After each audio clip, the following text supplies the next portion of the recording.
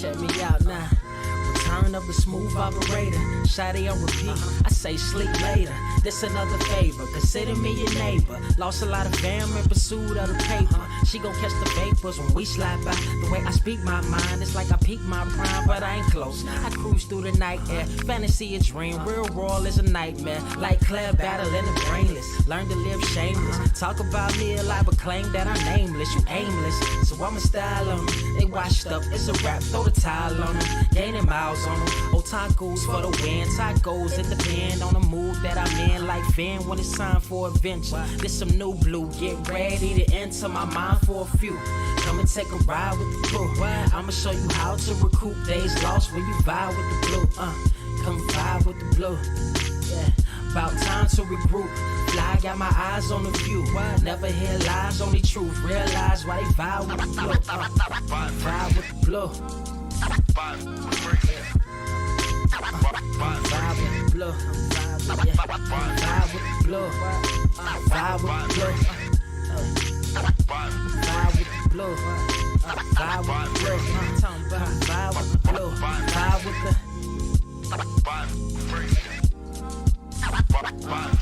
vibe with the sky. Wait, you know the rest. I'm blessed. I see you frontin' like you ain't impressed, but I still get requests. I'm playing Zelda on the GameCube. I quit spamming my music. Don't ever try forcing the links. That's a high rule. The wind waker, Mother Nature on my side too, controlling the elements. Go and check my avatar. I'm arrows ahead. Get the point. Moving forward. The battle scars accumulated over time are reminders of what I went through as a minor, but made me a grinder.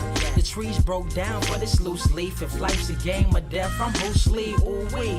Lose sleep on the regular, trying to get this word out. Then I crash nebula. Wish I had a very odd parent, maybe two, but it's cool. Everybody pays dues. Now it's time to make moves. Granny didn't raise me to lose. Think I'm in the mood for a cruise. Wanna ride? Come and vibe with the blue. Come vibe with the blue. I'm vibe with the blue. I'm vibe with the blue. Come vibe with the. Check this out, y'all. I'm back spazzing like the elderly worth of my cousin Beverly. Never swear away from the truth. Just ask Heather, be weather, be tripping, starting to control like our destiny. Always give you the best of me until the death of me. My weaponry is a paintbrush. Hush, don't tell my secret. They get a hold of it. If you leak it, get it. It's cool. Got you covered though, look.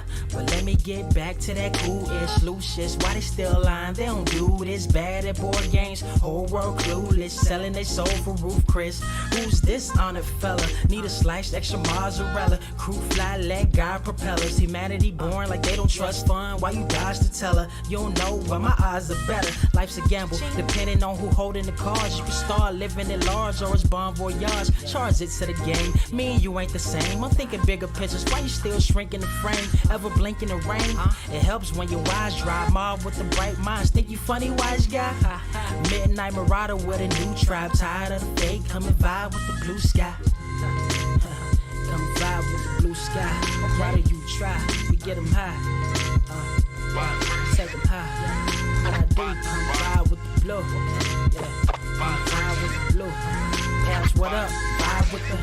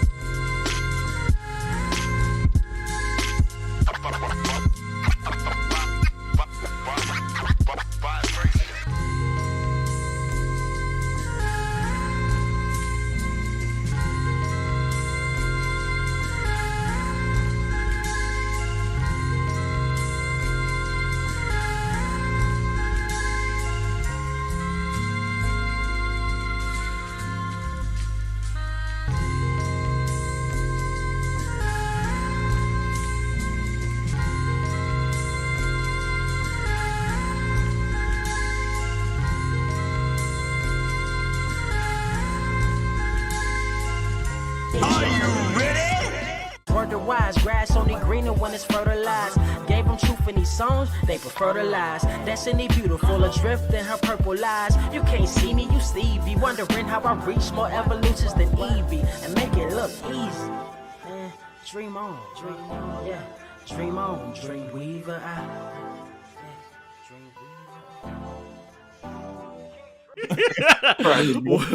What is up, Earth? Mightiest subscribers. It's your boy Ernie, Blerd Without Fear. Carter presents in the building. Also, ladies, gentlemen, boys, girls, children of all ages, kings, queens, cosmic beings. We got a special guest in the building. Coming to you live from the Shadow Realm. we got the homie Dope Spill in the building. Y'all know who he is. I know y'all know who he is. If y'all don't, then I don't know what to tell you. But if you don't know, now you know he is here. What's up, Dope? What's happening? What's good?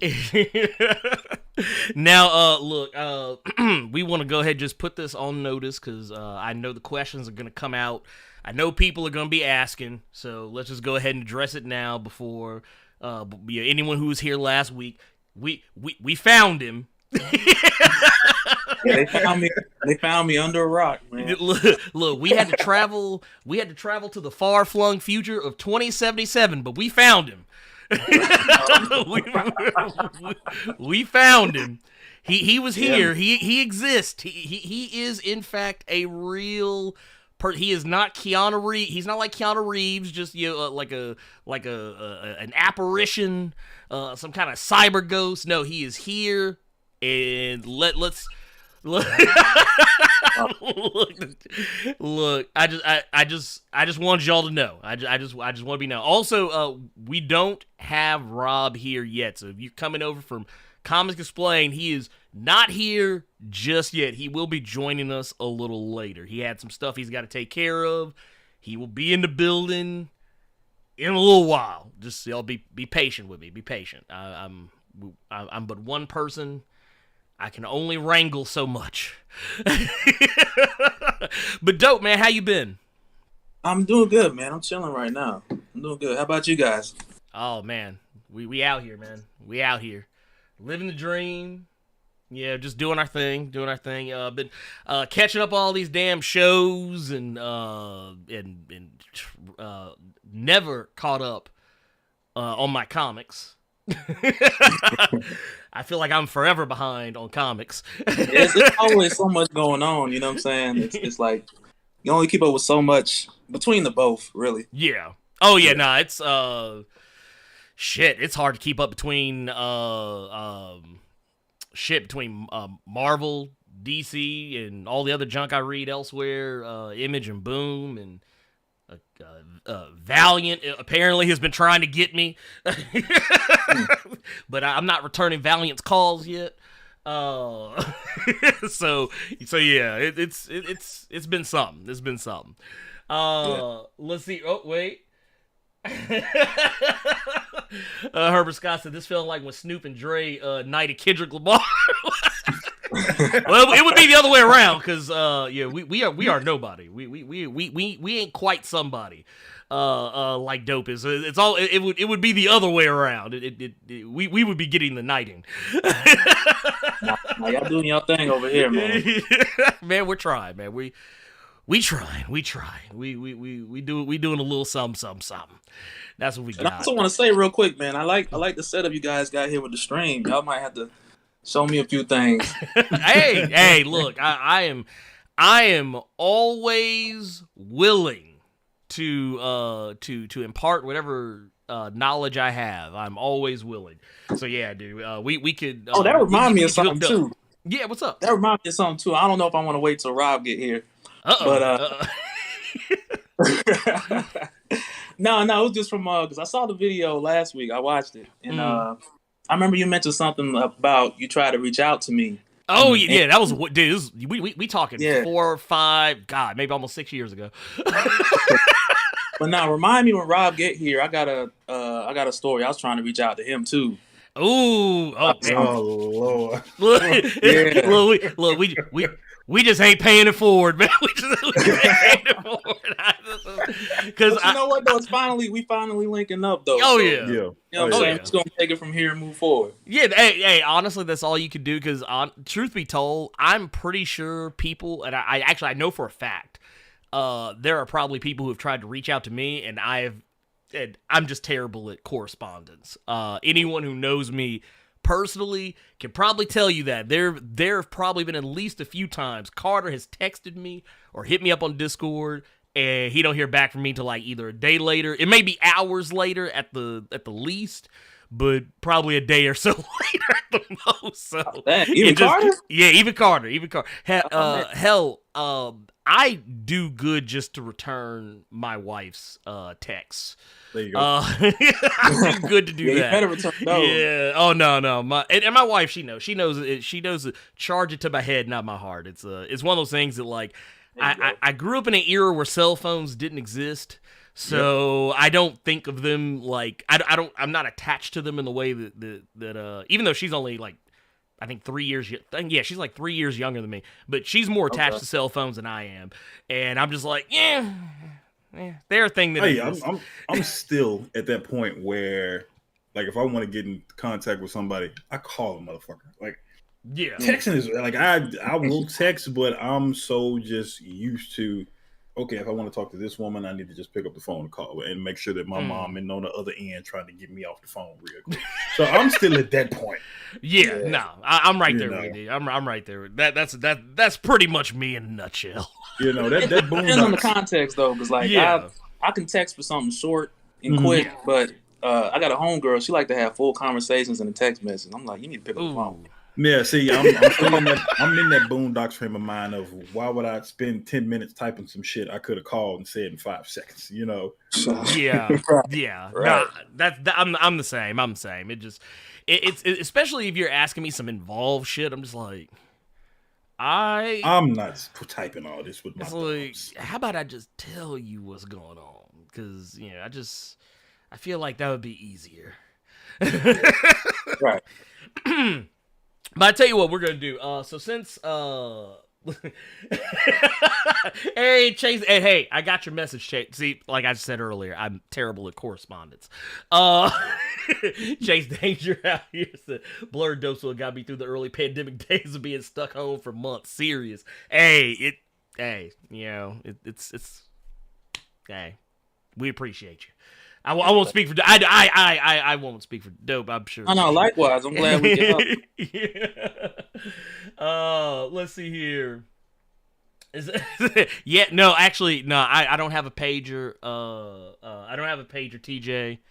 I had a bad experience with one once, and that's all I'm gonna say. I still got my pager from back in the day. Oh man, I still got it, dude. It's a relic. I used to feel important when you had pagers. That means somebody was looking for you. Oh yeah. I mean, people was out there looking for you.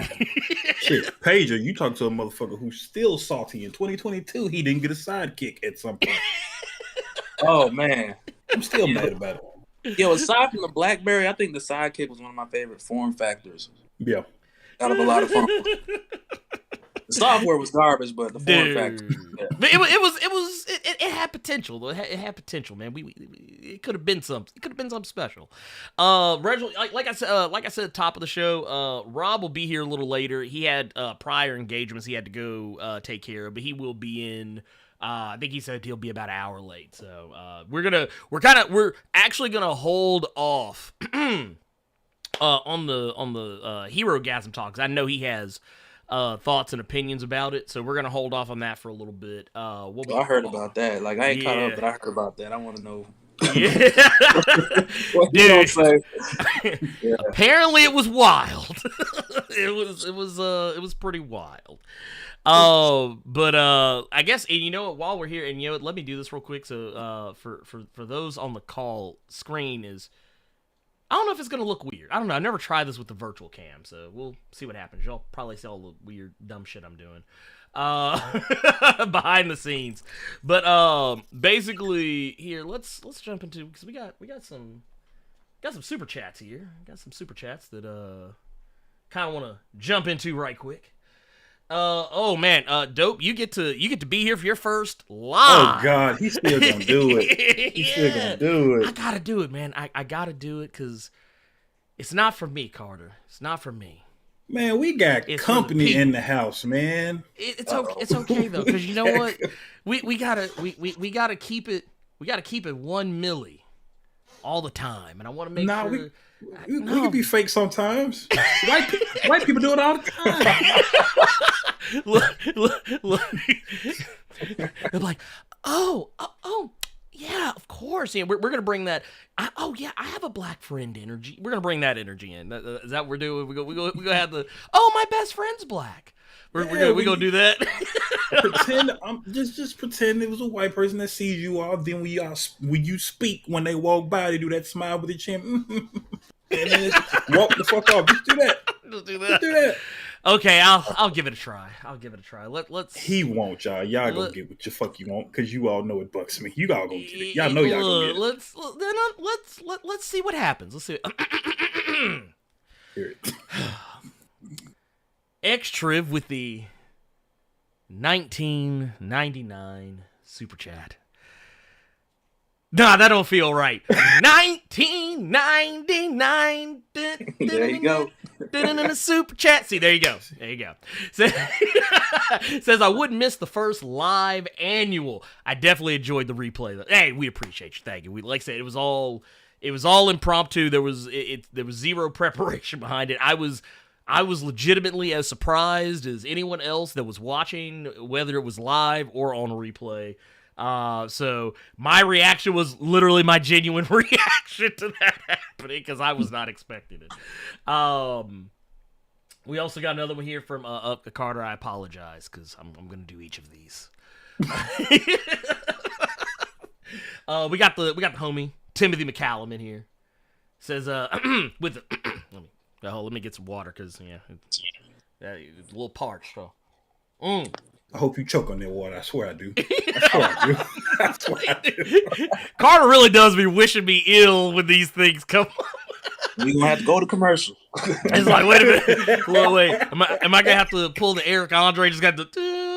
Yeah, I'm about to do that probably. But no, we got Timothy McCallum with the 1999 super chat. Says, what's up, my fellow Blerds? Going to miss most of today. Heading to Philly. Ooh, Philly. All right, let's go. It says, so too many games events. This is my first game convention. Oh, snap. Okay, all right. Look, see, y'all know me. Y'all know how I roll. So, I'm gonna bless this. We're gonna bless this. We're gonna allow the good Timothy McCallum to go do his thing, because I appreciate him, and I always want people to get out there and go enjoy what they love. So, says anyway, good weekend. Sorry, Carter. See, they know it's all in good fun. Man, look, Carter, see? I apologize. See? I apologize. I'm gonna apologize. Yeah, it is what it is. We got the homie Gabriel, the Dark Knight, coming in with the 1999 super chat. Says, welcome to the cave, Dope Spill. The council is almost I have to say this in Star Wars cadence, complete. Oh no, man! If we could just go back to those YouTube comments, I think the council's only 3 deep. Y'all like that OG NWO just from reading them comments. I was laughing my ass off, because I was getting killed with straight bullets in all those YouTube comments. Yeah, I'm not gonna lie, y'all. Carter showed me some of them. I was like, damn, man, they just act like Carter ain't even out here. I was like, damn, why they gonna do my boy like this? Comics Explain, Blerd. My favorite one was oh my god, all of my favorite comic YouTubers are back in one video. Rob, Blerd, Benny. When the fuck did I turn Caucasian? I was like, I don't think he got the memo. I'm just going through the comments, and I'm just like, I want to know what universe. Well, it's probably one of those deep fakes that got you, man. oh man. Well, because it's funny, because we sure did watch that deep fake of Morgan Freeman. So yeah, that's probably what got him. It was probably the deep fake. Deep fake got you. But nah, it was funny to go back and read some of those, because I was like, damn. I was like, dude, they just Carter catching bullets left and right. I was like, god damn. But no, let's see. We got another. We got one from Gokhan Shuri's baby's father with the $5 super chat. Says, if she wild out about you not texting, just say you got arthritis in your thumbs. Ooh, man. Oh God. Be like, I can't see. No, I can't. I won't. And then as soon as she comes to the house, she see you on the PlayStation. You On the play. hands. Look, Oh, no. PlayStation, like literally PS5 about to blow up. PS5 sounding like it's trying to catch a ride to space. She's gonna be like, "So this is what you've been doing all day, but you couldn't text back? You've been getting broke off in Elden Ring? Okay, all right." Now you see, at that point, just tell her you're doing some thumb therapy. There you go. I'm trying to get my thumbs back in alignment. See, I gotta see the doctor told me if I played PlayStation for about 6 to 8 hours, I gotta get this platinum trophy, and then when I get that, I'll be all right. See, there you go, because that sounds much better than I don't know why, but thumb therapy sounds nasty to me. Like you doing so much. Like thumb your mind ain't in the got gutter. no business. Carter, that's because your mind is in the gutter. That's what it is. See. I don't know you've been putting them thumbs, man, but I'm telling you, I'm trying to keep it squeaky clean. You know what See, he get it. See, this is a man of culture. This is a man of culture right here. Thank you. Please and thank you. See, he understands me. Oh, man. Oh. Also, we got LJ Brown with the goddamn 20 months in the Blerd Club Silver Mine. Lord. It says Tank Top Tiger, a.k.a. Carter, loving Herogasm. Tank Top Tiger. Tank Top Tiger. Dude. I don't like that. I don't like that. I'm only thinking about the fucking rapper that no one cares for. Oh, which one? Tiger. Oh, no. Oh, yeah, duh. That's Yeah, there you go. I mean, to be fair, to be fair, the way you said it, Tiger didn't even register in my mind is the sad part. It didn't even. You're a metalhead. You don't listen to that urban hippity hop music. You don't listen to I mean, I do, but I don't listen to Tiger. Not just to say not this bullshit like Tiger, you know. No, God, no. I mean, you know what? I'm not gonna lie. Man, I'm gonna sound old as hell. You know how like you ever hear people? Dope, you might have heard this too. Out here in these streets, you ever hear people say, "Oh man, you wanted him.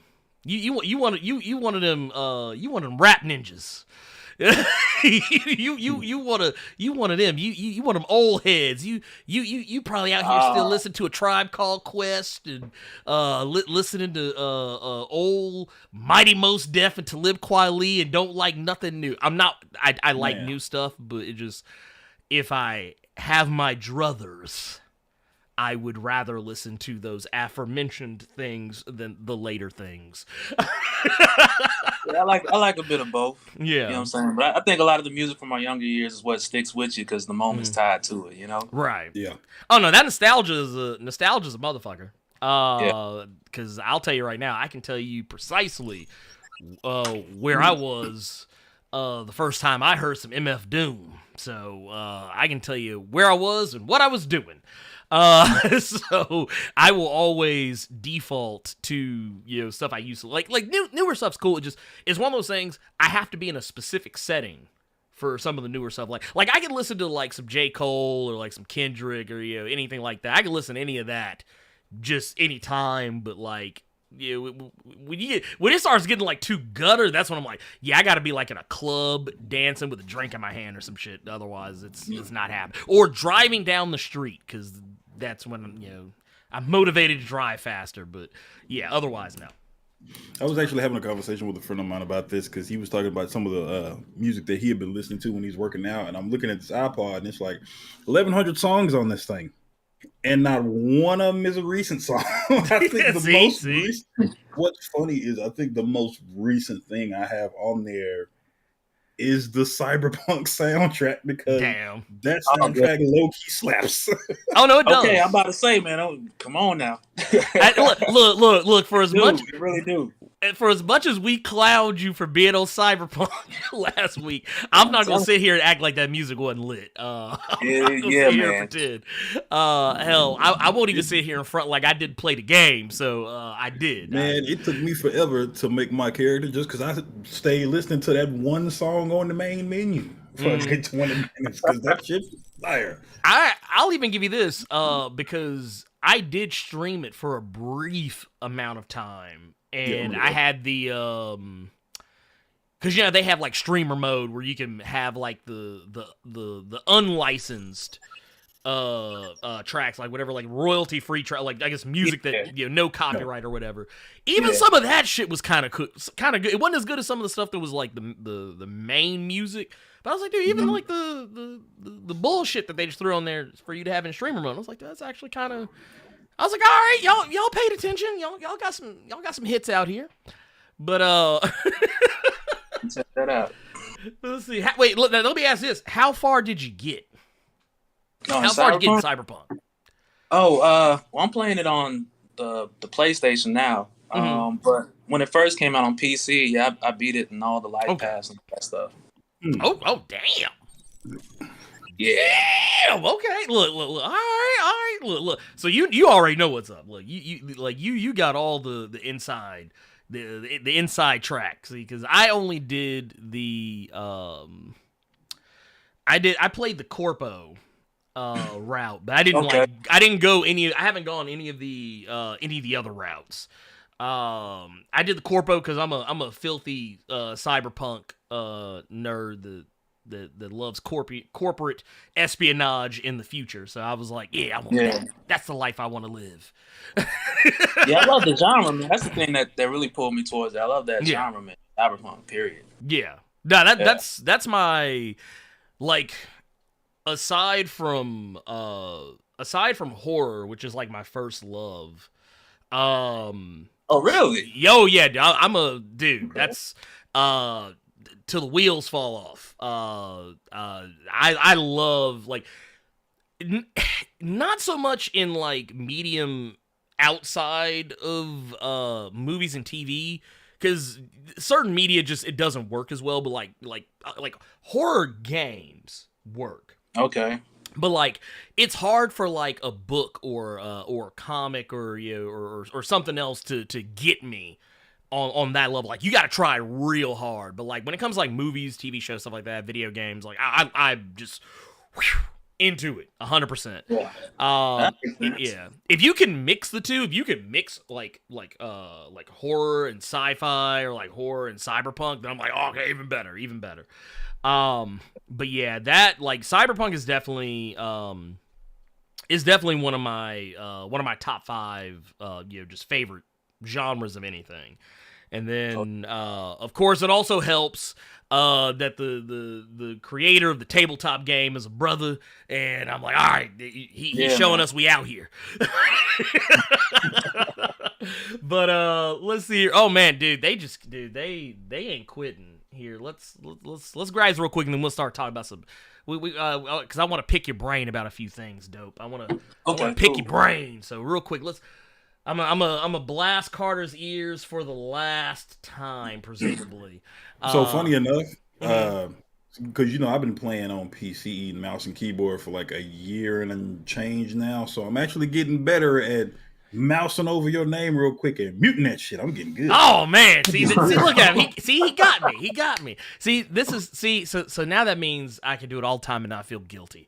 We got Nick D with the 1999 super chat says, I'm 38 and I remember 1, when teachers would take folks' pagers from them if they went off in class, and 2, when you could leave your house and nobody could get a hold of you. He ain't home. I do kind of miss those days. Oh, he ain't home, yeah.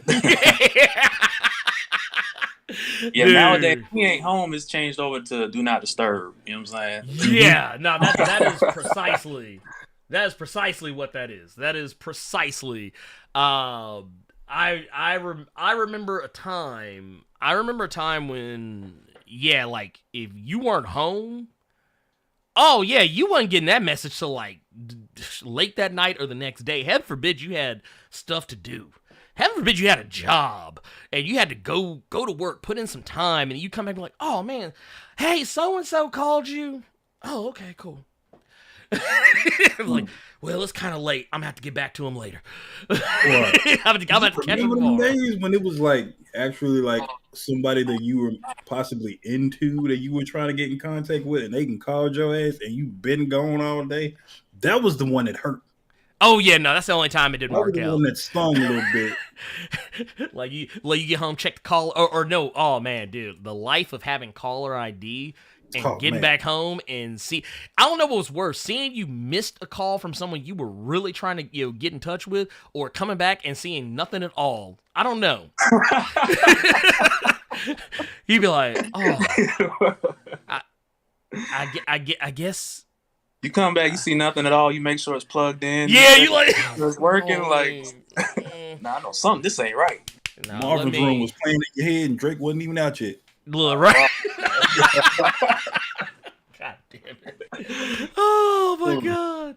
I love it. Let's see here. We got some another. Man, we are getting some Edward Cruz said thumb therapy sounds like something you go to after Herogasm. Ooh. Oh my goodness. Bruh. Look, I just want to say this now while it's fresh in my head. Man, I was kind of hollering, and I'm not going to go too deep into it right now because like I said, we're going to wait. But I was high-key kind of hollering when that episode went off because, man, there were some things in there that I was like, I am not old enough to be seeing some of this. I'm not old enough. I feel like if I had pearls, I'd be like, oh. Pearls. I'm gonna turn white for. I never. There was a couple of moments I was like, what? No, not in Homelander's America. But we also got, man, look, I always love when I see stuff like this because this lets me know that, people out here love us all over the place. We got one from Crazy 1985 with 10, wait, is that pounds? Is that pounds? Good Lord. Says, loving the X-Men coverage, hoping for more New Frontier. I tell you what, I've been thinking about it. I've been talking with Carter about it. I don't know. Carter might take the reins on some of that. I actually did record. This is going to shock and amaze all of you. I recorded a video for DC, and I don't mean just milestone DC. I recorded a video for DC proper the other day. Couldn't believe it. It's the first time I've done it in a long time because DC has, in the words of Ophelia Ford, for those of my Memphis people, DC ain't been hitting on nothing with Blerd Without Fear, as of late. So DC has finally been winning me back. They actually got some books that's been hidden. Task Force Z has been fun. It's been a fun book. I take it back. DC Black Label has been nailing it. I can't speak for all of DC, but the nice House on the Lake has been great. Refrigerator Full of Heads was great. There've been a lot of good books. But just, nothing that I'm just like, ooh, I want to make a video to talk about it. No, nothing like that just yet. But I did make one, so I'm trying. I'm trying to be better, y'all. I'm trying to give DC a second chance. I believe DC has changed. I believe I can change them. He lying. It's going to all fall to me. He lying. It might. You never know. Go Contrary's Baby's Fathers with the $5 super chat says, so where are you three at when Crime Mob Knuck If You Buck came out? Oh my god. Trying to go to Atlanta to snatch Diamond up immediately. That's what I was doing. See, this man was out here trying to get up in the Players Club. Yeah, I was trying to get all 32 flavors. I really was. This motherfucker. I was about to say, don't where were you at when Knuck If You Buck? Probably at a house party or something. See, that's where I was. Yeah, probably at a house party. Actually, you know what? I'm not gonna lie. I was probably in a car, high out of my mind, and acting just mad stereotypical. That's probably what was it. I almost said the other thing, but I'm trying to be a better human being sometimes. But every now and again, that was a simpler time, man. Yeah. Just, razor phones, stilettos. Ooh. Jersey dresses were still a thing. Two-tone Dickie outfits. Ooh. Oh man. I remember the dishes. Ooh man. Ugh man. The crease. Ooh man. That crease was extra sharp. Jesus Christ. Dude, heaven forbid. Nobody that crease. Look, let me tell you something. If during that time frame, I seriously believe with all my heart, if you competed in Mortal Kombat and you didn't have a pair of Dickies on, you were fighting a disadvantage.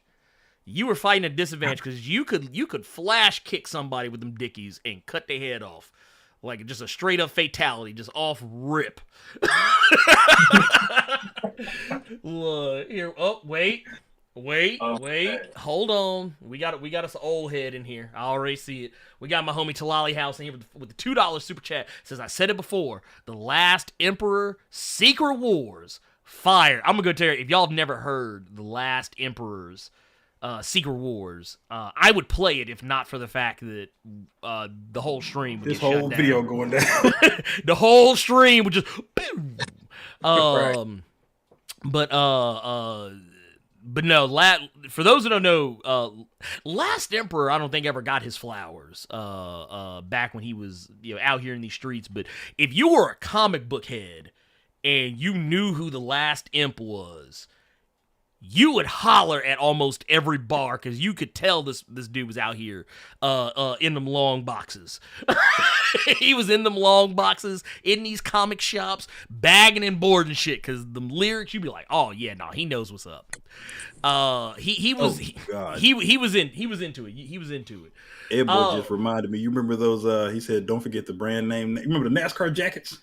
But you never saw black folks wearing the NASCAR jackets. Yep. They were wearing the racing jackets, but it was Cadillac Escalade or it was Bugs Bunny or it was like Lot 29 or the nasty Jabot jeans. Jesus Christ. We were disgusting back in the day. Yes, oh we my were. God, we were disgusting.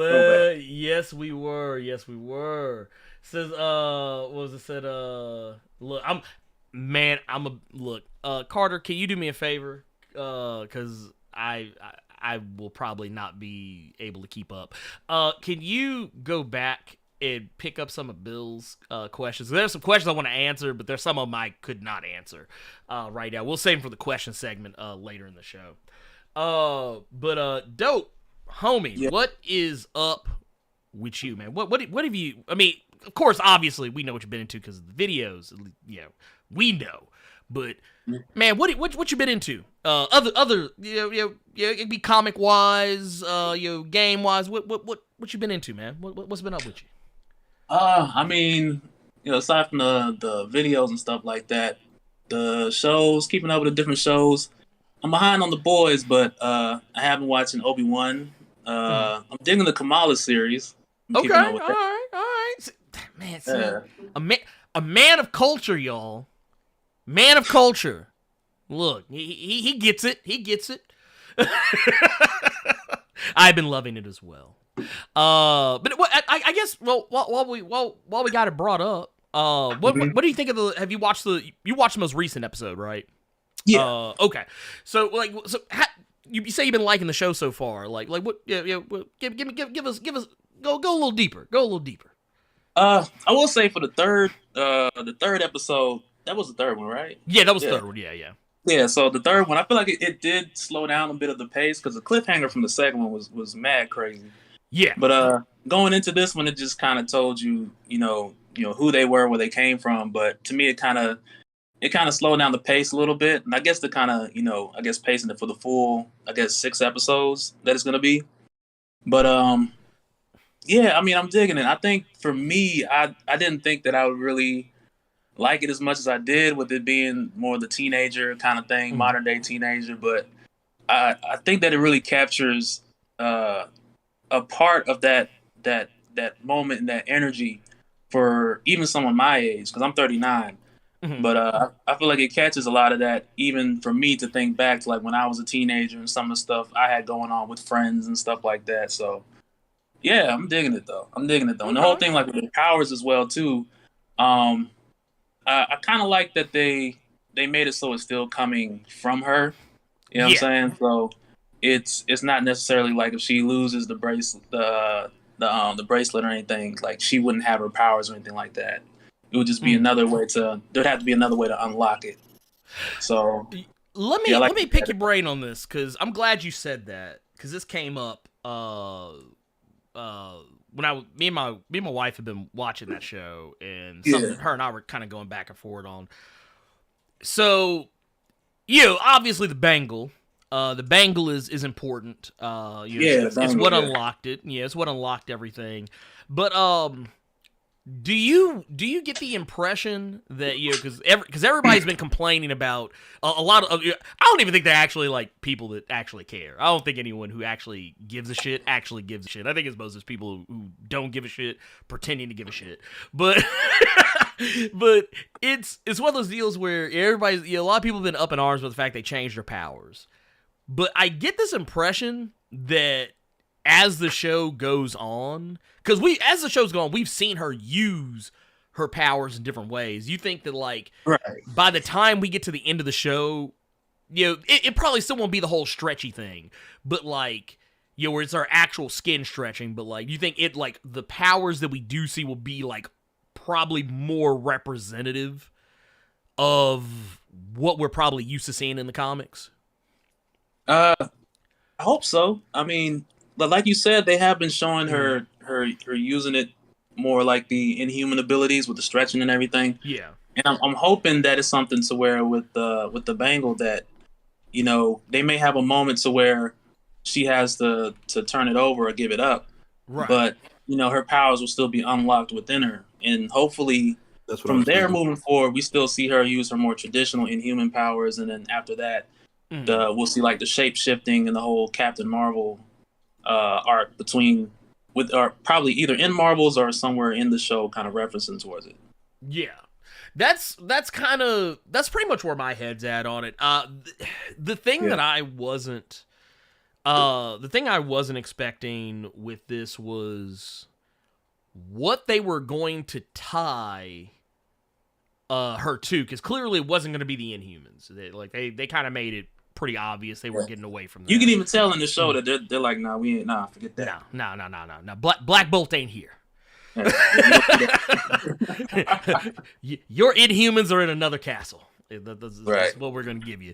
But that said, though, and I actually have seen some blowback from this, which I think is interesting.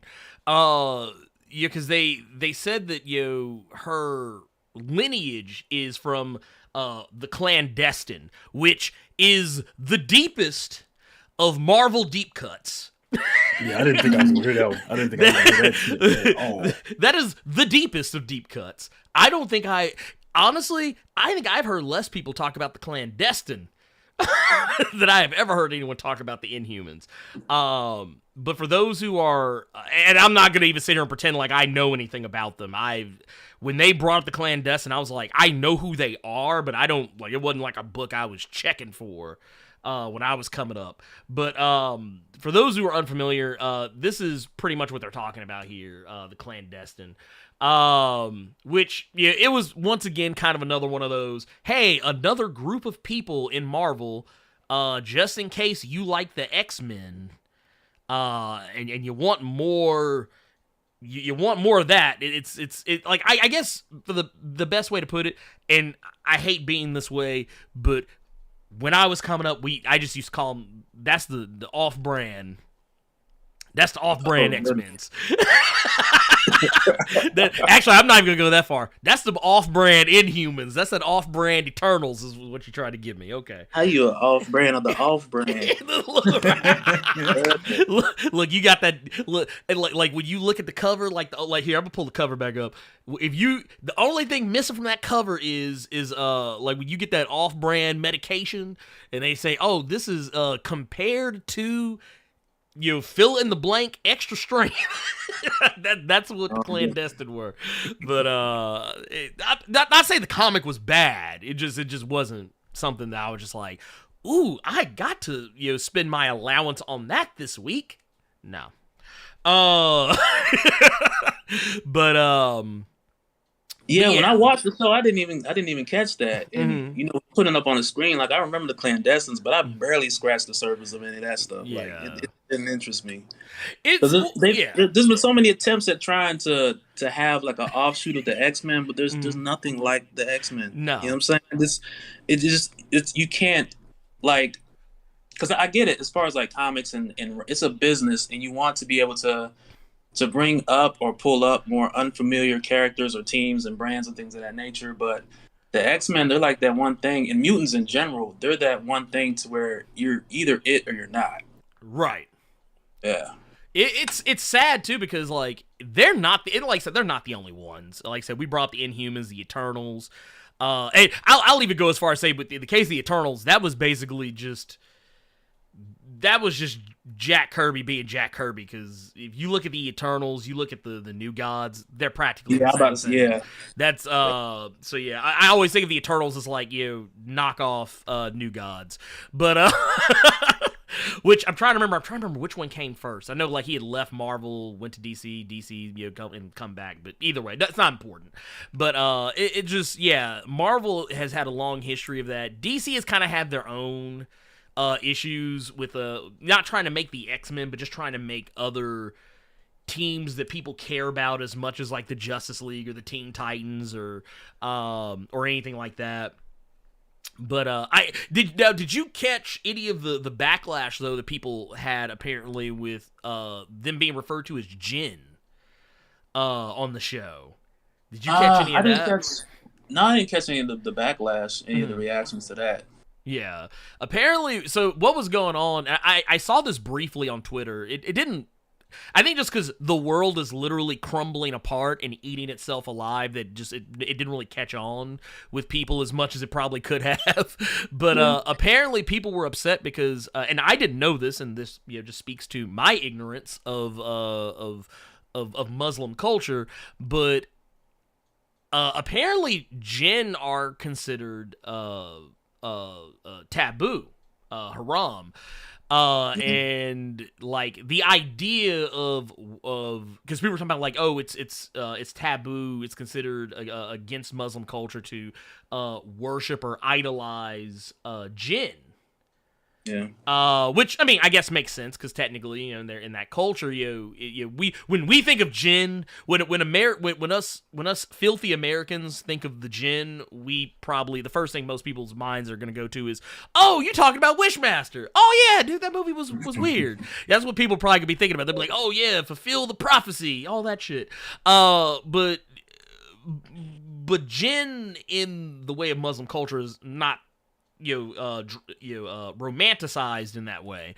So people were kind of upset, and I got it. I totally get it. It's one of those deals where it's like, I get why you're upset. It's just that I'm not upset because it's not a thing for me, but I totally respect that you are upset and will not belittle it. but it was just, I was like, oh shit, I didn't know that was a thing. McFly, you slackers. He put in the chat. He was like, if you check out American Gods and their use of jinns, that was one of the first things that popped in my head. Mm-hmm. Yeah, that's like honestly, that's pretty much where like I understood the way jinn are depicted in in Muslim culture. I just never realized. I just like when it comes up in a comic book or a comic book TV show, my mind doesn't go there. Like I'm just like, oh yeah, okay, whatever, jinn, it's fine. Yeah. But I think going forward, we'll just hear clandestine from now on. Yeah, most likely. like, yeah, let's just get away from that. Let's get away from that. Look, they already okay. Marvel already fucked up with the ancient one. Okay, look, it's okay. We Marvel tries. They really do be trying, but like every now and again, even pimps fuck up. Even pimps fuck up. So, but yeah, let me ask you this: as far as the Miss Marvel series, how did you feel about it compared to just the comic overall? Like, did you feel like it captured the vibe, the feel like from the comics at all? Yeah, I feel like especially like the cinematography, like the drawing animations, moving around, stuff like that, it really catches the spirit of Kamala Khan. Mm-hmm. You know what I'm saying? Like the cheerfulness, the quirkiness and all that, it really catches that and puts it in there. And in a way, it has me thinking also, like a lot of the stuff that worked that I liked for this show for Kamala, it could have very much worked also in the Spider-Man show. Yeah. You know what I'm saying? Because it has that youthfulness, it has that quirkiness, and I feel like either one of them could like cross over with certain methods of execution for the character in a show like this type of format. Like, I'm glad you said that, because that was the biggest thing I kept seeing people that were like, criticizing shows, saying, oh, it's like a Disney Channel show or a Nickelodeon show. It's like, well, it is on Disney Plus. But like people were upset because they're like, oh, she's an awkward, cringy teenager. Y'all weren't complaining about Spider-Man. Right. Dude, Spider-Man is peak cringe. He is peak cringy look at the credits for Spider-Man Even Far From Home. You know what I'm saying? Yeah. Yeah, it's like the same kind of style. Well, so, I think it's just that thing, though. I think people are just really quick to give Spider-Man a pass. Spider-Man. It's Spider-Man. It's okay. But it's funny to me too, because it's like it's more authentic coming from Kamala because, well, for one, she's an actual teenager. And she's a huge fan, yeah. Yeah, she knows the comic. She's like, you see those interviews where people like are playing a character from a comic and like, oh yeah, no, I'm a huge fan of the comics and I'm super into it. And, yeah, man, I grew up reading it, man, it's just so great to be a part of like they've been fed a line. They're just. And then it goes like that newscaster who was like, like Batman said, with great power. Yeah. Oh my god. What was it? I remember when DC. Oh, hey, we got us a Wild Rob. We got us a Wild Rob in the building. Here, let's bring him on in. Let's bring him on in. Here, let's Rob has entered the chat, y'all. Yep. What up? Hey. Yo. What's going on? Flat, man. Where the fuck is Dope Spill? I'm outside. What's good, man? Man, this guy. All right, dude, man. We here we go. Let's go. Non-stop last week, and this didn't say a damn thing. Playing Cyberpunk. Who the hell plays Cyberpunk anymore? I knew you were gonna start with that. I knew it. Dude, I stopped playing that game a week and a half after it came out. I was like, this game is ass, and I just quit. Oh, you crazy. Nah. I guess. Dope Spill, what's going on, man? By the way, y'all, I'm ravenous as hell. I'm eating some French fries, just so y'all know. Hey, you're good, man. Cool, good. You good, man. I wish I had some French fries right now. Shit. Actually, it's funny. So, Rob, as you were coming in, we were just talking about Miss Marvel real quick. Talking about the I think we even talked about this a little bit last week, how people are quick to give Spider-Man a free ride on being an awkward, cringy teenager. Yeah. but it's like, but this Kamala girl, oh no, can't have it. How like Iman Vellani's like an actual fan, like she's an actual fan. She's one of us. Yeah, she's been in comic book shops. She reads this stuff. She's into it. It's not like when Nick Cage is on Ghost Rider. He's like, oh yeah, I got the Ghost Rider tattoo. I'm a huge fan. I know everything there is to know about Ghost Rider. No, you don't. No, he's a big comic book fan, man. When his ass went broke, he sold Superman for like $3 million. Oh, that's comics number one. Oh, yeah. Look, I'll give him that. He's a collector. He's a collector. But it's when you see the people that like, oh yeah, it's I'm the I've been wanting this. I've been wanting to do this for a long time, and like was it Jared Leto? Oh yeah, man, I'm really into Morbius. It's like, I don't believe you. I don't think you could spell Morbius. But and then next thing you know, it's Morbin time. But Rob, let me ask you, because you are well read and well storied on a lot of obscure comics knowledge that a lot of people aren't familiar with. Were you've seen the most recent episode of Miss Marvel, right? Oh yeah, the show's amazing. I love Miss Marvel. What did you think when they name dropped the clandestine just out of nowhere? That was some weird shit. I'm watching this, and I'm like, okay. They're like, we're the Jinn, and I was like, okay, genies, that's kind of cool. And they're like, and the clandestine, and I was like, what the fuck? No, here's the thing, guys. The clandestine, man, they pulled that out of their ass. This is some old school stuff, right? Like way back, like back in the 70s and 80s, way back. It was literally a guy who got hit by a car. I can't remember what his name is. Alan of Destin, I think it is. Mm-hmm. Dude got hit by a car, had a dream of a genie chick. Literally dreamed of genie. And then survived. And so everybody in this town, what was it, Ravenscroft? Everybody in that town started calling him like Adam of Destiny because he was supposed to have like some destiny or something. And then he ends up meeting this genie chick. He saves her from some crazy ass wizard. The two of them kiss and bang, and they've been together ever since. She's like, the sex was so good, I'm gonna bless you with immortality and invulnerability. Oh my god. And yeah, and then like that's his character. Like he's just immortal and invulnerable. And like their clan is clandestine. Now I don't believe the Miss Marvel TV show is gonna grab the history of a bunch of white people. No. And just be like, we totally co-opted your Pakistani history for a story of white folks. That's gonna piss everybody off. Oh yeah. But grabbing clandestine, that's just a super obscure reference. It was wild to me. Like now, I'm glad you said that because they're saying they're not going to tie it to just a bunch of random ass white people. It does feel like they are definitely tying this to Shang-Chi. Like we saw those 10 rangs in that last episode. The 10 blings. Yeah, we saw. No, Carter wasn't ready for that one. Actually, no, that's oh no, that's it. That's the name now. That's the name now. I'm the 10 blings of Shang-Chi. Yeah. But yeah, dude, I'm here for it. Like but they dropped a lot of. I guess we really hadn't gotten much like Carol Danvers connection up to this point. Maybe beyond the posters and the fangirling, and now we see what very likely could have been a Kree. Maybe possibly a Kree hand that was attached to the bangle before then laying in the middle of the 10 blings or the symbol of the 10 blings.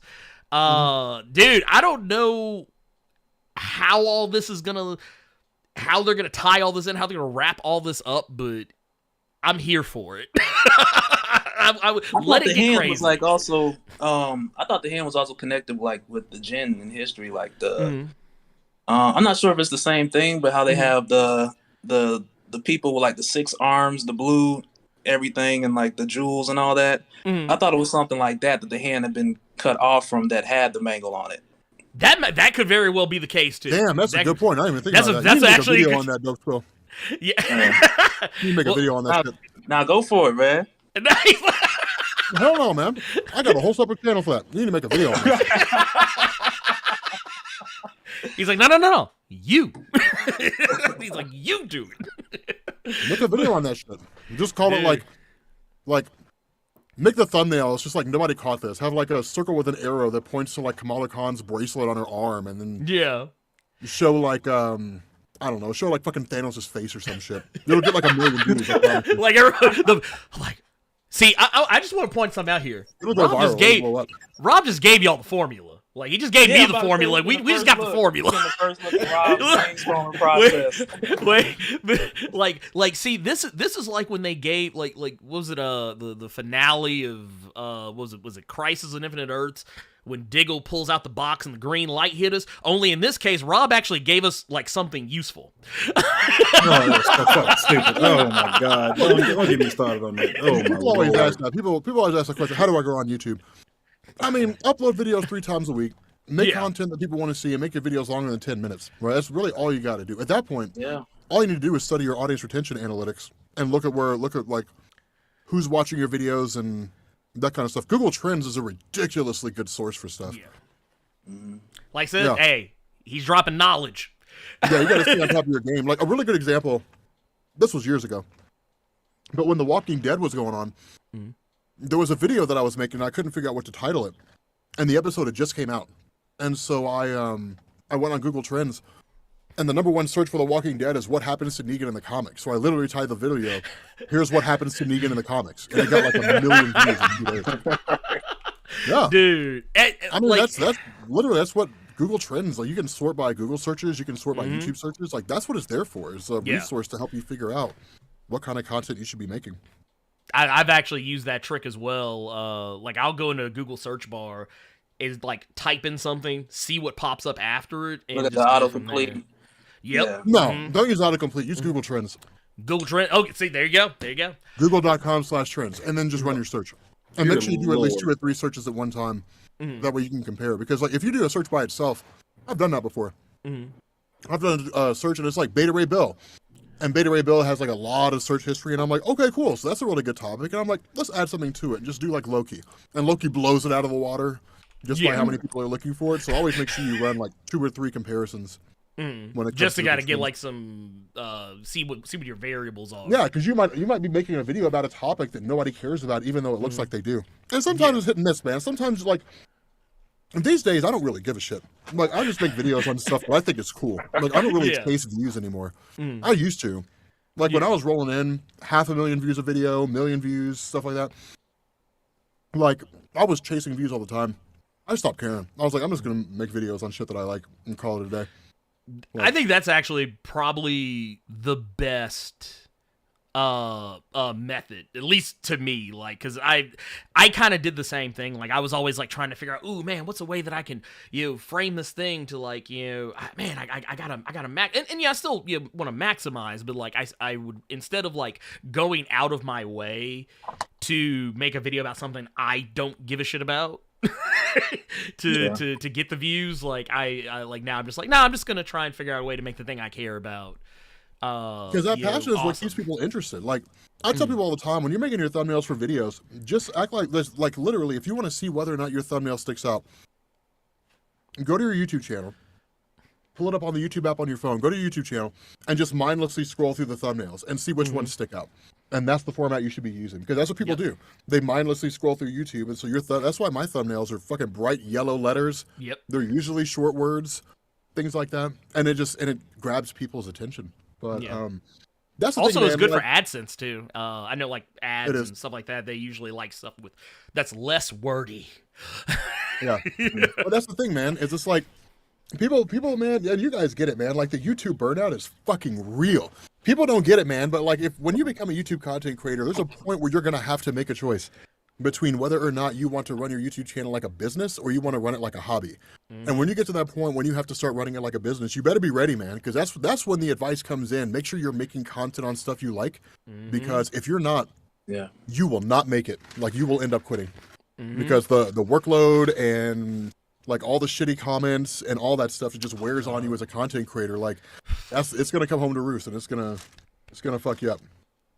Preach. So. I actually have a friend of mine that got into content creation about a year ago. Like that was one of those things I tried. There was some wisdom I tried to impart to her. Is like, she wanted to make videos about the TV show she was watching, which she was really passionate about TV. I was like, that works. Yeah, that's cool. But then she would start complaining about the things she had to watch, because like the stuff that she genuinely cared about, people weren't clicking on those videos. But it was shows that she wasn't quite as into that she made videos about just to chase the views. And I was like, you better hope you stay liking them shows. I was like, because it's gonna get to a point where if it's not sustainable, I was like, you will wind up abandoning your channel. And very fast. Yeah. I love how this turned into a YouTube workshop real quick. Just add a. I mean, hey, VidCon is happening, man. Dude, Ernie, like you guys found out last week. Dope Spill don't know about this. You guys found out last week. I'll disrail the fuck out of a podcast. Oh hell yeah! Like, dude, Benny hated it back in the day. We would do the weekly pool. I would just go off on tangents about stuff that have nothing to do with anything. Because I'm super ADHD, right? So like or ADD, like I'm not really ADHD, but like I'm ADD, so my mind just wonders about shit. So I'll ask a question and I'll sit here and ponder on it for like 10 minutes. They've moved on to 3 other subjects and I bring it back for like 10 minutes. He's like, no, but that one thing. Yeah. I mean, it's $1 million worth of game, honestly. So I mean, as long as you're helping, come on. But that's man. the thing. Like all you guys out there who are watching this, that want to be YouTube content creators.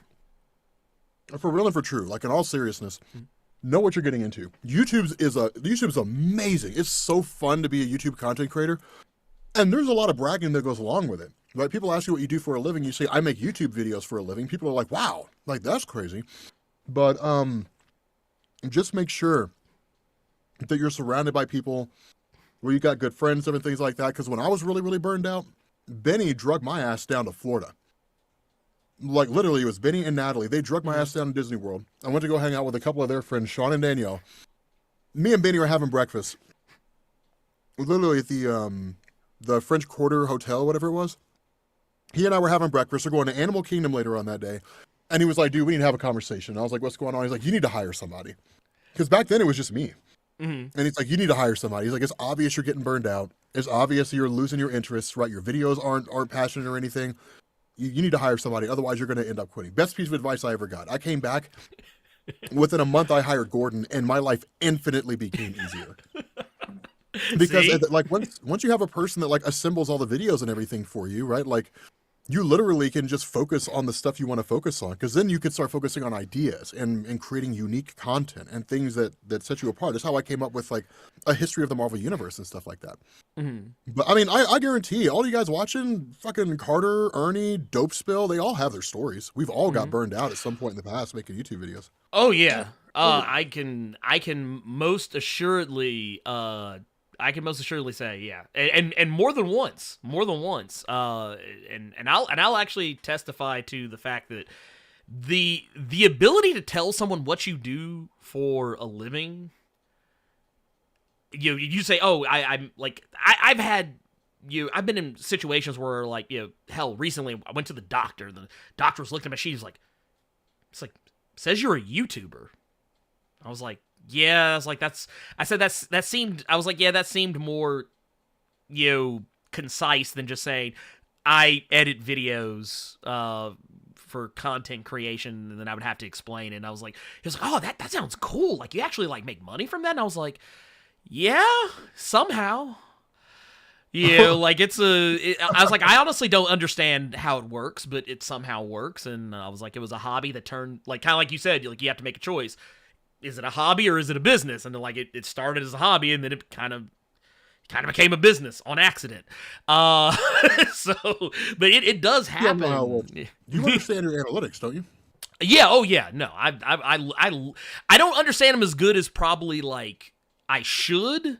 But like I look at them and I do actually kind of like, okay, this is the stuff that people actually like are hanging around for. Like this is like the length of the, like this is when people are checking out, like the time frame at which people like on average are checking out of a video. So I know not to go like this long, or or what was it that I was doing that like that made people like kind of like, oh man, let's go ahead and piece up out of here.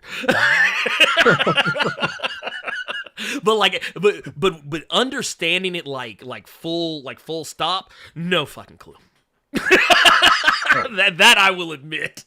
You gotta learn to master your analytics, man. Yeah. Playback CPM versus RPM. You gotta, watch time versus audience retention, how all that stuff works together. You gotta master all that. It's a huge help. It's a huge help. I believe it. I that's one of those things like I need to actually that in the like you were talking about like bringing Gordon. That's something that me and Carter have talked about. I was like I need to figure that part out because I still do everything. And it's gotten to that point where I'm like, yeah, I'm probably gonna have to not be that way anymore, so I can actually like have a life and focus on other stuff with the channel. That's the current step that I'm figuring out.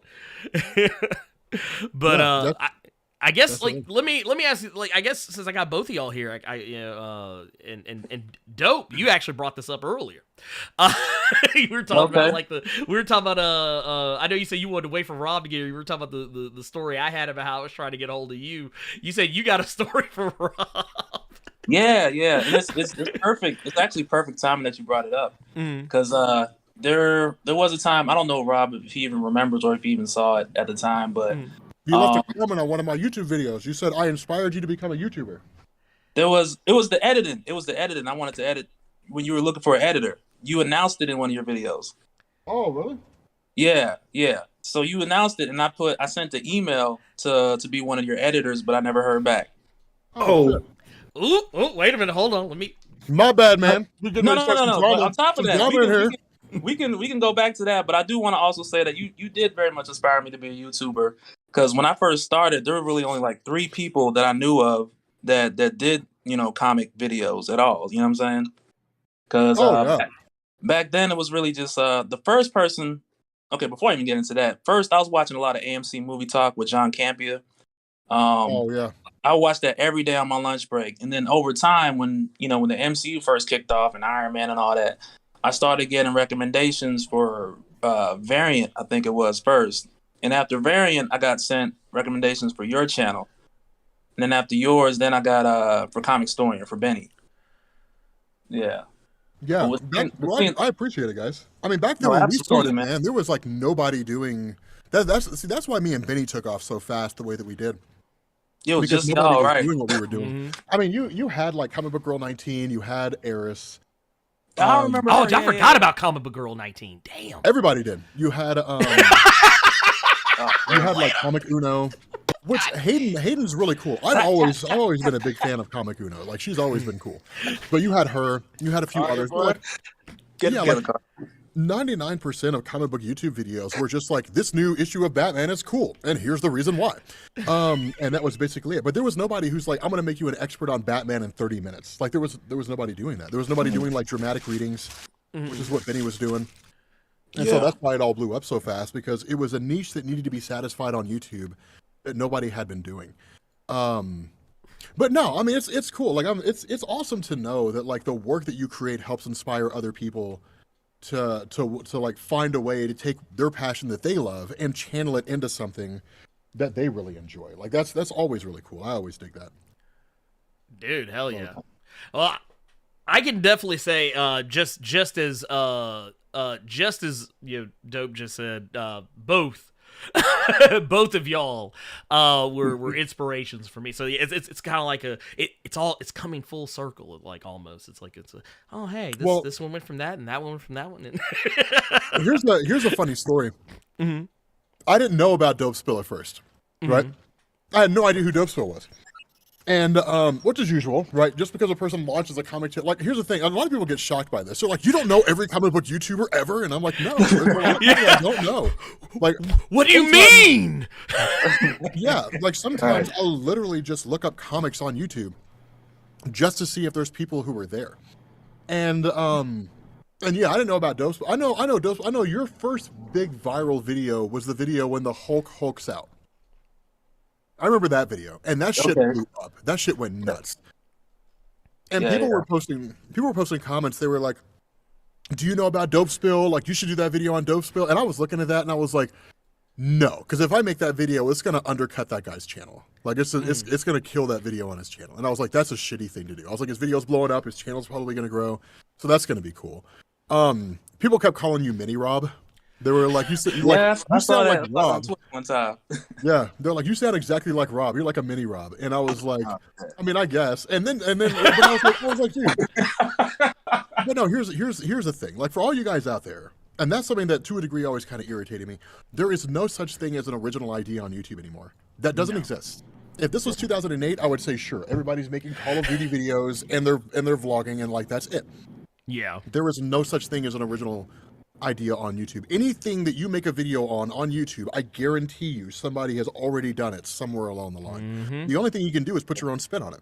And that's what Ernie does, that's what Carter does, that's what Dope Spill does, that's what I do to a degree. Like when it comes to different things, like you put your own spin on it and you throw that shit out there and then you hope it gets some views and you move on to the next thing. But, yeah. Well, because we all have different opinions too. Like you might see something that, like you may see something of value in something that someone else doesn't. Like I used to, because I've gotten my fair share of it too. I remember, and I still get it even now, where people are like, oh, you're copying Comics Explain, you're copying your comic story, and you're copying Dope Spill, and it's like that. It's like I was like, we can all exist in the same space.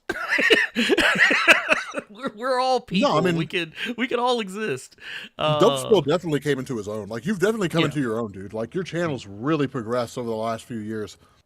To kind of, for you, like creating your own identity for yourself. And that's how it is, right? Like you create a channel because you're, like my early videos at one point, a huge inspiration for me was Adam Montoya, T-Nanners, right? He made Call of Duty videos back in the day. So if you go and listen to my early videos, there's a lot of similarities between how I sound and the way C-Nanner sounds.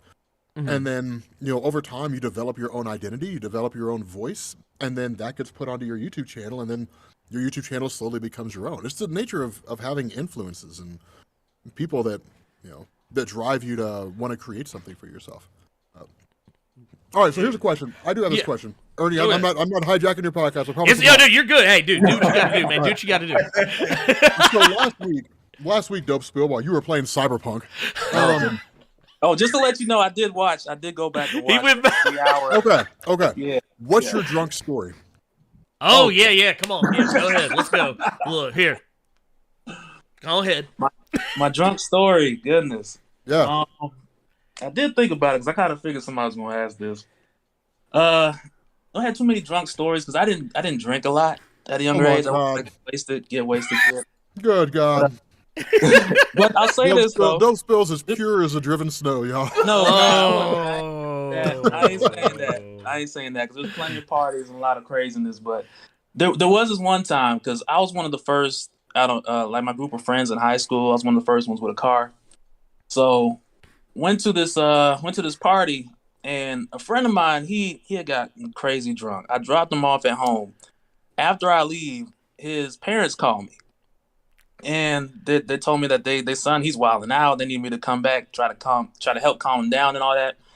So I go back to his house, and he's outside, and he's just making his way, like just darting down the street. And I pull up, I catch up with him, and I'm like, dude, what's going on? What are you doing? And he's like, I'm running away, man. I'm like, you running away? What? Like, he said he was running away. Like, I live in Atlanta. Well, this at the time was just outside of Atlanta, Marietta. But he told me he was running away back to New York. And I'm just like, bro, that's a long way, bro. You ain't gonna make it. Yeah, man. I don't know what you're trying to do, bro. You ain't gonna make it, especially sweating like you is right now. So he's walking to New York from Atlanta. Right. He was 3 houses down. He was already sweating, soaking wet, bro. Like, do you have any bags with him?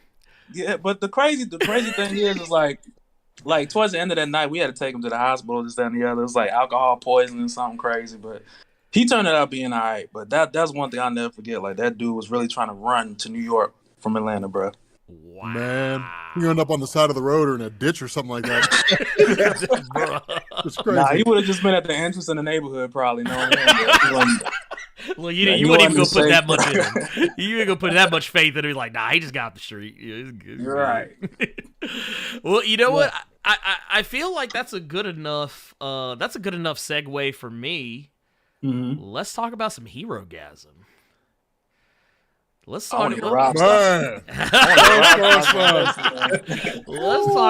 Herogasm. I want to know what Dope Spill thinks about Hero. Man, what'd you think about One Sausage's dick, man?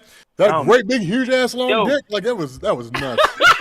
This is gonna hurt Rob so much. I'm not all the way caught up with the boys. I'm not caught up with the boys, but I've seen what pieces, but I totally want to hear what you think about it, because I did also go back and check out your last video on Geek Culture Explained. You know what I'm saying? We was breaking it down, but I totally want to hear what you think about it. Oh, that video got demonetized. Oh, yeah.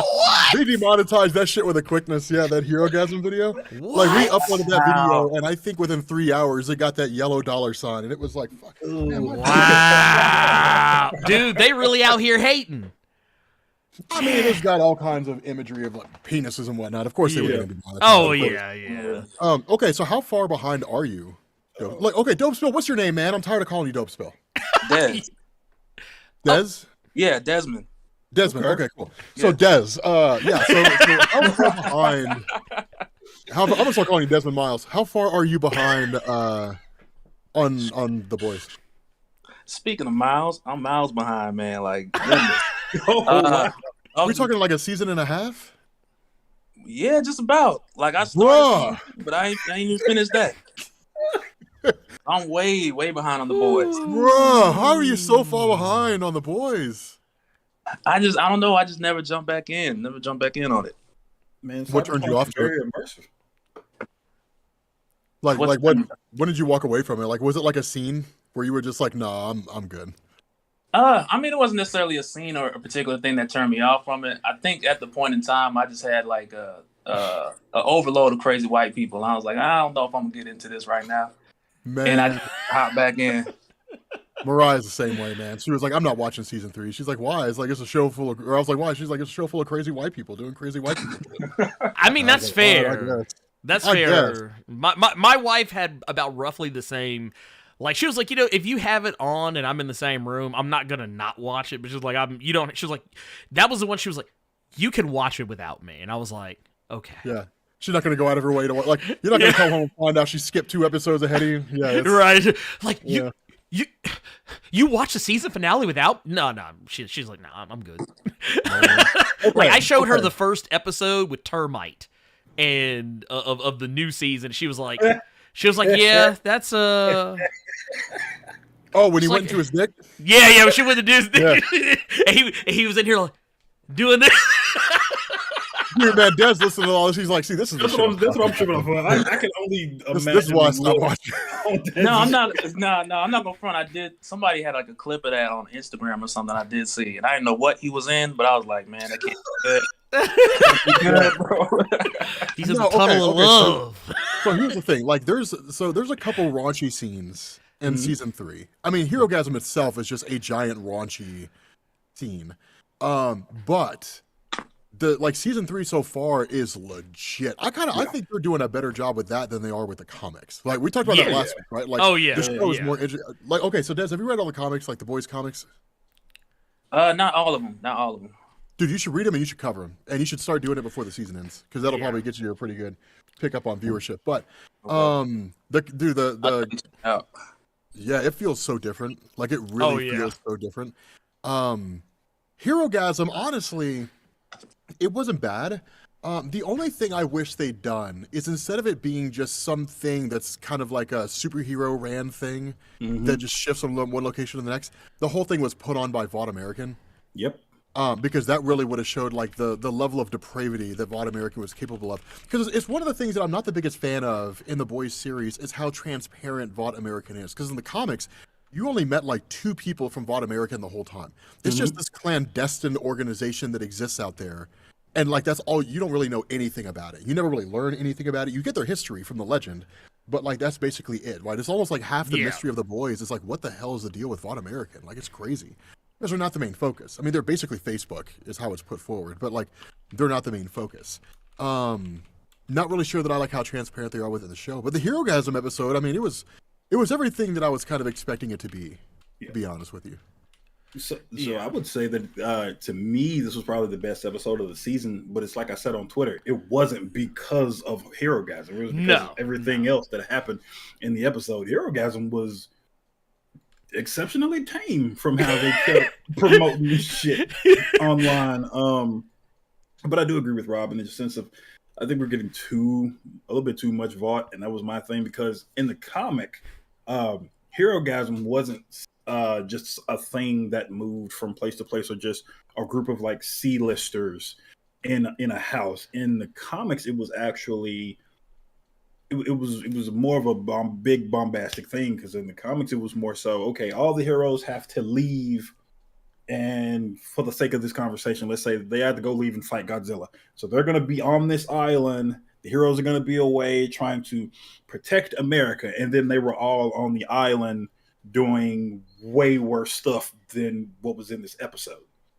Yeah, in the comic, I think they said they went to space. Homelander's like, there's some alien invasion or some shit, and every superhero has to band together to defeat him, and then they all go to an island and fuck for like 3 straight days. It's crazy. And Huey gets a thumb up his butt. Oh yeah, Black Noir did him dirty, man. It was rough.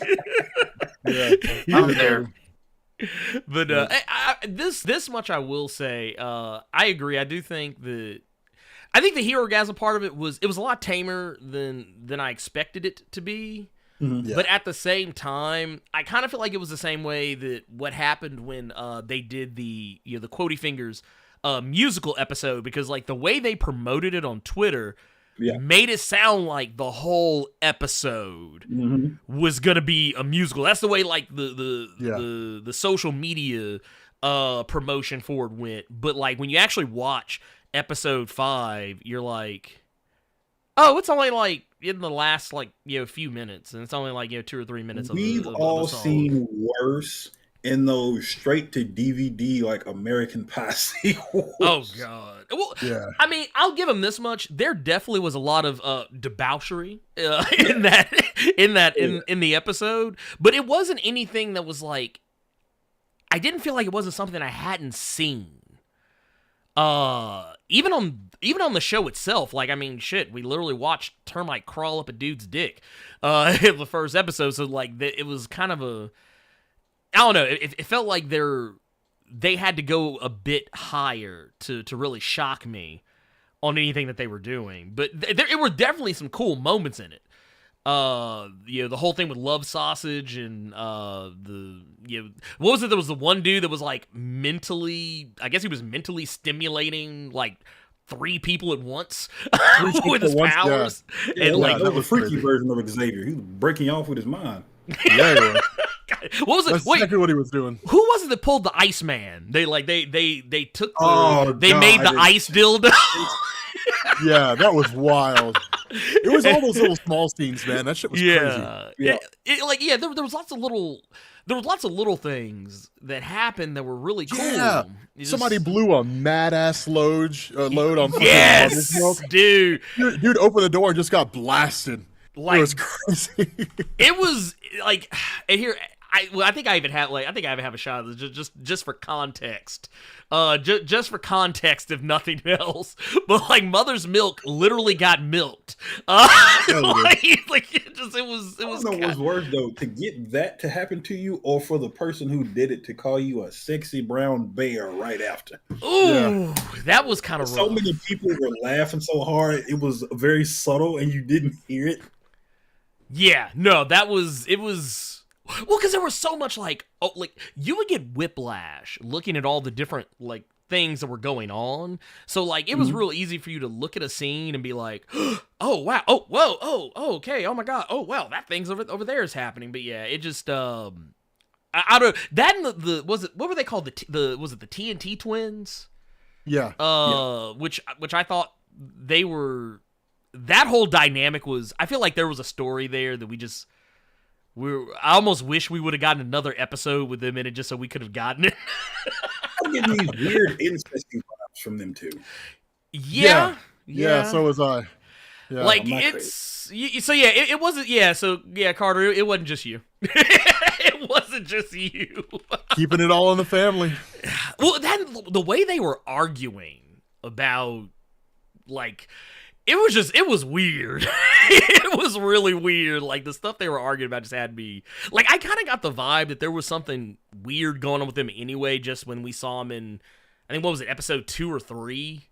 When they were doing, like, the whole flashback deal.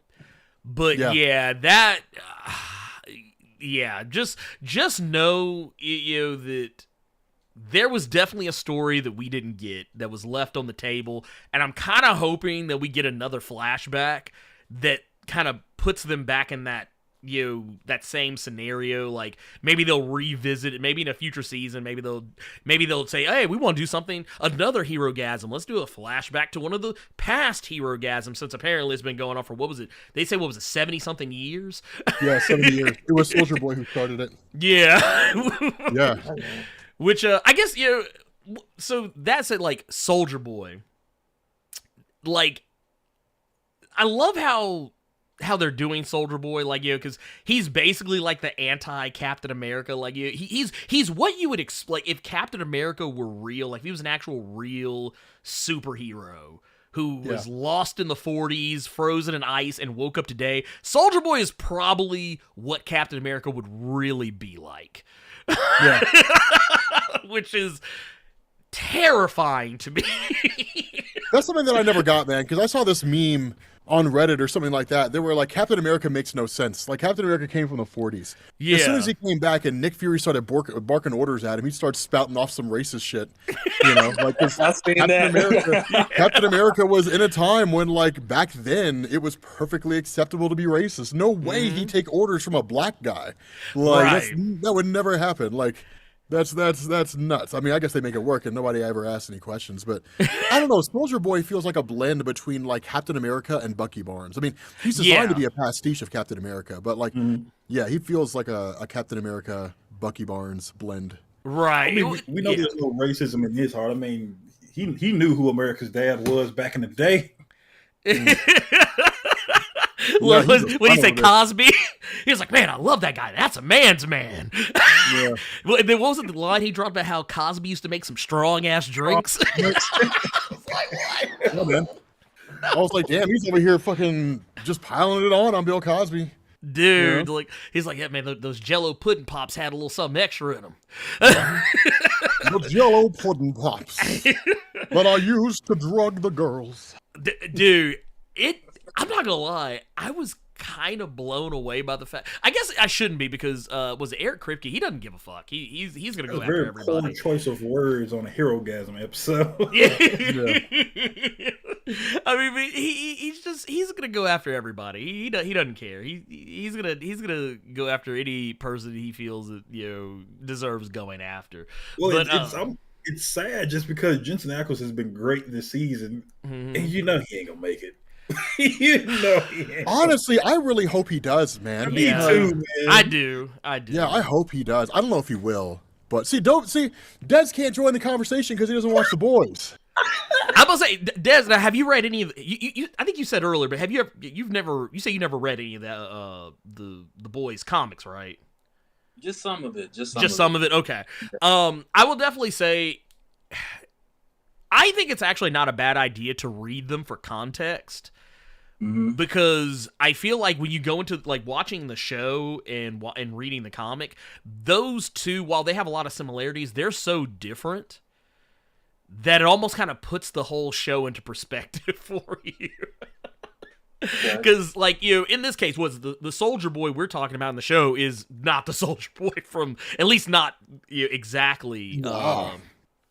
Like, there's a bit, like, the Soldier Boy in the comics wasn't even that important. Like, I mean, he was, but he wasn't like, oh my god, it's such the most major deal that's ever happened. Like, Butcher is, I think Butcher's only kind of just now getting to being like how he is in the comics, to some degree or another. And Huey is a very different character. The idea is similar, but he's still like, it's not exactly the same. And kind of like how Rob was saying earlier about the way Vought is, like, Vaught's way more open out, and it's almost kind of like they kind of did, like the Boys did with Vought, what Marvel and the MCU did with, like, secret identities and shit. They're like, oh yeah, everybody knows everybody. It's okay. Don't worry about it. It's cool. It's not a big deal. It's okay. Like, secret identities, what's that? But yeah, I definitely think, if anything, the one that actually shocked me, the thing I was kind of surprised actually happened was with A-Train. The whole thing with A-Train, I wasn't expecting that. I wasn't expecting them to use this episode to immediately address the fallout from the previous episode with Blue Hawk. I wasn't expecting it to be that quick. Like, I knew, I had an idea it was going to happen, but I wasn't, like, 100% certain. But yeah. Oh, cool. What did you think about that fight, though? We got to talk about that fight. Oh, yeah. I mean, that fight was legit, man. Yeah, I mean, he actually, you always hear about people getting dragged, and you're like, oh man, you got dragged in I have no idea what that means. I don't know what the modern words mean, man. Like, all these people use these modern words, like lingo you kids are using. It's like, all of you young whippersnappers with your fancy words and phrases and yeah, I don't know what that means. Like, for the longest time, people like Benny. When we used to do the weekly poll, people like Benny was like, "Rob, there's fans who ship us," and I was like, "What the fuck does that mean?" Like, I'm sitting here thinking like ship, like you're talking about like an actual vessel, like they write fan fictions of us on a boat. Like, is that what you're telling me? He's like, no, like they ship us, they see us together, and I was like, what in the hell even is this? Like, I don't understand. Like these words, like on fleek. I don't even know if that's a word people use anymore. Right, like no cap, no cap. Like that show is amazing. No cap, and it's like I don't even understand. It's literally just a way to say no lie, but it's like, just why don't you say no lie? Like there was this meme I saw. I think I posted it on. Hold on, I posted it on Twitter. Let me see if I can find it. But there was this meme I found where it was Walter. You guys ever seen Breaking Bad? Yeah. Yeah. Okay, Des, you saw Breaking Bad? Yes, I did. He's like, yes, I actually did see that show. Oh, dude, I just saw an ad for Nope. Dude, I can't wait until Nope comes out. Oh, dude. I'm excited for that. That's gonna be crazy. Nope is gonna be the business. Insane. But there was a meme I saw with Walter White, where he was using common vernacular, right, or whatever in the hell that official phrase. No, it wasn't. It was Albert Einstein. And so it's this meme where it says, "Nah, fam, relativity bussin' for real. E dead ass MC square, no cap on God." And I'm just like, I throw it out there because I'm like, I kind of understand what some of this means. Wait, was this the guy that just wrote? Was this the same guy that did the guy make this meme? Was this the one who wrote the Miles Morales "What If" that just came out? Man, don't get me started. You know what? Okay. Have you guys read that? Because I haven't even read it yet. I skimmed it. I read it because the first panel that I saw that I tweeted out that irked me. I said, you know what? I can't judge it just off of this. Let me read it. For fuck. Was it that bad? Okay, so there's a lot of stereotypes in there. There's a lot of stereotypes. Damn, really? Wait. Which one are we talking about? This was the Miles Thor. Morales was Thor. Yeah, I'm with Des on this one. Like, I have no idea. There's a few. I've seen that there's a few of them. What if he was Wolverine? What if he was Captain America? Yeah, now this was the Thor one specifically. This was the Thor one, 100%. Like, somebody else asked this question in the chat, and I was really hoping we didn't have to touch on it. But okay, so here it is. It's, you know how some people have an issue with Quentin Tarantino when it comes to black people in his films. Think that, just not spamming the N-word all around. Because basically what we have here is a gentleman on Twitter who has referred to himself as a Mexican Jew. That's what he calls himself. Doing a whole bunch of stuff in that issue so that, like, let me give you all an example. So, okay, of course, what if Miles Morales was Thor? Everyone's black in this issue. Yeah, Loki, Odin, pretty much everybody. Okay. All right, here's one scene for you guys right here. Lady Sif comes in to talk to Thor. First words out of her mouth, I shit you not. Hot wings coming through. Because you know, we, all four of us, we black. We know yeah, that is a thing. That is a thing. Okay. Matter of fact, here, Carter, here. I'm going to show it. Here. Okay. This is, literally the first fucking thing Sif says is hot wings coming in hot. Oh, let me see if I can actually get this to... to show on the display. But yeah, it's It's pretty bad. I give you another gem. Yep, there it is, right there. Yeah. Thor or Miles, whatever you want to call him, he's trying to distract somebody, so he needs everyone's attention. So he says, all eyes on me. Because, the four of us in here, Dez, Rob, Carter, Ernie, we black. We know about all eyes on me. That's Tupac. That's Tupac. You know what I mean? Oh, no. Here's my personal favorite, though, right here. Let's see if I can get it pulled up. I think I know what it is, too. Right here. Hammer time. Good job. Hammer time. We're not even going to talk about the fact that Asgard, he refers to Asgard as his hood. We're not going to talk about the fact that there's graffiti fucking everywhere because, the four of us, we black. We know about graffiti in black neighborhoods, of course. He's beating up a frost giant. And in the process of him beating up the frost giant, he's saying flip it and reverse it because we black. We all know about Missy Elliott. Man, you know what this looks like? It looks like this dude watched "Don't Be a Menace to South Central" and then wrote this story. Yep, that's an accurate depiction of the black community. Yep, that's exactly what it is. That's exactly what it is. Wow. He did come out on Twitter and he did apologize for it. He can understand why people would be upset with something that wasn't authentic. So he's going to take all the money that he got from Marvel and he's going to put it toward some kind of books program in New York for kids or something along those lines. So I will say everything I said prior to just saying at least he did say this. Yeah, because this was the tweet, right? This was the tweet right here. But see, here's the other thing too, though. See, to a degree, I can kind of get where people are coming from, but I see this and I'm like, this is what people were mad about because I remember the comic when Punisher made himself black, gave himself blackface. I remember when Lois Lane did the same thing. What? The hell.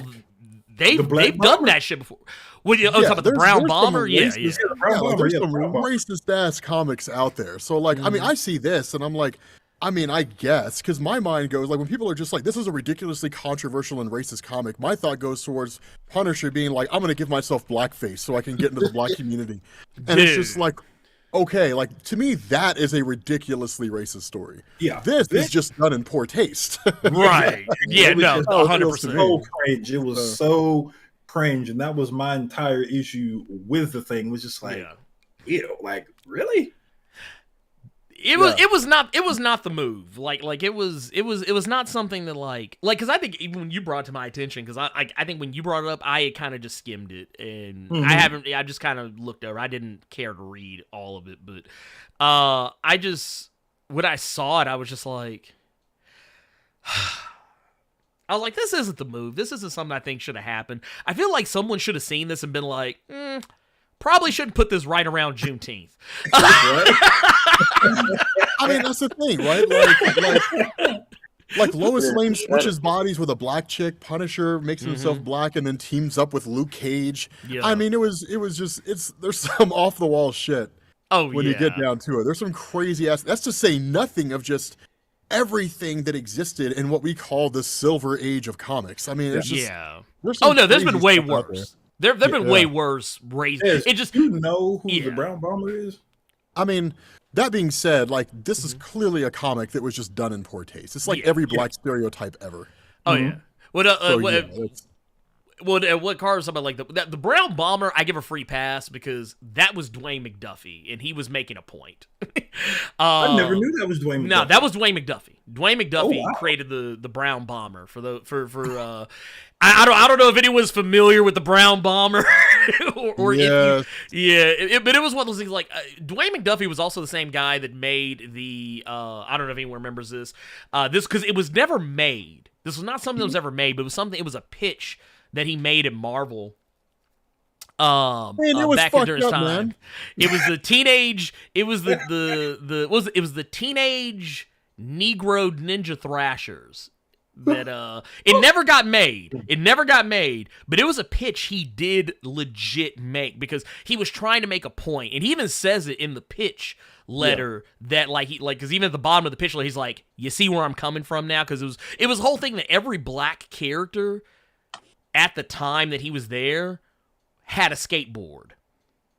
Like, yeah, it was like you had Rocket Racer, you had Night Thrasher, and basically the whole gimmick was that, oh, hey, here's this guy, Rocket Racer, and guess what he brings to the table? He's a black guy on a skateboard. He's like, here's Night Thrasher. What does he bring to the table? He's yet another black guy on a skateboard. Brown Bomber was a whole different beast. Brown Bomber was a white guy who yelled the words "Black Power" and turned into a black superhero. Yep. Literally, there's a point in the comic, right? I'm reading this word for word. There's a point in the comic where he says, "What's happening, baby? Meet the Brown Bomber. I only have my powers when I turn black, or should I say African American? Anyway, they only last for 1 hour. I call it CPT." Yep. Like that's literally in the right comic. Right? So like, it. so don't come to me with that shit saying, well, it's different because it was Dwayne McDuffie. No, fuck all that noise. Yeah. That shit's racist. I don't care who writes it. Oh no, I don't, like I said, I do not disagree. I'm just saying, like, I knew where it came that's the comic from. panel right there. I knew where it. Oh no, I keep this on deck. Brown Bomber, son. Just for situations just like this. Remember here, man. I feel like fucking Obi-Wan Kenobi, right? That's a name I haven't heard in a long time. Yeah, no. It's like I said, it's one that I literally had forgotten about the Brown Bomber as most people probably should. I forgot about the Brown Bomber for a long time. But yeah, that's pretty much the line right there. Is oh shit? Did we lose Dope Spill? Did Dez leave? No, that was Carter. That was Carter. Oh, okay. He stepped. Dez was like, fuck all this, man. I'm out of here. No, I ain't going nowhere. I'm here. No. Carter had something he had to go do. But yeah, that was the Brown Bomber right there. It was. Because it was a sad thing. It, like I said, not a high point in DC's publication history. No. By any definitely got swept under the rug. By any stretch of the imagination, it was not for anybody. But yeah. I will definitely say though, like, yeah, as far as like the what if stuff, it was one of those situations where I was just kind of like, it's a thing that happened. I don't care. There's other shit that I'm more offended by. I almost feel like not too long ago, like the Brown Bomber was almost brought up, or I don't want to say brought back, or referenced to. What was that? It was around the time of the not the Batman Who Laughs. One of DC's Crisis a while back, around that time. That the Brown Bomber was kind of referenced to. I gotta find it. I'll let you guys know when I do find it. But I feel like it was almost referenced, like they kind of just like almost mentioned something him in connection to Lex Luthor or whatever. But I feel like it was almost referenced to a little while back. It probably was. I don't, like I said, I think as something that I sadly have to admit is I haven't kept up as much with DC as of late. I'm kind of more recently getting back into DC, so if it happened, I don't doubt it. It probably did. Same here, man. Yeah, it's one of those things. DC just has. I think it was actually in Suicide Squad. Like talking about the current, like the current Suicide Squad run. Yeah, I believe so. Like, or they put his ass on the Suicide Squad. That's fucked up. Oh no. Honestly, that's probably the only place he should be. Yeah, so we're gonna kill his ass and write him out. Yeah, some kind of connection with him and Deadshot or some kind of reference like that. But yeah, he needs to just be completely forgotten. Yeah. Oh yeah, that's like I said, it's a character that exists. It's sad. Like that's why I said like I've seen worse shit. I think there was another character. I forget who it was that did this one, but it's a character that I think they're supposed to be making a movie off of before too long. And oh man, it was a character named Zero. And I'm trying to remember who it was. The only Zero I know was Christopher is Priest. Zero. No, so there's a character. It was at DC Comics. It was a character that Christopher Priest came up with. And let me see if I can. Yeah. Here. Oh, are you talking about Black Zero? Yeah. It was a guy who was like, I think he was supposed to be like some kind of superhuman secret agent type dude, but like he was a black guy, but he masked. But when he went out to fight crime, he wore a costume that, while he was still wearing a mask, he looked like a white guy. Like he had like the blonde hair and the white skin that was underneath the mask. Like he had the prototypical he had the prototypical like 90s era the prototypical 90s era like mask that all superheroes had. Like you had to have the top open so your hair could hang out and all that shit. But yeah, but he was actually a black guy. That was the whole that sounds like the Eddie Murphy SNL from back in the day. Yeah, he was a white guy for a day. Yeah, that's probably honestly where it came from. I thought you were gonna make a joke about Mr. Robinson's Neighborhood. Oh, that was a good one too, man. That whole thing was a classic, man. Oh yeah, Man. it just the buckwheat, all that. Oh yeah, but I mean, just like I said, it just I'll Hold on, let me look this up because I remember Black Zero, like it was like Superboy, like an alternate reality Superboy who was Black Zero at one point. Yeah, let me see. Christopher Priest. I'm gonna have to look this up. Yeah, it's like I said, I think the comic only ran like 10 or 12 issues, but I was legitimately shocked that DC had put that one up. I was like, oh, okay, so that's I was like, this is what we're going for now. Okay, all right, I guess. Yeah, okay, I see the one. Yeah, I see the I guess was the Superboy one. I see that one. That one is here. I think this is here. Let me pull this up. Yeah, here we go. Yeah. Is this is one you're talking about, or was it a different one? Yeah, that's the alternate alternate reality. Okay. Yeah, that's Black Zero. That's alternate Superboy. Which is like I said, I guess you. I don't know, man. If I remember correctly, that was a reality where Superman died. Like he never returned to life fighting Doomsday. Don't quote me on that. I'm not going to swear to that. Well, yeah, that's kind of how like if it's something I haven't read recently, I always feel like I have to put that caveat in because I misremember shit sometimes. But oh yeah, I'm going to take your word for it because I have no solid memory of it. I just know it's a thing that existed. Yeah, but yeah, no, I guess but all of that said, I guess shit, let's switch it up a little bit. Let's get some of these super chats. Let's get some of these super chats we got over here. Let's see. Oh, well, Carter just left, so this one's kind of ill-timed. But yeah, Carter bailed, man. Yeah, he had a work thing that came up, so I was like, he hit me up on the side. I was like, oh yeah, go do your thing, man. Oh, okay. Yeah, he had a little work thing that came up, so I was like, yeah, you go do what you got to do, man. He says, was Carter tripping? Garbage jeans were that work shorts only though? Nah, I can't do that. That's a time I don't really want to go back to. That's a time in my life I don't want to remember. It also makes me feel incredibly old. Gokhan Shuri's baby's father with a $5 super chat says, mutants equal Chick-fil-A, Inhumans equal McDonald's, clandestine equals Cracker Barrel. Lord. Okay, no. Okay. Don't even start with that bullshit. Let me tell you something about Cracker Barrel, man. Let me tell you something about I will fight. I will fight for Cracker Barrel, and the only reason why is because of Grandpa's Country Fried Breakfast. That's the only. That is actually pretty good. That shit slaps. I will fight for Cracker Barrel's honor in this whole thing, man. I will say this though, and I say this is the same for Chick-fil-A. It's one of those situations where it's the bigotry, the hatred that for a group of people that I feel like seasons the food. Like, it's like when I go to Cracker Barrel, like, it's kind of the same thing. Like, I can feel that old-timey, that old Jim Crow, that old racism, but it makes the food taste better. Like, I feel like it seasons the meal and makes it taste better. That makes sense, Ernie. Yeah, I'll take my Grandpa's Country Fried Chicken with some sawmill gravy and a pinch of racism. Yeah. Can I get a touch of Jim Crow? Yeah. Exactly, man. Look a little bit of that. It's like, hey, can I get a little? Maverick, just a hint of blackface on the side, please. Not too much. Exactly. And just a little smidge. Don't overdo it. But Yeah, just a little smidge of Montgomery bus boycotts. Dude, and here's the sad thing is like I don't hate I like Cracker Barrel.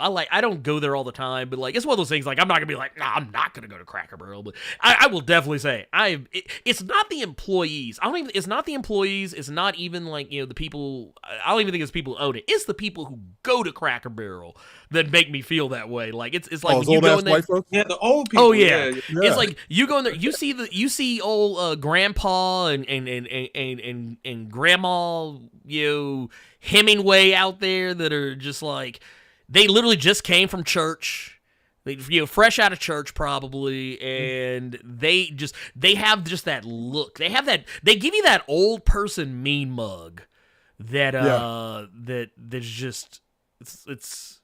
You just I'm tired of seeing your kind around here. Like any moment, they're gonna come up to you and be like, "Don't let the sun set on your black ass in this Cracker Barrel." Oh, dude. Okay. So I got a story about that, man.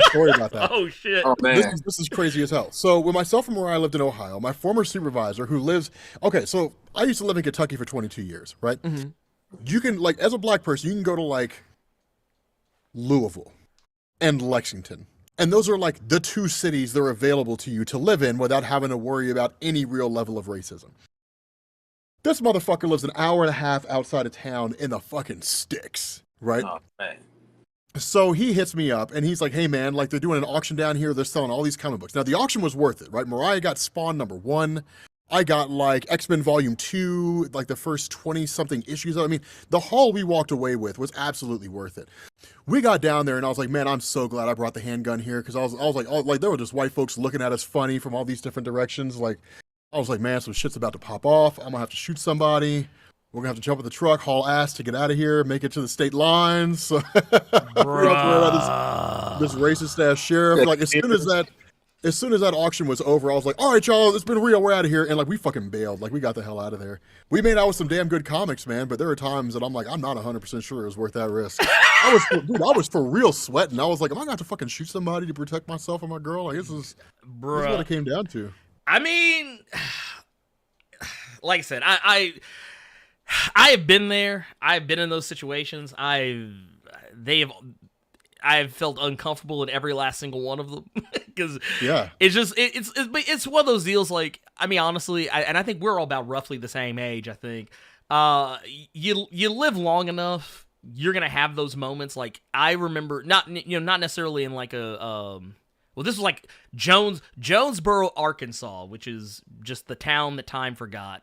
Just sounds racist. Oh no, it was. I went into a Hastings. If anyone's ever been in one or knows what one of those are, basically it's like a jack of all trades store where you can get movies and games and books and CDs. If anyone ever actually still uses CDs, but I remember. God, man, it feels so weird to say this. This was probably about a good 15 solid years ago. So an infinitely younger me than what you see today. And this was also a younger me that was a bit more out there with the way I dressed. I looked like I fell out of a Hot Topic. And Hot Topic. Yeah, I mean, if you go, if you ever, he's like Hot Topic. He laughed at him and said Hot Topic. Look, I'm not gonna lie, that almost kind of came off like the man, that. It almost kind of sounded like a man. I used to work at a Hot Topic. That was almost okay. But Hot Topic is terrible, but but back then it used to be somehow less terrible, but it was still bad.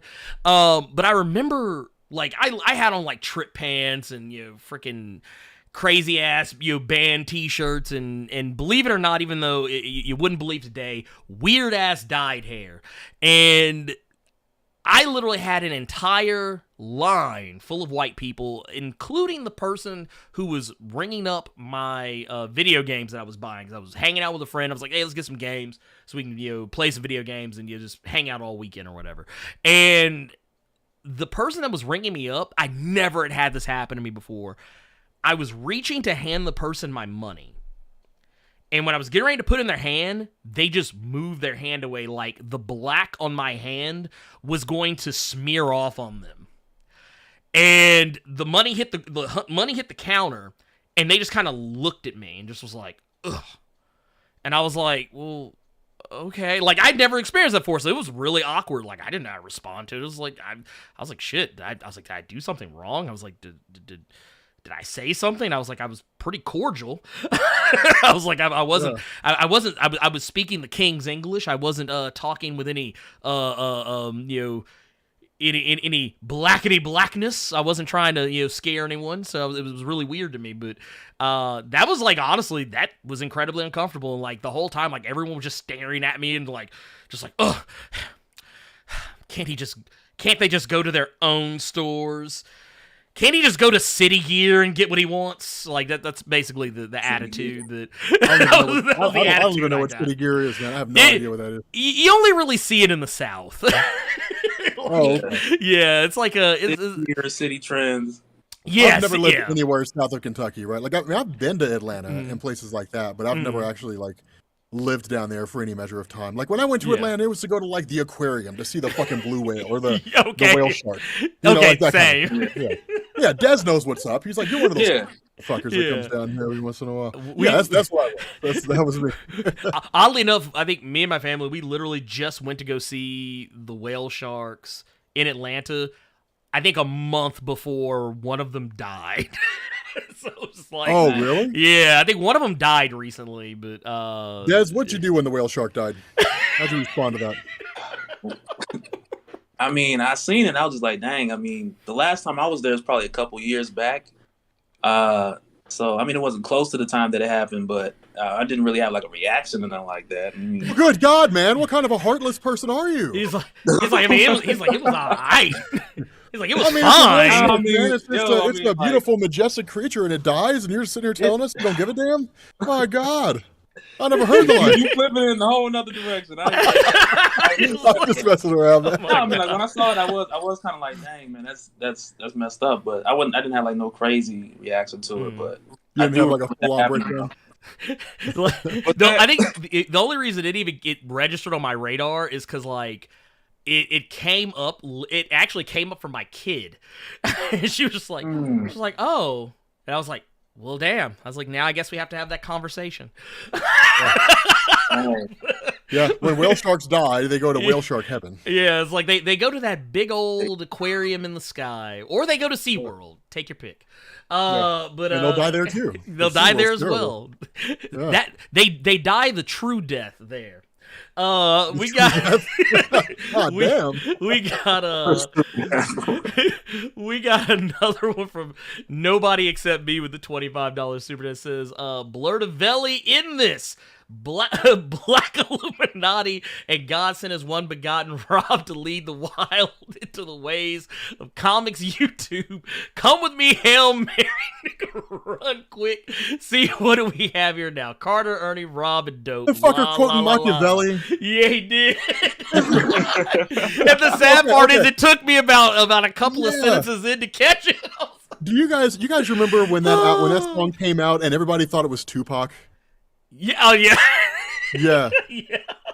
Actually, I'll even throw you one better. I was watching the most recent season of Atlanta, and they have a moment where it's supposed to be these people hanging out around the deathbed of the real Tupac, like he's still alive, and they literally start playing the song when a bell rings, and it was, I don't know why, but it took me to a place that I didn't realize I wanted to go. And I started to get caught up, man. I'm behind on Atlanta and Snowfall. Dude, Snowfall is so good. Are you guys watching that? I'm not watching. I have not watched Snowfall yet. Yeah, same here. Yeah, I need to. God.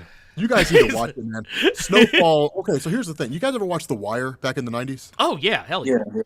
Okay, so people argue, like, there's a huge debate going on right now out in the social media space where people are debating which one is better, The Wire or Snowfall.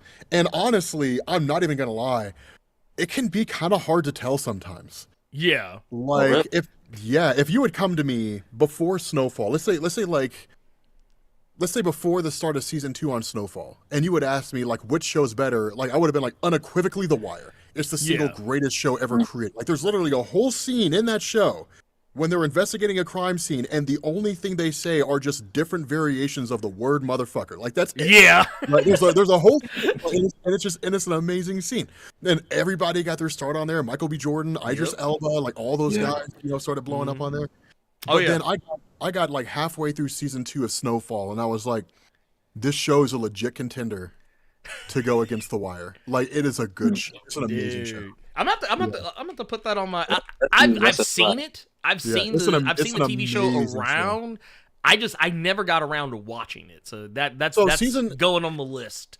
Season 1's cool. The show doesn't really like holy shit pick up until you get to season 2. Okay. So, but season 1 is great. Don't get me wrong. No, Snowfall is on.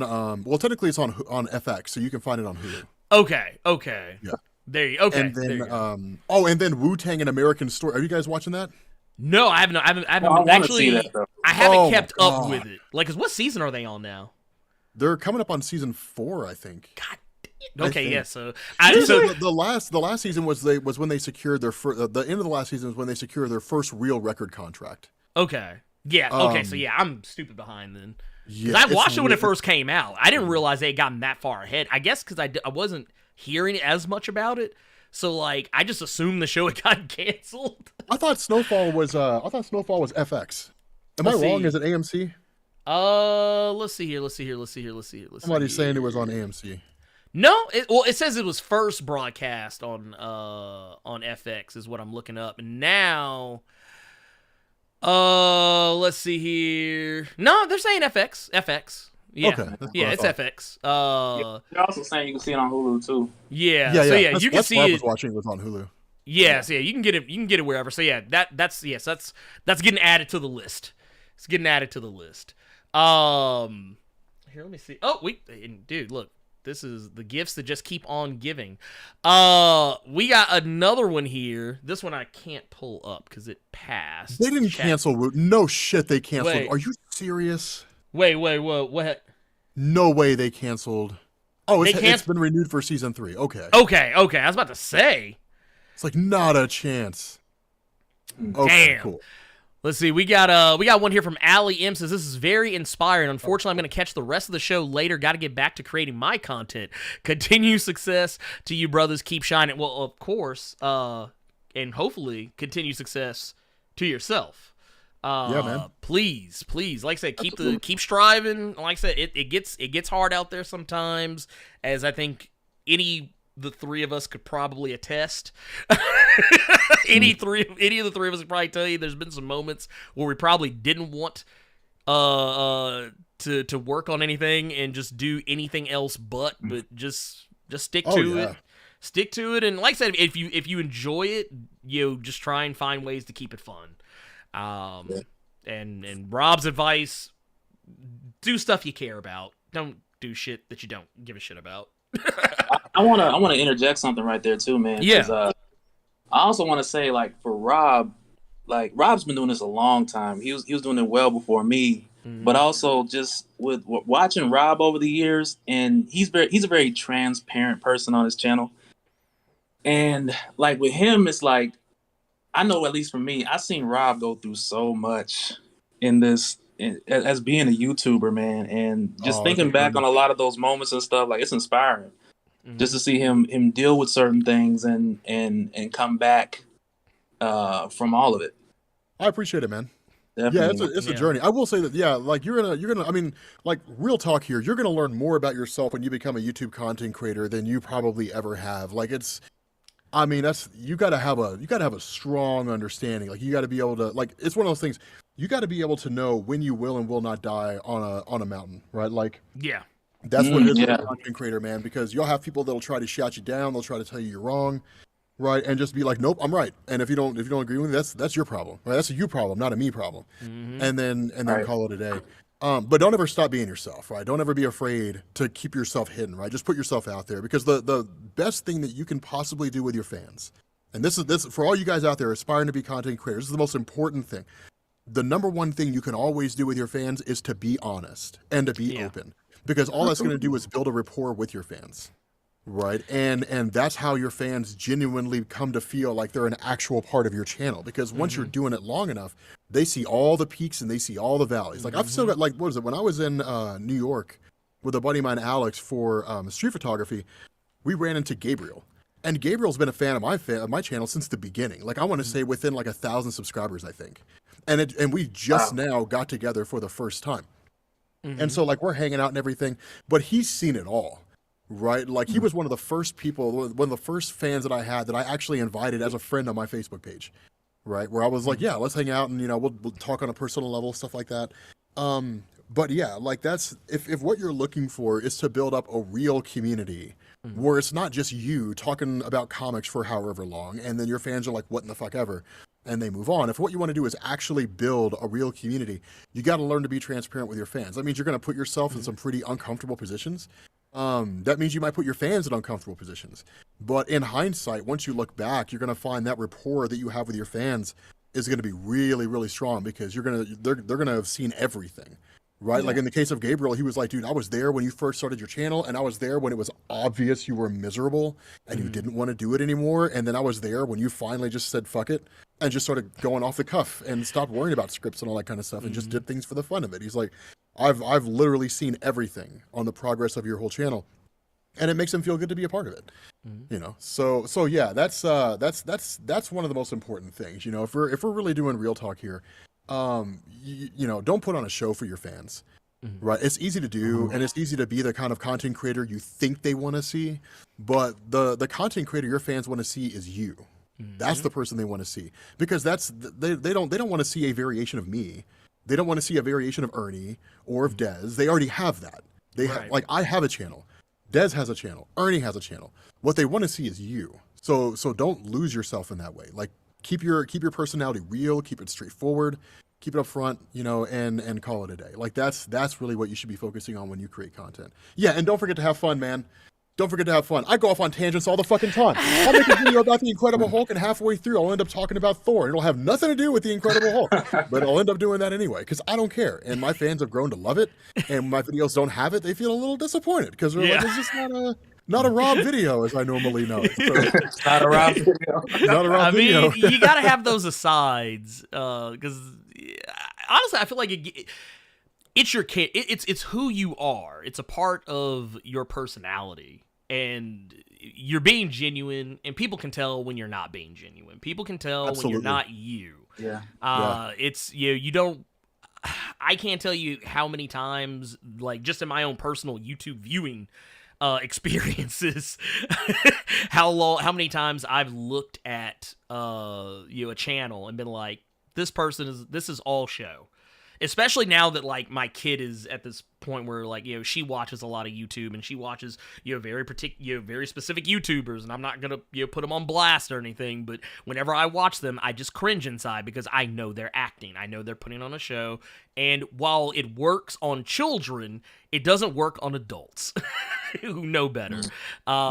So it's one of those deals where it's like, I'm like, okay, it's a lot of the reason why I don't do stuff like, even though I probably should, I don't really do a lot with like TikTok or anything like that, because I feel like people on TikTok act a very specific way that I find very cringe and I don't like it. So I don't do it because it's not me. And it just is what it is. So yeah. I guess we got another here. Says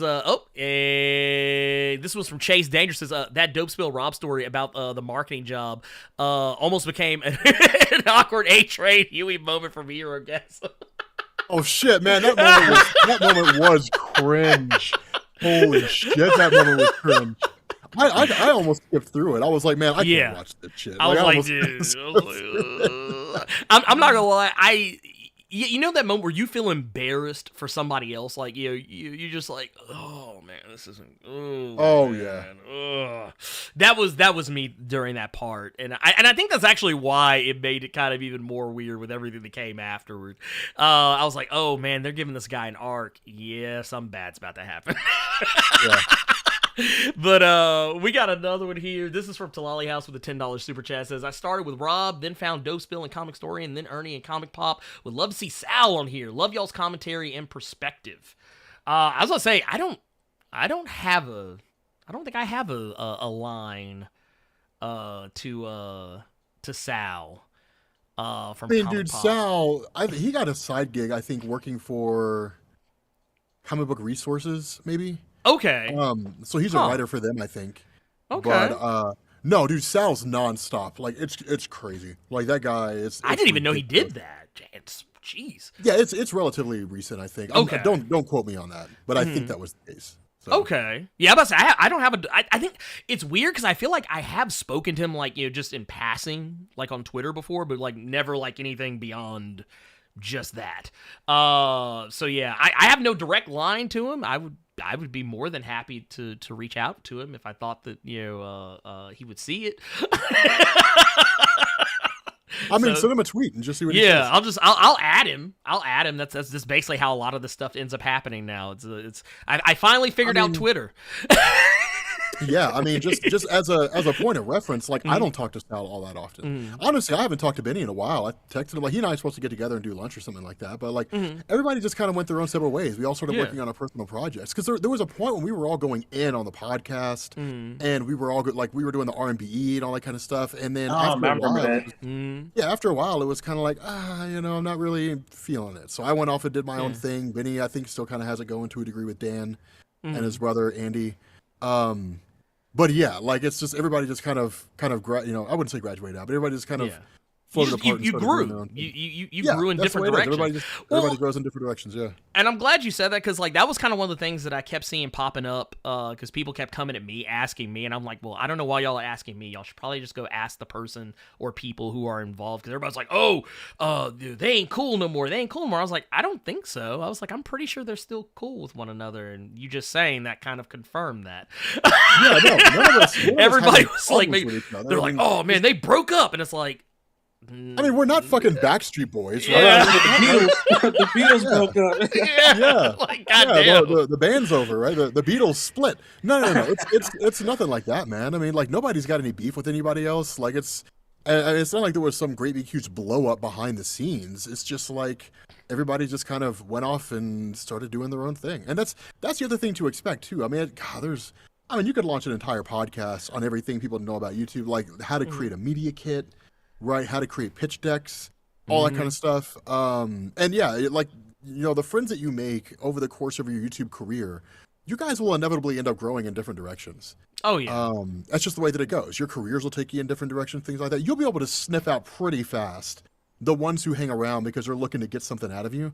But the ones who are genuinely cool people that you talk to, your careers will just end up taking you in different directions. That's just the way YouTube works because your goals or what it is that you want to do will go in different directions, right? Like Benny focuses a lot on a lot of the personal finance stuff that he has going on, investments and so on and so forth. And he's also doing stuff for Valiant, isn't he? I think so. I'm not a fan of Valiant. I haven't been a fan of Valiant since they cut Dinesh and all those. I was so pissed. Dude, did you guys hear about that? No, I heard. I heard that there was some fuckery afoot.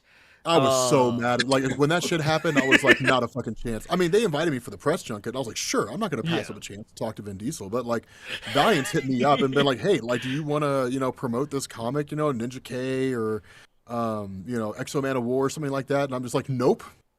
No, I don't. And, like, and that's it. Like that. And this is another one for y'all. This is also from Talali House with a $5 super chat. He says last time I bring it up, I swear, or he says last time I'll bring it up until next year. LOL. But Rob and Des, do y'all know about Secret Wars by the Last Emperor? He says last time I swear. I do not. Maybe Des does. Let me look at what is this? It's a song. It's a rap song.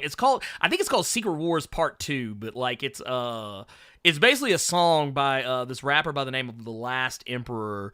And basically what he's doing is he's making a rap battle and kind of like commentating it as if there was a rap battle between all of these like hip hop legends going up against like various and sundry different comic book characters and cartoon characters. So like he brings up like the X-Men, the Ninja Turtles, Magneto, so and so and so and so forth, and whatnot. It's a neat little song. I think it was something that originated on God, I'm gonna show some age here. The Lyricist Lounge back in the day. Man! Look, the man said to make our demands. And you know how we hardcore Laker fans. I want an extra large pizza with cheese all over it. Extra napkins and a 2-liter soda. A Dreamcast with the blue control. Man, the Lyricist Lounge show. Yes. That is straight up like, what is that, 1999? Ooh, I think so. Holy I think shit. so. Like I said, I'm actually just for Claro, I'm Man, actually I sound going like to the look whitest motherfucker ever. Dude, Hey, I love the Lyricist Lounge show, and it was because it was so cringy.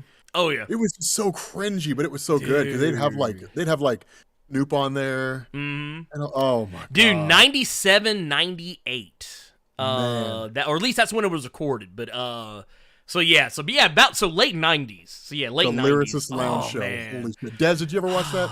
Nah, I missed that one. Man, Yeah, you are Lyricist, bad for oh missing out. man. Lyricist It was Lounge something. show. it was something. It was something. It was very much a it's very much a product of its time. But it is. like, and I'm pretty sure if you go on like YouTube, you could probably find like someone's probably uploaded episodes of it or whatever. I mean, they probably had find- a lot of people on there. They had like Yeah. Mos Def, Q-Tip, Crazy Bone, and Slick Rick were on there at one point. They had Snap. Hell, I just Fat looked it up. Joe, Okay, I I just think looked it at up. one point was on there, and KRS, and Yeah, they've had MC tons Light. of different people. No, they had Goody Mob on there too. Yeah, Goody. Yep.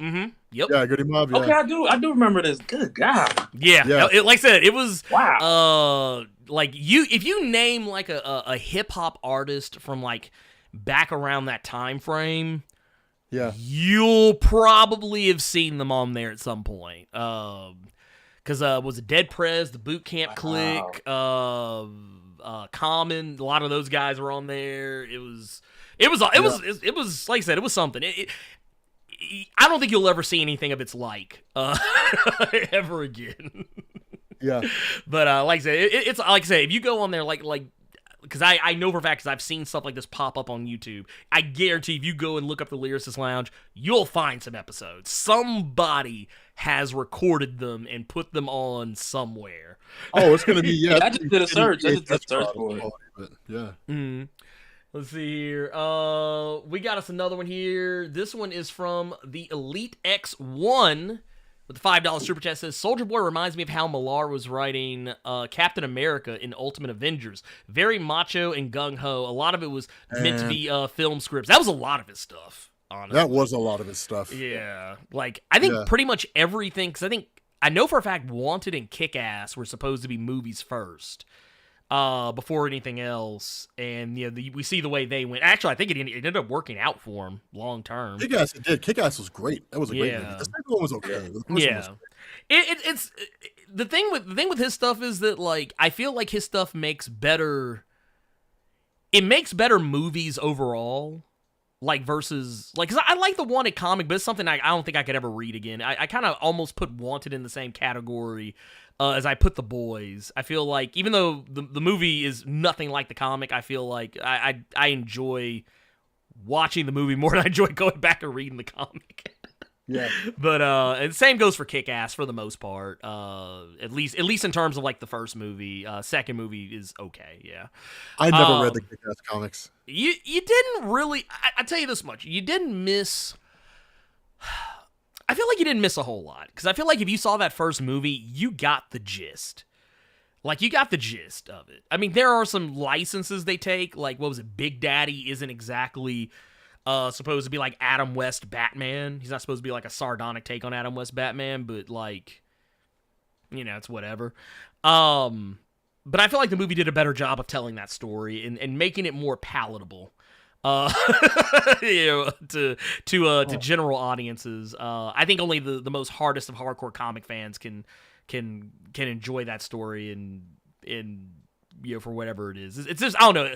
I feel like, just stories like that, I feel like they weigh on my mental health sometimes because they're so grim. I'm just like, I need... Look, I never read those. I never read Scott Pilgrim. I never read any of that. I know there's like 6 books out there. But. Yeah, Scott Pilgrim's I like the Scott Pilgrim comic, but I do also enjoy the movie. But, it's one of those deals where, like, Scott's a very unlikable character. You're not really supposed to like him.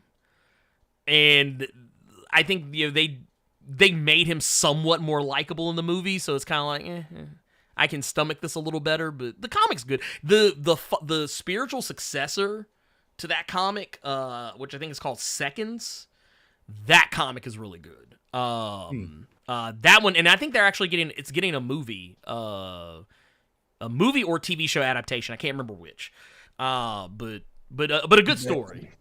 Very good. I know Witches. Witches is they're supposed to be getting a movie by Plan B by Brad Pitt's movie company. Yeah. Did you guys ever read Witches? I didn't read Witches. Oh, dude, Scott Snyder's Witches, dude, Pledged is Pledged. You gotta read Witches. It's a really good Halloween story if you're looking for something to cover this Halloween. I can get that. I can get down with that.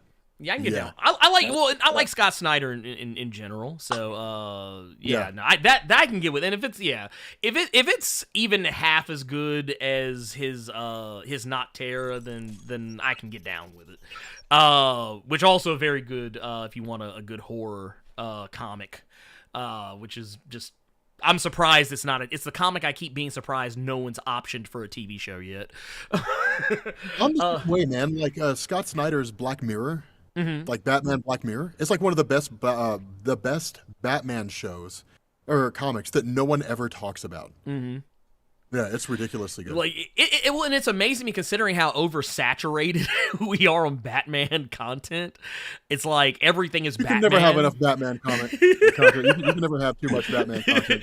It's like we got Batman. There's tons of video games, tons of movies. We even got somehow against all odds we have a Batman TV show that doesn't even have Batman in it. Somehow. And it's like, so yeah, I'm shocked that no one's like thought, hey, let's make this into a thing. Like, we've adapted every other Batman storyline but this one. I'm like, okay. Yeah, Black Mirror was good. That was Scott Snyder's first Batman story before he took over for New 52. So if you want to see like the early days of Snyder's Batman runs, go read Black Mirror. That one's really, really good. Oh, yeah. I highly recommend.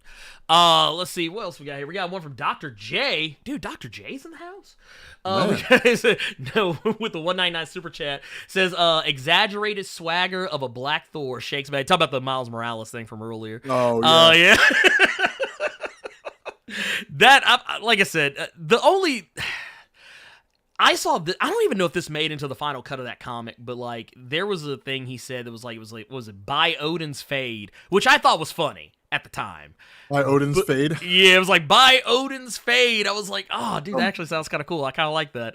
But it's one of those deals where I feel like your mileage is going to vary. It really just depends on how easily offended you are, or like if you have context for the thing that offends.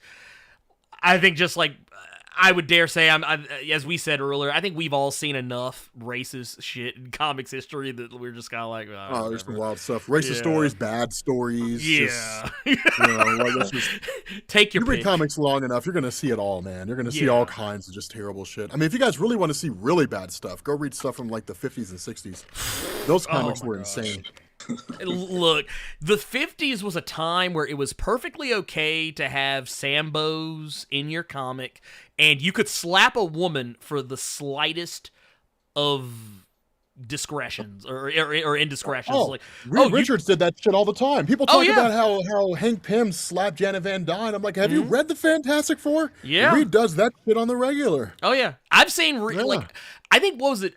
This is back when I first kind of was starting to get my feet under me as doing YouTube, but I remember I did a story about the first appearance of Black Panther, and something I remembered something kind of along those lines. It wasn't quite as bad as what it used to be by that point, but Reed does kind of like get a little iffy with Sue in that book, and Thing gets kind of slick racist towards Black Panther and Wakanda, like making little snide remarks about their country, and I'm just like, huh, casual racism in comics in the 60s and the 70s? No.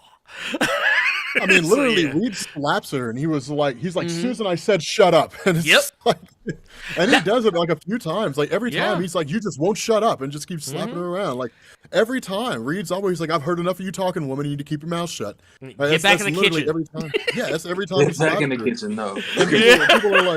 People are like, oh, Hank Pym slapped Janet once, and I'm just it's like, look, I mean, it's. But no, I mean, comics back then were crazy as fuck, man. There's one comic where Batman ends up going into a cave. He inhales like some hallucinogens, so like he's tripping Molly. Superman gives him his powers, and he goes and punches the side of a building. Like comics were crazy as hell back then. It was nuts. Like people forget. I think people forget, and you know what? Maybe it's our job to remind them sometimes, but it's just like, I don't know. Sometimes I see things happen. I'm just like, this is. Yeah, it's there's whatever. a comic series where you just racist comic book moments. Yeah, that shit'll go viral. Oh yeah, I bet it will. will. The shit out of your channel, but it'll go viral. But see, you know what I'm gonna do? I'm gonna take your advice though. What I'm gonna do is I'm gonna get a picture of Reed, like mid slap on Sue. I'm gonna put a circle around it with an arrow pointing to it, and then somewhere in the actually, you know what? Somewhere in there, I'm gonna find a picture of MCU Kang.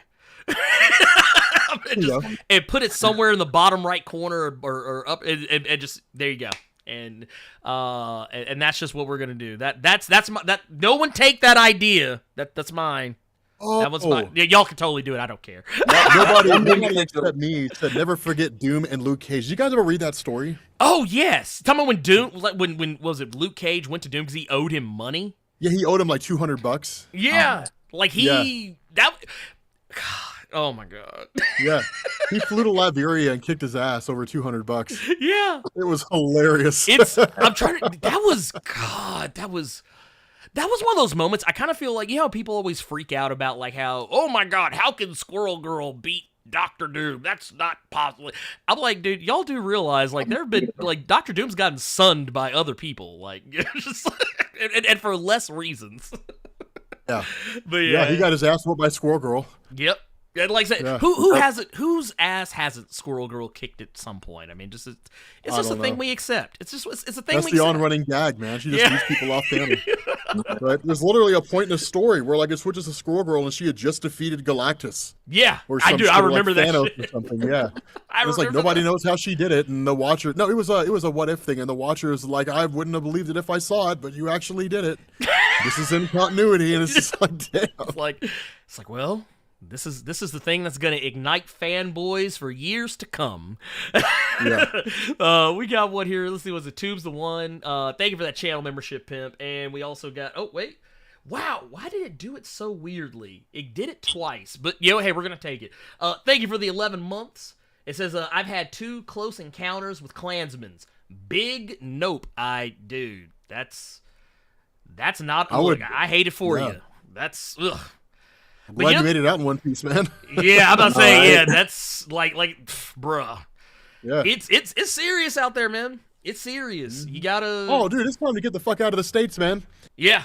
I was talking about that. I was like, it's time to get the hell out of here. We can move to Spain, right? Dude. Like California is just Mediterranean weather, so literally just move to somewhere in Spain, right? Well, I mean, in Barcelona. We're going back to the 1950s. That's all. We're just doing a little time travel, everybody. That's the problem. You know, Right. Since when has time travel not worked out for black people? Oh shit! Since when? I'm joking. Did I ever tell you the story about the black girl in college with the public speaking class? No. All right, you guys will love this. You guys will absolutely love this. Okay, here.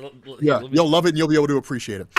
So when I was in college, I took a public speaking class, and for the final exam for one of the classes, we had to draw a random topic out of a hat. And then we could go out into the hallway while somebody else was delivering their speech, rehearse for 30 seconds, come back in, and give like a 1.5-minute long speech, right, using all the skills we'd learned. So this black girl is the first one to do it. Now, the fact she's black is exceedingly important here, right? So this girl was like fresh out of high school, right, just brand new to the world. Girl goes out into the hallway, comes back in, says, my topic was if I could live in any era, Right? This girl stands up in front of the whole damn class. If I could live in any era, I'd live in the 1950s. Because men knew how to treat women and people were classy. This girl's going on and on and on. Now I'm looking around this college class. Right? I'm looking around this college class, and it's all these young kids, all these young white kids. Yeah, 1950s were amazing. I look over at this older black gentleman. Right? Guy probably had about 15 years on me. I look over at him. All right, this dude looks over at me, and we look up at the professor, and the professor's got this look on his face like, really? Because we know. Wait, is the professor black?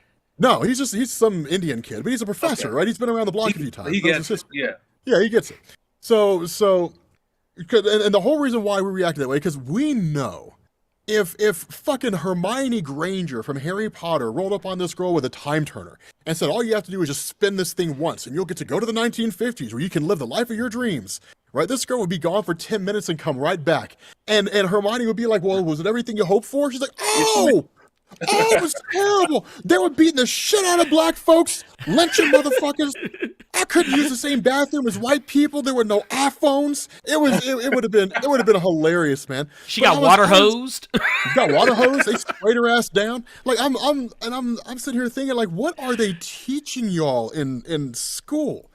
That a black girl fresh out of high school, if she could live in any era in human history, her choice is the fucking 1950s in the United States. Because I don't know if you guys know your history, but any time before, like, let's say like the 80s, really, if you want to put an actual number on it, the 70s or 80s, any time before that for black folks was not a good time. No. You were not having a good time in America if you were a black person living back then. And you're probably still not. But back then it was worse. And it's just like, why in God's name would she want to live there? But I happen to think about that when you were talking about Tonto and all that kind of stuff. But it was like, Yeah, you had me thinking about, with that story, you had me thinking about Lovecraft Country and how they kind of illustrated how people trying to move around, trying to get a bite to eat, trying to do anything. That was a story that was a show that made me just absolutely adore Jonathan Majors as an actor. Oh yeah. As soon as I saw that show, I was like, this guy's legit. Oh yeah. No, he wrote his ticket on that show. He wrote his ticket. And I also think it's funny too that, you know, if you think about the depictions in Lovecraft Country, also even bringing up how they kind of showed a bit of history with Watchmen. You know, in HBO, it's like, I was like, you know what? I'm sad that it took television to make people realize that history for black people being like bad is not exaggerated.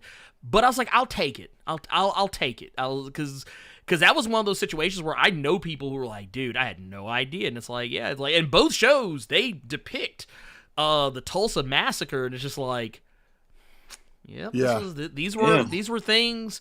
These are things that occur. These are things that have occurred, and they're not the only ones. But yeah, I don't see any time period that it's okay for you to time travel. Like, the only thing you can do is go to the future and hope that it's better. Hope it's better. Or go to the past in like Europe. Yeah. Right? Just be like, I'd go to like the 1970s in like Spain or France or anywhere that's not here in the United States. You would get along a fair sight better than here.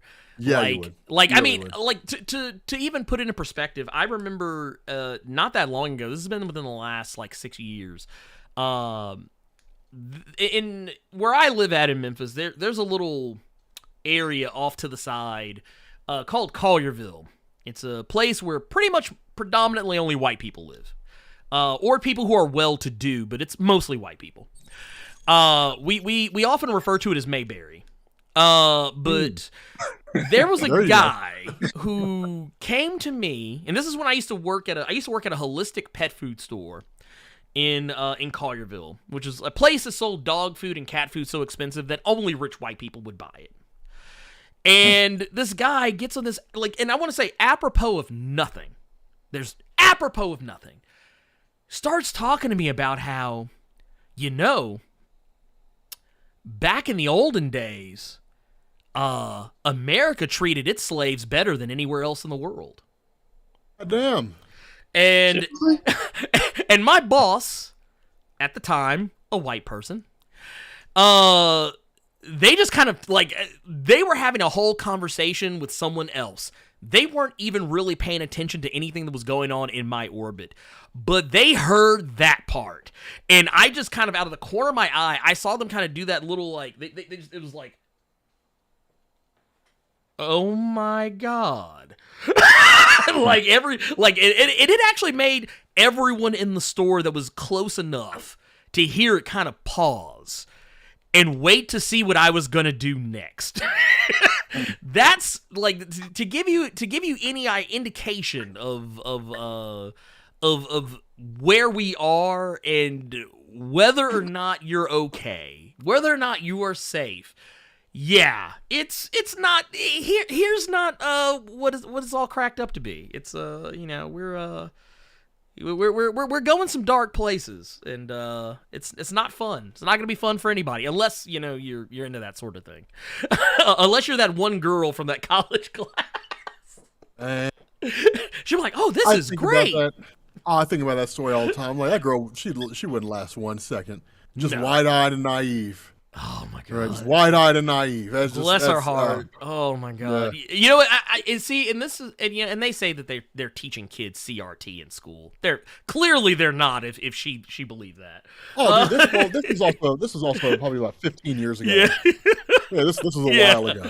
No, but let me say this too. Like in my second grade class, I will never forget my second grade teacher. She completely lied about slavery, and she told us that a bunch of black people got on a boat and they got lost. God damn! I swear excuse me? They got lost. Wait, is this Quantum Leap? Is this Gilligan's Island? One time I was with my dad and his friends was over this, that, and the third, and I ended up bringing it up, and my dad, he wasn't like sitting with us at the little get together or whatever, but my dad's friend, this dude got so lit when he heard that, and me as a kid, I didn't know any different. But my dad's friend got so lit when he heard that. But she completely lied about it, man. I was just like, when I found out later, I was just like, yo, like, nah, man. I'll never forget that. I ain't gonna put her on blast, say her name, but I would, man. You're better than me. Let me tell you something, man. I'll name names. Oh yeah, right? no, I'll get somebody fucking canceled on Twitter, man. It's like, no, this motherfucker was on that Fox News bullshit. No, name him. I mean, how did that shit go down? Hey, y'all, we were trying to get to this location. We got lost. Can you help us there? And while we're here, we'd love to thank you for your efforts by working on your fucking plantation. Like, how does that whole thing work? Hey. How does that happen? I'm just imagining, a boat full of slaves just, being lost, floating its way to America, just being like, hey, we have no idea where we are. This is just Gilligan's Island all over again. But I will say that I do have a class picture from second grade, so I'll probably just throw that up on Twitter. I would. just cost that woman her career, and rightfully so. She's like 1 year away from retiring, and it all just goes up in smoke. Like that. Oh my God! You got a few weeks left. Yep. She's like, I was just about to retire. Mm-hmm. Yeah, you were about to retire, not anymore. No. You can't speed that up for you. You canceled. Listen, we got another one here. Ibrahim Robinson with the $5 super chat says, I've always wanted an Alex Cross comic. How about you guys? An Alex Cross comic. That's the James Patterson. Yeah. Who just recently got in some hot water recently, but over some, I don't know what happened, but yeah. I would read an Alex Ross comic. Yeah. Yeah. It'd be interesting. It would.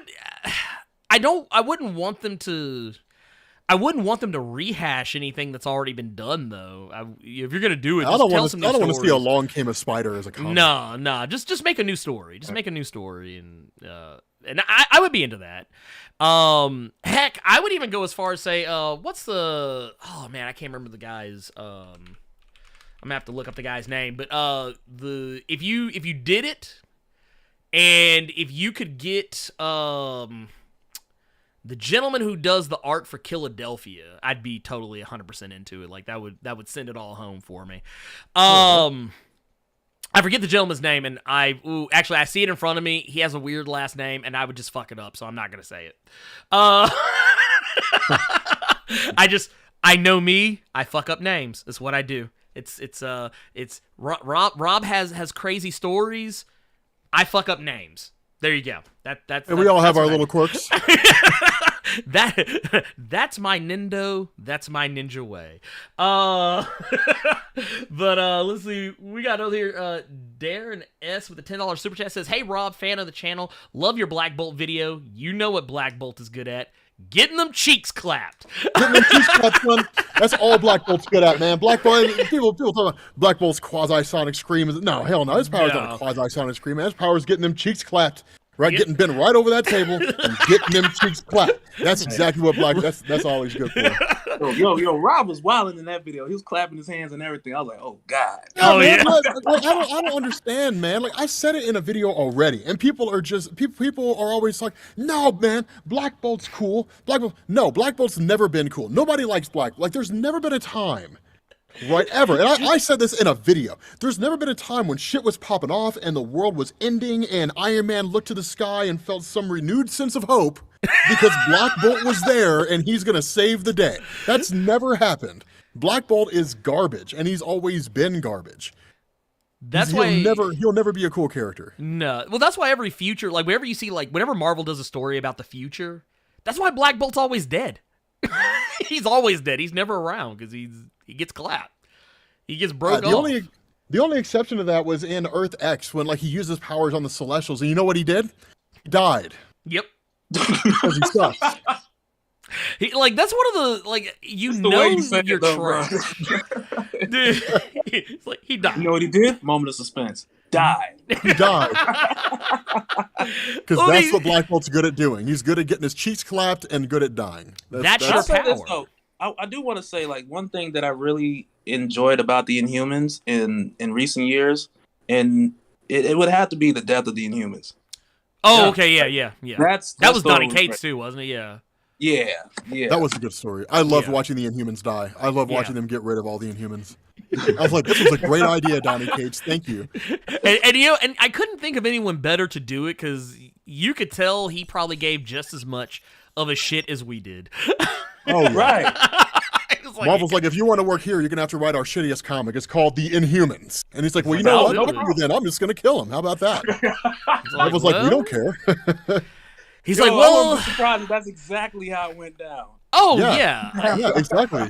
They're the X-Men that you find at the Habitat for Humanity store. They're the knockoff ones, not only in that store, but in the clearance section. Exactly, the clearance section of the discount store. That's where you find them. To give you an idea of how much, and I do think that's actually how that conversation went, because to give you an idea of how much Donny Cates doesn't give a fuck, I remember a story he told once about what he would do if he was given Spider-Man. And he was like, no, if I got to write Spider-Man, I'd fuck him up.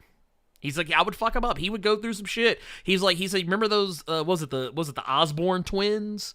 He was like, no. When it turned out, when Stacey was banging Norman. Yeah. Oh my god. He was like, oh no. He's like, I'm bringing that back. He said, you put me on Spider-Man, I'm bringing it back. I was like, oh man, dude, you're just at least he was honest. Yeah, you put me on Spider-Man, I'm gonna fuck his shit up. I love that.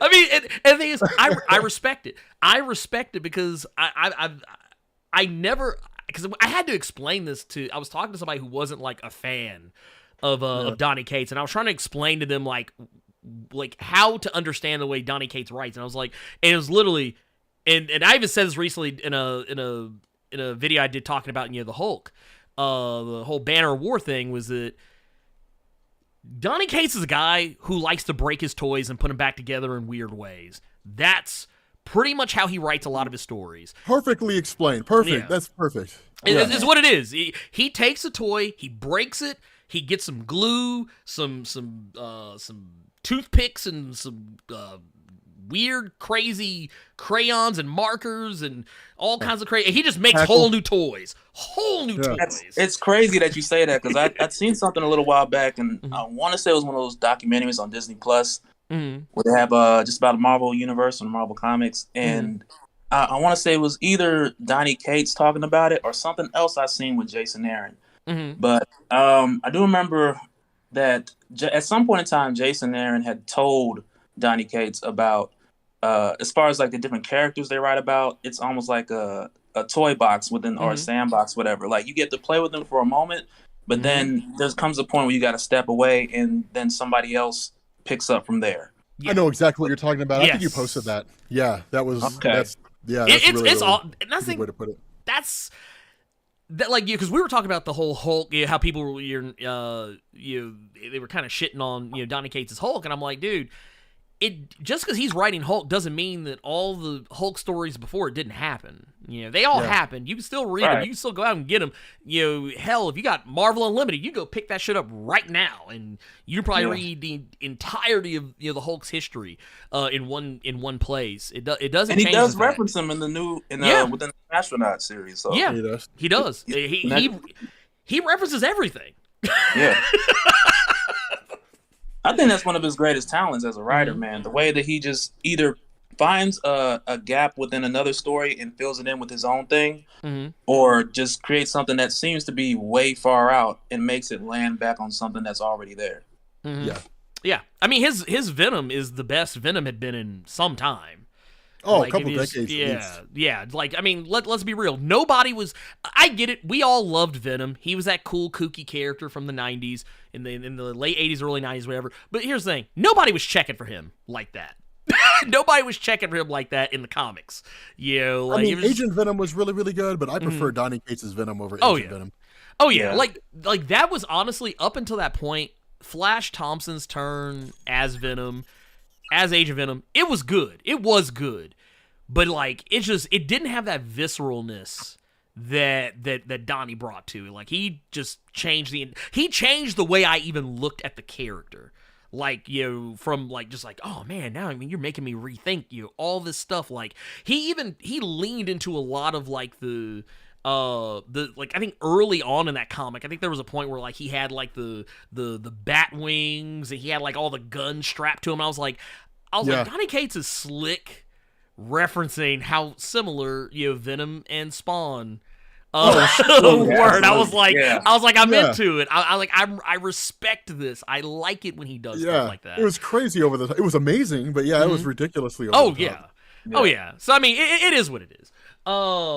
Let's see here. What have we got? Yeah, Flash Thompson's still anti-Venom. He came back from the dead. Unless something's changed. He was brought back during... He's still anti-Venom. He's still anti-Venom. Yeah, he's still anti-Venom. Yeah, that hadn't gone away. Recently too. Yeah, I feel terrible because as much as I love Al Ewing, I haven't been keeping up with because I know it's him and Ram V both on the current Venom. I haven't been as up to date on that as I have been with a lot of other stuff, but Venom is going to some crazy places right now, and I think I'm like a story arc behind. Yeah, honestly, I was so caught up in Christopher Cantwell's Iron Man, dude. I was just dying for that new issue, those new issues to come out. I love the way he wrapped it up. It was a great Iron Man story. I keep hearing people say that his Iron Man is probably the best Iron Man it's probably been in a while too. Oh, it's the best Iron Man run there's been since I would say either Matt Fraction's The Five Nightmares or Kieran Gillen's The Secret Origin of Tony Stark run. Yeah. That whole run by Kieran Gillen was pretty damn amazing. So I'd say that this is Christopher Cantwell's Iron Man is the best run since that one. Oh man, that's the thing. And I'll say this right now. That's a name right there you can say, and I'll just be like, "Cool, where can I get it?" Because I love me some Kieran Gillen. Yeah, I love some Kieran Gillen. Yeah, his Darth Vader run was amazing. All I'm surrounded by is fear and dead men. Dude, I love that line. It was amazing. Well, the thing is, I love it too because, like, I mean, granted, we probably all read the lines in the tone of like, James Earl Jones or whatever. I mean, because it's just what we're used to after all these years. But like, when I was reading it, I was like, no.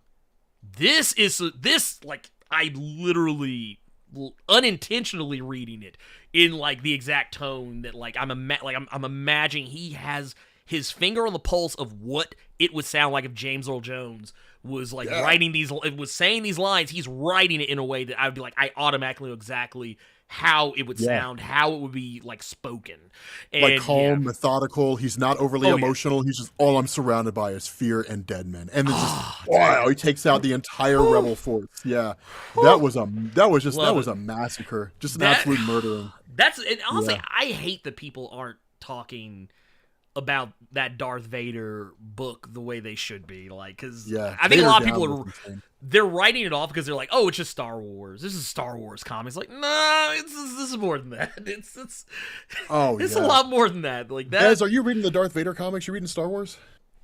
I haven't read the ones in the recent ones in Marvel. I have not read. Oh God, they're so good. Treat yourself. They're basically standalone. The only time they ever crossed over was doing Vader Down, and I think during War of the Bounty Hunters, which is going on right now. Yeah. Actually, no, Crimson Dawn or Crimson Dawn. I think that's the one that's going on right now. But War of the Bounty Hunters. Yeah, War of the Bounty Hunters is done. Yeah. Yeah. But yeah, like those two crossover, but everything else is so they did it in phases.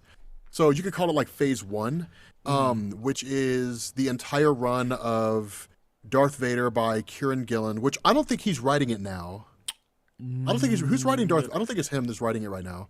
Wait, is Charles Soule on it now? Yeah, I was gonna say I think it's Charles. Maybe it's Charles Soule. I don't remember. But whoever is that's writing it right now. But they basically did it in phases. So you have like phase 1, which is everything after Return of the Jedi, and then going into Empire Strikes Back. And what's going on right now is what takes place between Empire Strikes Back and Return of the Jedi. Yeah, so that they just do it in phases. I mean, honestly, I think because there's so much Star Wars lore on the table, I think they'll bring back the old Force Wars, the Great Hyperspace War, the Golden Age of the Sith. I think they're going to bring all that stuff back. They've been slowly doing it in the TV, like the movies and TV shows. Like they found little sneaky little ways to put some of that stuff back. As like it's like they filed the serial numbers off of it and then put it back out. Well, yeah, put it back out. So tell me this though, like as far as like all the everything, all the Star Wars stuff from Dark Horse. So it's like all of that is no longer canon? Not in continuity. Yeah, that's all considered. It's what's called Legends. So if you look up the Star Wars comics, you'll see Marvel Star Wars and you'll see Legends. And Legends is the stuff that's not in continuity. It's still worth covering. Like a lot of that stuff I'm going to go back and cover. Like I'm going to cover Force Wars. I'm going to cover the Golden Age of the Sith. The one thing that they never did that I always wish they'd done, and I hope that Marvel does it, is make a comic about the Mandalorian Wars. Because the closest you get is the Old Republic comics, the Knights of the Old Republic comics, and the Mandalorian. It's like the video game, right? The Mandalorian Wars are like a background to it all. Although in the video game, you're learning about it after the fact. It's kind of like how they used to do the Clone Wars up until they finally made like an actual story about the Clone Wars. An actual story, yeah. It was just a background thing. But yeah, in the Knights of the Old Republic comics, the Mandalorian Wars are a background thing until you get to Knights of the Old Republic War. And then that's like a 4 or 5 issue miniseries that actually deals directly with the Mandalorian Wars.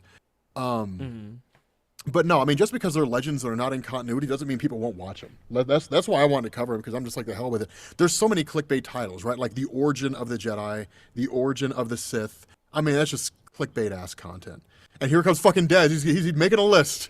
It's like, all right, these motherfucking videos up as soon as we get off this shit. It's going to be like tomorrow morning, origin of the Jedi. No, the main reason I ask is my brother's a huge Star Wars fan, like super deep. He's read like every comic and every book. You know what I'm saying? So like that's one of the things I think about, because forever ago I did a video on my channel where I showed like the collection of my brother's Dark Horse Star Wars comics, and like it was just spread out all over the room, whatever.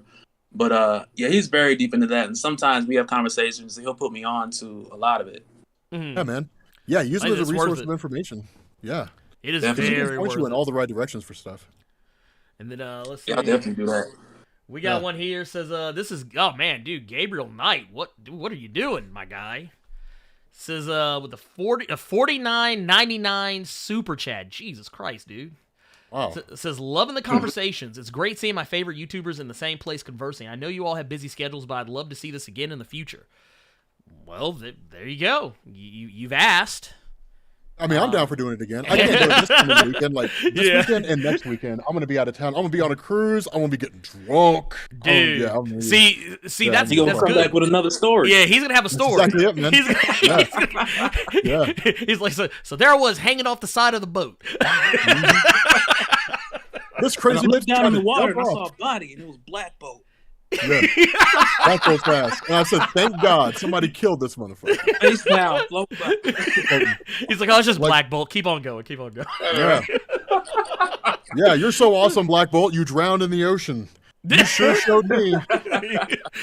Well, now, man, Thanos is going to be very scared now. Yeah. We also got a super chat sticker from Edward Howard. Thank you for that. And a $20 one. Dude, thank you for that, man. You're just out here, man. That's, my God, y'all are insane. That's all I'm saying. They're coming out, man. Insane. Chase Danger, $20 has been waiting for a good time to ask, is it all right if I drop a link to @Art by Quinn's limited run shirts in the chat? Yes, you may. Ends Tuesday, and I don't want any Blerd Cohen's getting late FOMO when they see the one you're getting. Hey, do it. Be my guest. You are well within your rights. Well within your right to do so. I will not hate on it. And then we got with the Elite X1 with $2 super chat says Rob. He said re-crossover. Donnie is a motherfucking fool. Yeah, we talked about it last week. I bought it. I bought it on. I have not read it yet, but I bought it on Comixology. Oh, dude, whew, man, you're gonna love it. You're gonna love it. Yeah, so I'm probably gonna read it on the way down because I'm flying into Lexington to meet with my sister, and then we're flying down to Miami. So I don't know. Like maybe I'll read it on the way there because I read my comics digitally. I don't believe in the days of toting around 20 trade paperbacks and a backpack. Digital is so much better. Dude, I love it way more. Yeah. Well, I mean, there's no excuse. Here's the thing I keep telling people because a lot of folks always get at me because they're like, "Oh man, are you? What are you collecting? What are you collecting?" I was like, I don't really collect anymore because it's like, if I kept physical copies of every single freaking comic that I've ever done, and I'm not even talking about just the ones I read to enjoy, the ones I just do videos on, there would be no room for me in this house. Exactly. Like it just it's not sustainable. I would and you know what? Since we're talking about it, let's just go ahead and just put it out here. Here's what I do to support my local comic book shops. I go in and buy everything else. I don't go and get like I'll get like figures and like case in point here, like Saga right here. Like I'll go in, I'll buy like a big hardcover trade of Saga because it's something I want. Like I'll be like, oh, okay, well here I want to get the big boy hardcover trade. Yeah, I'll get that. But yeah, I'm going to get figures. I'm going to go get like tabletop gaming books. I buy board games because most comic book shops nowadays, they usually have at least some kind of a side hustle in board games, and I know that they typically get way better margins on shit like that. So it's like, I would rather support them that way. And while the comics, yeah, I'll buy, like, if there's something specific, like if there's like a number one or a key issue that I'm just like, I kind of want to have that. Yeah, sure, I'll go get that. That's how I am. Yeah, I'm out of the collector's game. I'm out of the collector's game. Yeah. We've all covered those long-ass volumes. Like, I mean, if we went out and bought the physical copies of, like, any of the Incredible Hulk runs or Thor runs, like, that right there is just a shelf. And that's just one story arc. Look, that's a Britannica. Exactly. That's just Jane Foster. Yeah, this is just, like, okay, literally, this isn't even the full Jason Aaron run. Yeah. This is not the full Jason Aaron run, goddamn. Yeah, there's no Thor God of Thunder. There's no War of the Nine Realms. No, no War of the Realms. None of it. So yeah, it's like it's not feasible. And honestly, there is something to be said for just being able to read a comic wherever I am. Like I can pull up Comixology on my phone, on my tablet, on my my laptop. Heaven forbid if I ever open the damn thing. I love it on that. Yeah, I just like I got the jut where like I can flip it inside. I'm just like I'll turn that. I'm like, oh, okay, yeah, there we go. But yeah, it's easier for me. It's easier for me, and I think I've even told the story before. When I first got into the comic Paper Girls, I never would have read it if it weren't for Comixology. Because I was turns you on to stuff you don't know about. I was literally just sitting down one day. I was like, "Oh man, what do they got on here? What do they got? Oh, Paper Girls. I don't know what this is, but cover looks cool."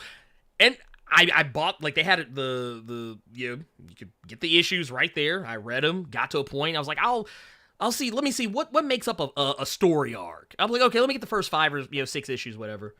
Oh wow, this is really good. Let me go get the rest of them. Okay, cool. And there you go. That's how it works. So yeah, but yeah, no collecting for this guy.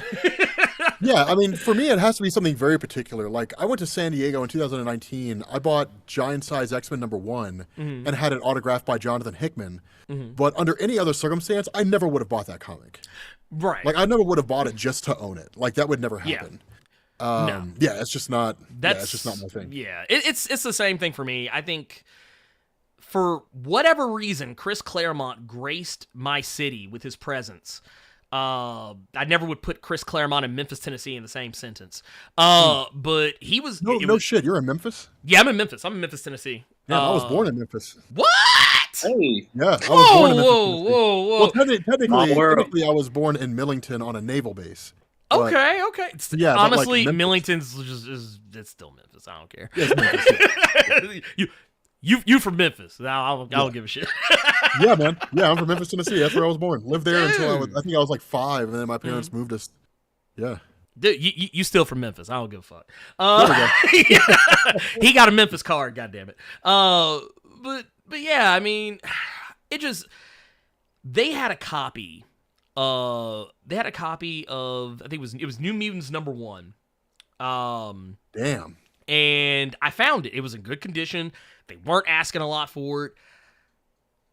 I like the New Mutants, but not enough to just go out randomly buying #1s. But I was like, it's a once-in-a-lifetime opportunity. Chris Clare... Actually, who... I'm probably going to fuck this guy's name up. Was it Bill Sienkiewicz? Yeah, you actually pronounced it perfect. Oh, there you go. That's a first. You'll never hear it again. But no, Bill Sienkiewicz was there as well. He had his table right next to Claremont's. And I was like, this is once in a lifetime. I'm never going to get this opportunity again, most likely, to, at least without having to leave my city, to get it, to be in one place, buy a copy of New Mutants #1, and have Chris Claremont and Bill right there to sign it. And it was like, dude, this is why I do this. And yeah, it's never happened again, because I'm not going to fucking do it. Like, it has to be a very specific scenario. It does. Yeah. So yeah, like even what was it? Like one of my favorite runs of Daredevil is the Charles Soule run, and I don't have every issue of it. Yeah, it was an amazing run. But I got that. I got that big ass book. Oh, you got the omnibus for it? Yeah, I got the Charles Soule omnibus, which is, like I said, the thing is, that boy thick. That's a hoss. Yeah, so I mean, you could kill somebody with it. That's a murder weapon. So yeah, I'm right there with y'all. I'm about to say, Des, you said too. You said you just do digital too, right? Yeah, I just do digital. The comics that I do have, I mean, it's like a few shelves of them I got, but everything is like from the 90s up to 2000. After that, I was very much digital. Yeah. See, there you go. There y'all have it. We got Chase Danger upgrading your membership to gold. Man, thank you for that. You're too good to me. I swear. I guess with that said, wait, Chase, did you put the link in? Did you put the link in the chat? I don't think he has yet. Okay. Let's see. I guess honestly, we just kind of been shooting the shit, so I'm just gonna say fuck it. I'm just gonna go through the chat, and we're just gonna read a few questions and hit some questions out of this Discord, and then we'll call it. What do y'all think? I'm down. I'm down for it. All right. Let's see here. This is one from. Oh man, I'm gonna fuck this name up. Wrong. I don't know.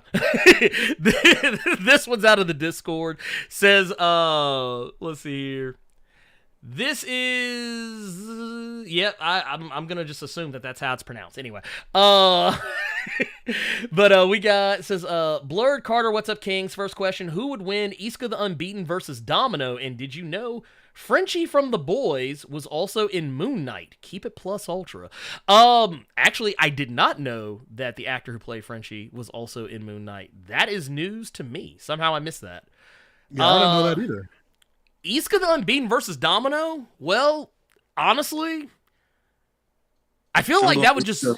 I'm going with Iska. Go ahead. Yeah, no, same. I have to go with Iska because I kind of feel like okay, and Rob, I want your opinion on this too because I'm pretty sure you're gonna have some information that might put some more perspective on this. But so the way Domino's powers work, she can't control it.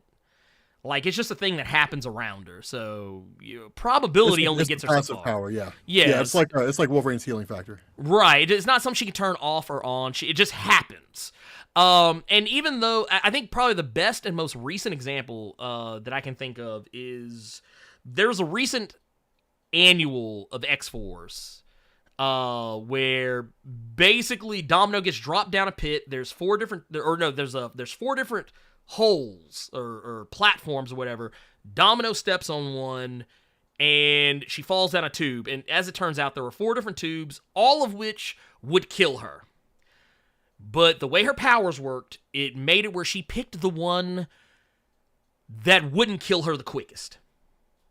That's basically what it did. So if you use that as like a context, I guess Iska's power is that she doesn't lose. She always wins. Yeah, Iska's power is like it's weird, man. I don't know why Jonathan Hickman made her that way. I don't either. Like, basically, she's always guaranteed to end up on the winning side. Right. So I don't. I mean, it's a murky ass fucking power. Like, Yeah. it's Like I don't with know her, why isn't people it have her. a point to where she can even, like, it gives her the insight to know what decisions to make Yes. to navigate towards the things in her favor to win. That's the way it's implied. Yeah, I don't think he explicitly states that. He's just like no matter what happens, she always ends up on the winning team. Yeah. If she believes something to be true, if it can be broken down in terms of a win-loss scenario, like for those of you who have been keeping up with X-Men Red in the chat, we kind of saw an example of this with the whole bet between who would win between Tarn and Magneto. And she believed that, it could go one way, but she got challenged to a bet, and the person who betted against her chose the side they wanted to win, or they chose the side that they wanted to lose, so she would have to pick the side that they wanted to win. It's really weird, but yeah, her power can be manipulated against her, but the thing is, as like just the same as how Domino's power is passive, so is hers. But if her power just guarantees victory, I mean, I'm not saying that like she's just gonna walk up, slap the shit out of Domino, and she just laid out like Black Bolt would be, but but it's just to say that The poster child for defeat. Yeah, it's not gonna be like that. But I mean, child for defeat. can we? I love that. I feel like that needs to be a T-shirt. With Black Bolt on it. Just have Black Bolt, or just have defeat. Look up defeat in the dictionary, and you'll see a picture of Black Bolt with no mouth. Exactly it. You'll see a picture of him when he killed himself by talking. Yeah. By talking. It's like, dude, this is lit. You know what? I'm not gonna lie. It was one of those situations that kind of made me like. It made me feel a type of way, not so much. I don't want to say it's the exact same feeling, but I know a lot of us probably remember X-Men First Class. The character Darwin, how like they literally tell you at the beginning of the movie his power is that he can't be killed, and then what do? Kill him. They kill him. It was kind of like one of those things. It was like, oh yeah, man, his powers, Black Bolt's powers. Oh, he can use his voice to destroy mountains and kill people, and you're like, okay, well he has no mouth. Oh, okay, well all right, well that's a wrap. So there you go. There you have it. Yeah, Iska's weird, man. I don't know how that works. Jonathan Hickman made some really crazy characters in his time on the X-Men, some of which I don't feel like were explained properly or addressed, or I won't say explained or addressed. I feel like they just weren't delved into as much as they probably could have been. There's a lot of characters that he created that it's kind of nebulous as to if you wanted to kind of theorize on what it is they can and can't do, what's possible, some of them just didn't last long enough to really go anywhere with it. Like they are going back and addressing some of those characters. Like I know X-Men Red will very likely end up at some point maybe addressing Red Root. Maybe, or maybe the X-Men proper book will do it, but it's one of those things. You just kind of have to wait and see what happens. We got one from Dude Man. Says, what's happening, Night Skins? Says, hope all is well with y'all. Since we were getting back in conventions, I must know, what are some of your favorite cons that you've been to? Give me 1 second real quick. Go ahead. Yeah. And then they also said, which ones are some of you looking forward to personally, and what are some wild stories you have seen or been a part of? Stay dangerous and blessed, because courts are tripping. Yes, they are. They definitely tripping. I guess, Des, you want to go first? As far as the cons, I do gotta say that I haven't been to a Comic-Con yet. What? I have not. Oh, man. You gotta go. Yeah, I mean, I'm glad at least that we've come back to the point where they've opened up. Yeah. Back up now. But, I mean, even before, before everything is shut down, and my channel was up for a few years or whatever, but even still before then, in the early days, I hadn't got a chance to go to one. But now with everything opening back up, I do want to be able to catch something. The one coming up now, I don't think I'll be able to catch because of the timing, but I am excited to see, what we're gonna get, especially with some of the Disney announcements as well. Yes. Oh yeah, my San Diego Con. Yeah. Yeah, that's the one I want to go to. I've never been to. The biggest con I've ever been to is Dragon Con. The smallest I've ever been to is probably Anime Blues Con, which is like a Memphis thing. Literally just an anime convention in Memphis. But as far as crazy stories, honestly, they all stem from Dragon Con, just because Dragon Con's a weird place. I think Dragon Con is considered one of the biggest cons, if not the biggest con in the country, but it's huge. They don't have like the type of stuff going on that like San Diego Con has, as far as like having Hollywood connections and stuff like that. They do have people like from movies and TV shows show up, but it's not like on the same level. They're not unveiling anything in Hall H at Dragon Con.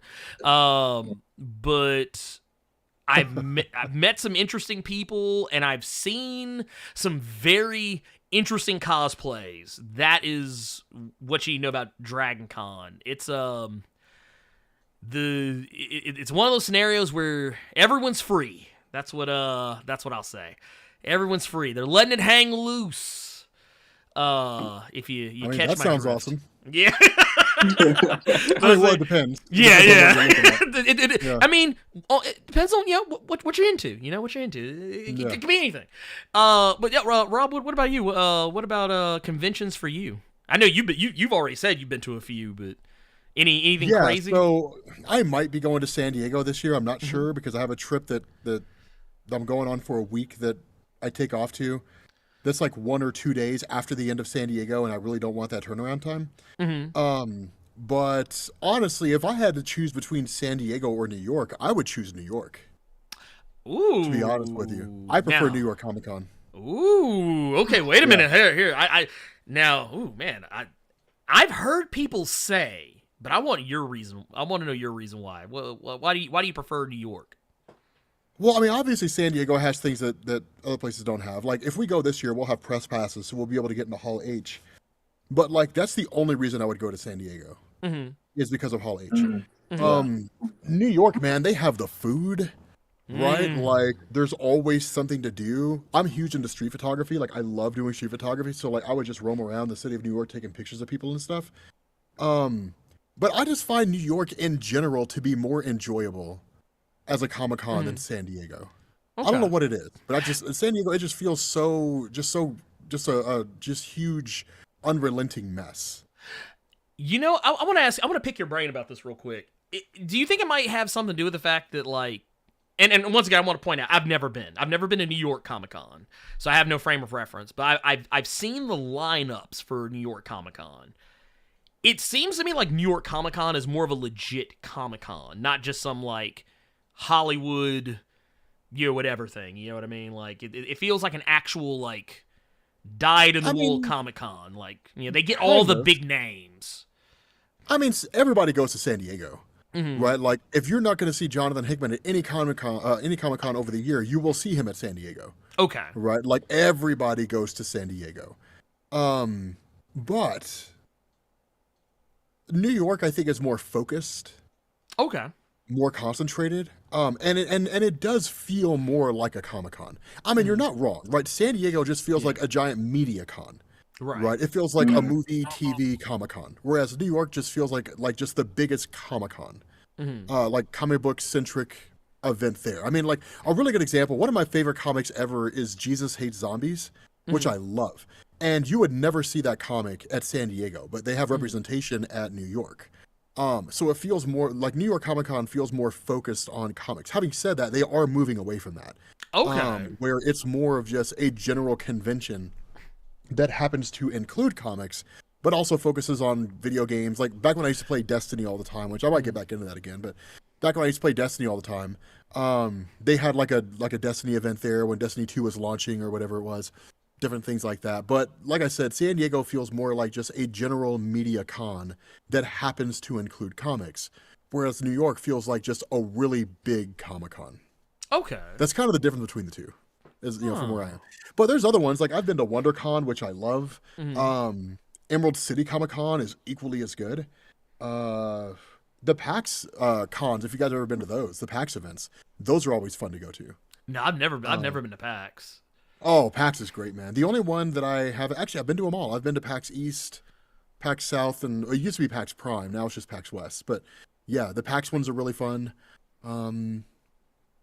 But honestly, if what you're looking, I mean, in years past it was like this. If what you're looking to do is go to a comic book convention to find kind of the top tier creators without having to go through like a lottery system that you go through with San Diego, it would be either New York or Rhode Island Comic Con. Rhode Island Comic Con is one of the best kept secrets for, it's one of the best secrets for finding content creators or comic book creators. If you want to find like some of the top creators and artists, the year that I went with Benny, Chris Claremont, Scott Snyder, let's see, Luis and Walter Simonson, the ones that launched the original X Factor stories back in the day. I mean, just like past and present big names. Kevin Smith was there. I mean, it's a small con. Like at the time that we went, it was by no means enormous. Yeah. But Rhode Island Comic Con is just, and plus the food out there, man, like New England seafood. It's one of the best kept secrets in the comic book industry, I think, for top tier comic book creators going to. But then also I live here in Colorado, so I've been to Denver Comic Con a few times. That one's nice. But yeah, if I had to pick two as my favorites, I would probably say Emerald City and New York.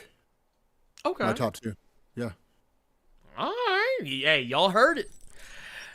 We got us another one here. This is from Shadow the Cat 99.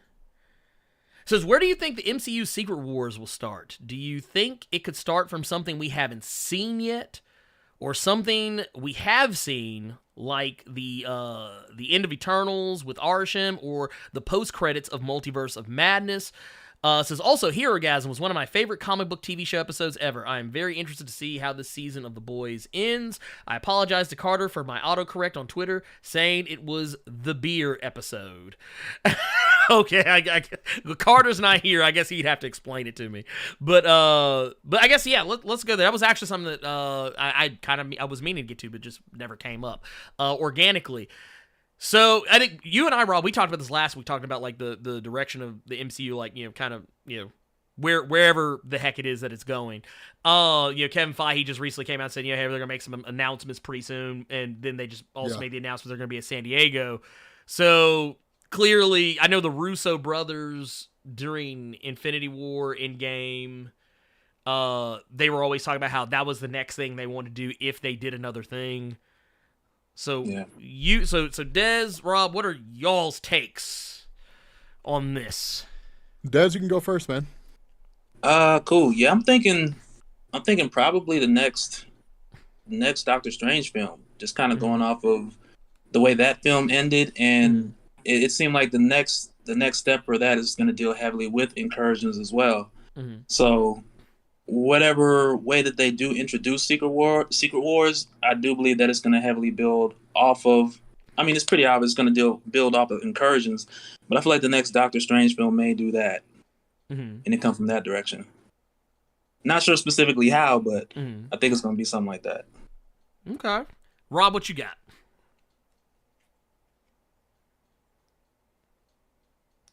Oop. Well. Oh, there you. Yeah, no. You didn't lose me. Okay. I was like, wait a minute. I think everybody's wrong about the incursions. I think the incursions are happening, maybe coinciding with some things that are taking place around the same time, but I think the incursions are basically what happened as a result of Loki. Okay. Just universes crashing into each other and encountering each other, so on and so forth. I think Secret Wars is basically going to be like Avengers Forever. But it's going to be considered a quote-unquote secret war because no one's really going to know about it. It'll be a war fought in the time stream. Right. Against Kang the Conqueror. Like, I think he'll be the main villain there. Not to mention, I think that Avengers Forever wouldn't sell well as a movie title. Absolutely it would. Are you fucking crazy? Avengers Forever? Avengers 5. Avengers Forever. That title sounds like crap. I'm not going to go see that. I don't know. I keep, like, whenever it's not even anything to do with the Avengers, but I always feel like ever since, Batman Forever, it's just like I always feel like, I always feel like whenever you put forever in something, I'm just like, all they need is like a little trailer where you have like Iron Man and Captain America running towards the camera. Yeah, right. With like light in the background as their silhouettes. Oh my god! Like, wait! Holy rusted vibranium! It's like, exactly. Just don't do it. Just don't do it. Well, you can have Captain Carter come in as like the chick. God, no. I will say this. I think as far as everything goes, I do think definitely Loki is going to be where a lot of the framework and the foundation is going to come from. I think we'll probably start to really see something in Ant-Man and the Wasp, Quantumania. I think that's going to be where we're going to see it. About that. Honestly, I don't think a lot of people are thinking about that movie. I think a lot of people forgot about it. And you know what? Honestly, it might be for the best because I think that if people aren't thinking about it as much, that gives Marvel a better chance to surprise people. It does. Yeah, which I think the hype will build up the closer we get. And with Kang the Conqueror being the main villain, honestly, how much that hype builds really depends on a combination of the announcement they make, supposedly, and don't take this as an absolute, but the rumors circulating around for Thor Love and Thunder is that the post-credit scene is going to be our first actual view of Adam Warlock. So we're going to get to see Adam Warlock properly. That would make sense. That actually makes sense. Yeah. Whether that's true or not. I mean, there's also rumors saying that like Beta Ray Bill is supposed to appear in the movie, like the actual Beta Ray Bill. But again, I don't really know. I don't frames a shot. Yeah, like I don't. That's the thing. I don't really know. I think Ant-Man and Wasp: Quantumania will be the first time that we actually see Kang the Conqueror in the MCU. I think up until that point he'll just be alluded to. Honestly, I think he'll appear in the movie before he appears in Loki season 2. But that being said, the hype for the movie will build up like the closer we get, especially because people are like Kang the Conqueror and all that kind of stuff. That hype will start to build itself. So I don't think you're looking at one of those things where everybody goes and then suddenly remembers that Quantumania is happening a week before it comes out. Yeah, I mean, obviously there's trailers and whatnot, but people will remember. So. Oh, definitely. Oh, yeah, like I said, once we, and this will always tell people, all it takes is one good trailer.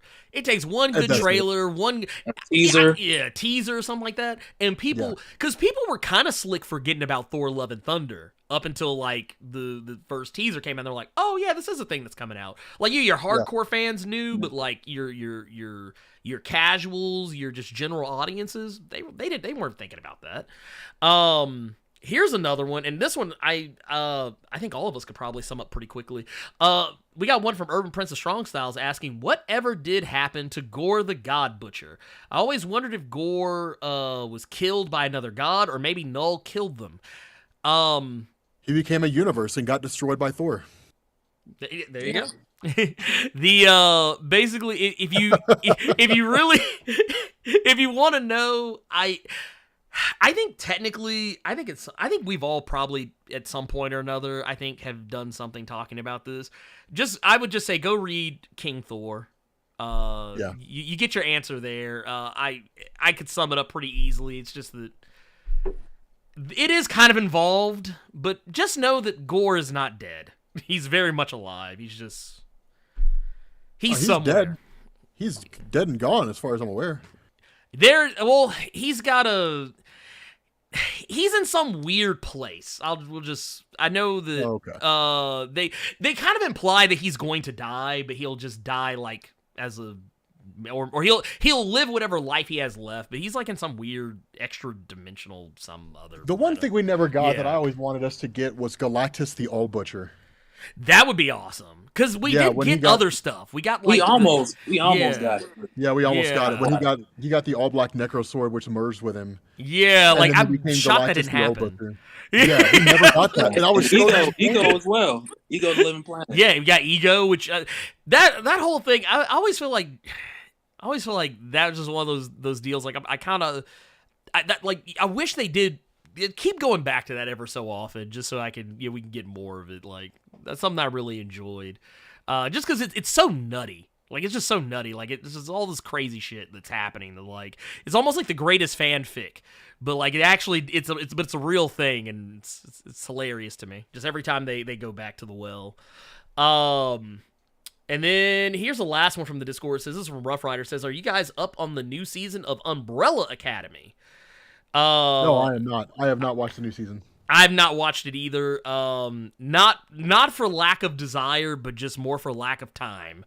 Too much shit is coming out. Like, I got too much shit to watch. First world problems. They also asked not to mention the Mario versus Omarion R&B battle. Any thoughts? I have not seen it yet. I heard it was happening. Carter saw it. Either.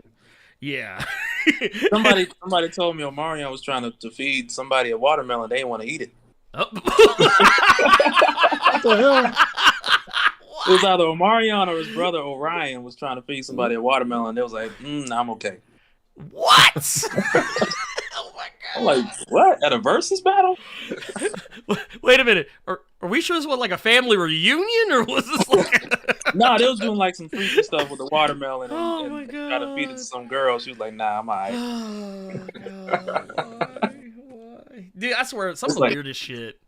Like, man, that's live. That's gotta be bad, man. Like, yeah, oh my god. Yeah, you know what?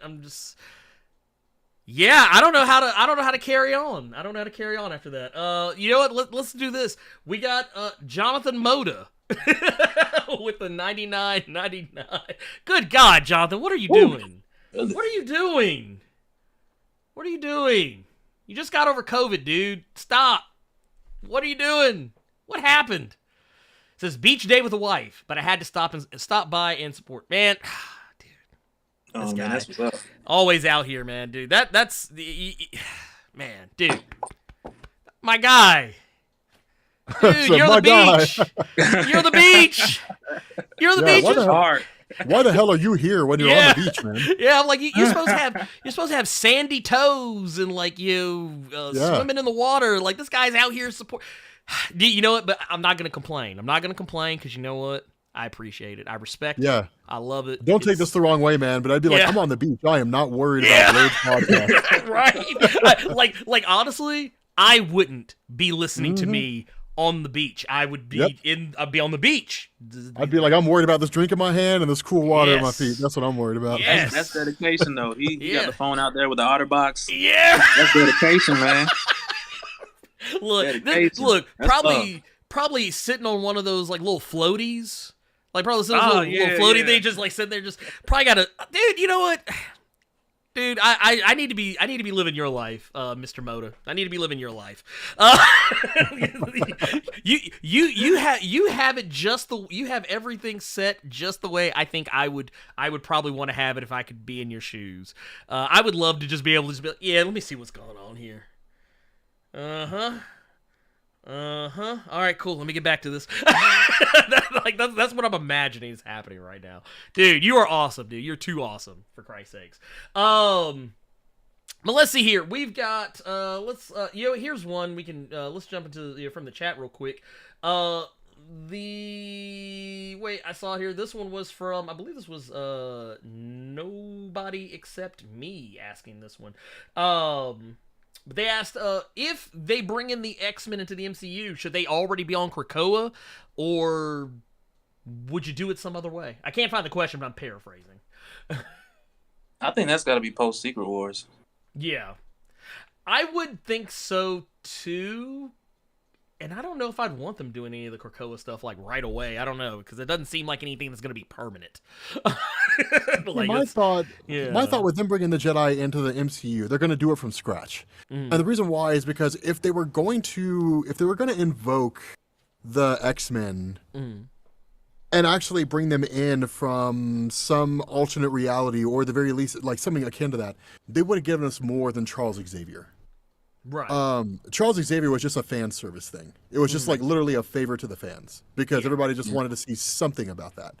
But yeah, I think they're going to start from scratch. Having said that, I think it's going to be like a legitimate mutants are appearing for the very first time kind of thing. I don't think they're going to have been here for a really long time and nobody knew about them. Right. Yeah. It's one of those situations too where I don't know. At this point, I feel like we're ways away.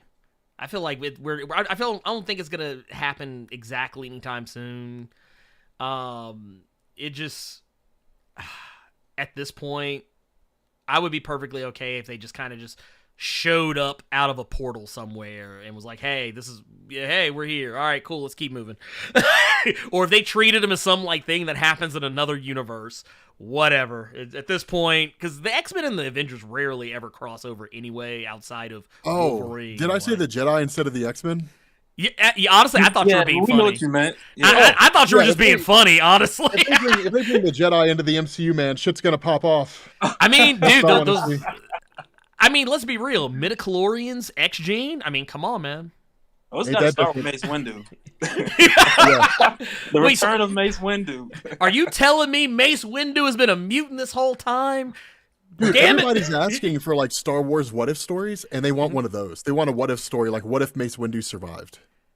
Dude.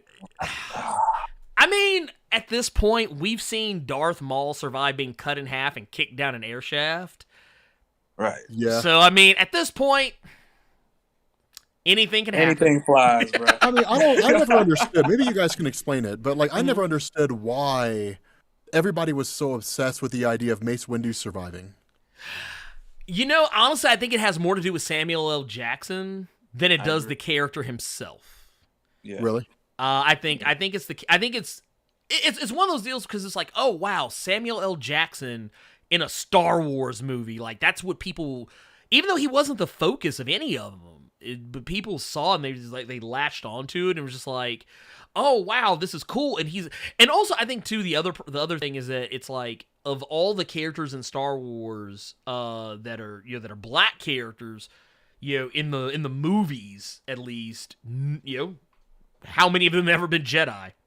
And it's like, oh wow, so this is a Jedi. Oh my god, and he's a Jedi master. Oh my god, this is so crazy. And the Jedi are racist. Black you are. Jedi you will not. Yeah. Does it look like I have? Does it look like I have a garage that has a sign on it that says "Dead Jedi Storage"? Yeah. No. It's like, no, I don't. Welcome here, your people or not. Yeah, exactly. It's like, goddamn, Yoda. It's like, dude, like your kind. He would just want to see him come back so he can be like, that motherfucker Anakin.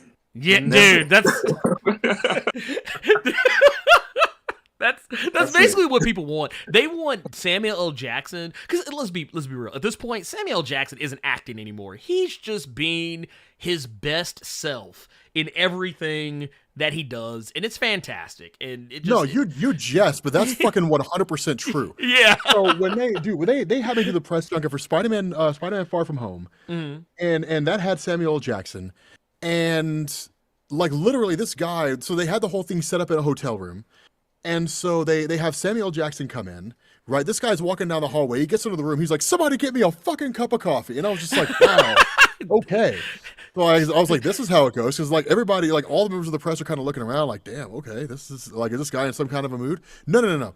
Sitting down and talking to Samuel Jackson, every character he plays is just Samuel Jackson playing himself, who happens to be playing that character, right? Who's like, if Samuel Jackson, as we know him, happened to be a Jedi Master, that's Mace Windu. Like that's literally, it's just him being himself in every role he plays. So you're 100% right. Yeah. Even the stuff he does in the MCU is when he's Nick Fury, he's being Samuel Jackson. That's why they hired him. Because here's the thing. You don't hire an actor of Samuel L. Jackson's cachet if you don't want him to be Samuel Jackson, because that's what people are going to want to see. It's kind of why I always feel, it's why I'm worried for the Black Adam movie. Because you have a movie where you have The Rock, and he's very clearly not going to be acting like The Rock as people are used to seeing him. He's going to be playing a more reserved version of himself. That is one of those situations where it's kind of like, this isn't going to be like Hobbs and Shaw, with, I guess, more superpowers than Hobbs and Shaw usually have. I don't know. But yeah, that's just what it is. People are going to want to see that. And I think people just are happy to see, Samuel Jackson, Jules from Pulp Fiction, got a lightsaber. Yes, sir. That's what we like. Man, that's what it is. The path of the righteous man, Anakin, is beset on all sides. Wait, he said, which lightsaber is yours? The one that says bad motherfucker on it. Yeah. That's what it is. That's basically what it is. It's no more. It's no less. Yeah, like what you do with the younglings, Anakin, and like Padme starts to talk. He's like, I don't remember asking you a goddamn thing. Dude, that's what it is. It's literally this is why you get Samuel Jackson. 100%. Yeah, exactly. 100%. The memes. He's a walking meme. That's like meme generator. If they were for whatever reason, if at San Diego Comic-Con they said, hey, we're coming out with Disney Plus 2023 Mace Windu. Disney Plus is coming out. That's literally all people would do. The memes would be coming out of the woodwork. That's literally all you would get. And the show itself would probably be a meme in and of itself. Oh, dude, that show would be huge. Every episode. Out of that show. Every episode. Yeah. Heaven forbid the show is bad. Heaven forbid that show is bad. It won't matter. Because people will have the memes. They'll be like, look, they'll be like, hey, look, we got what we wanted out of it. We got it. It happened. We can move on. That's what people are gonna do. The memes save the day. Yeah.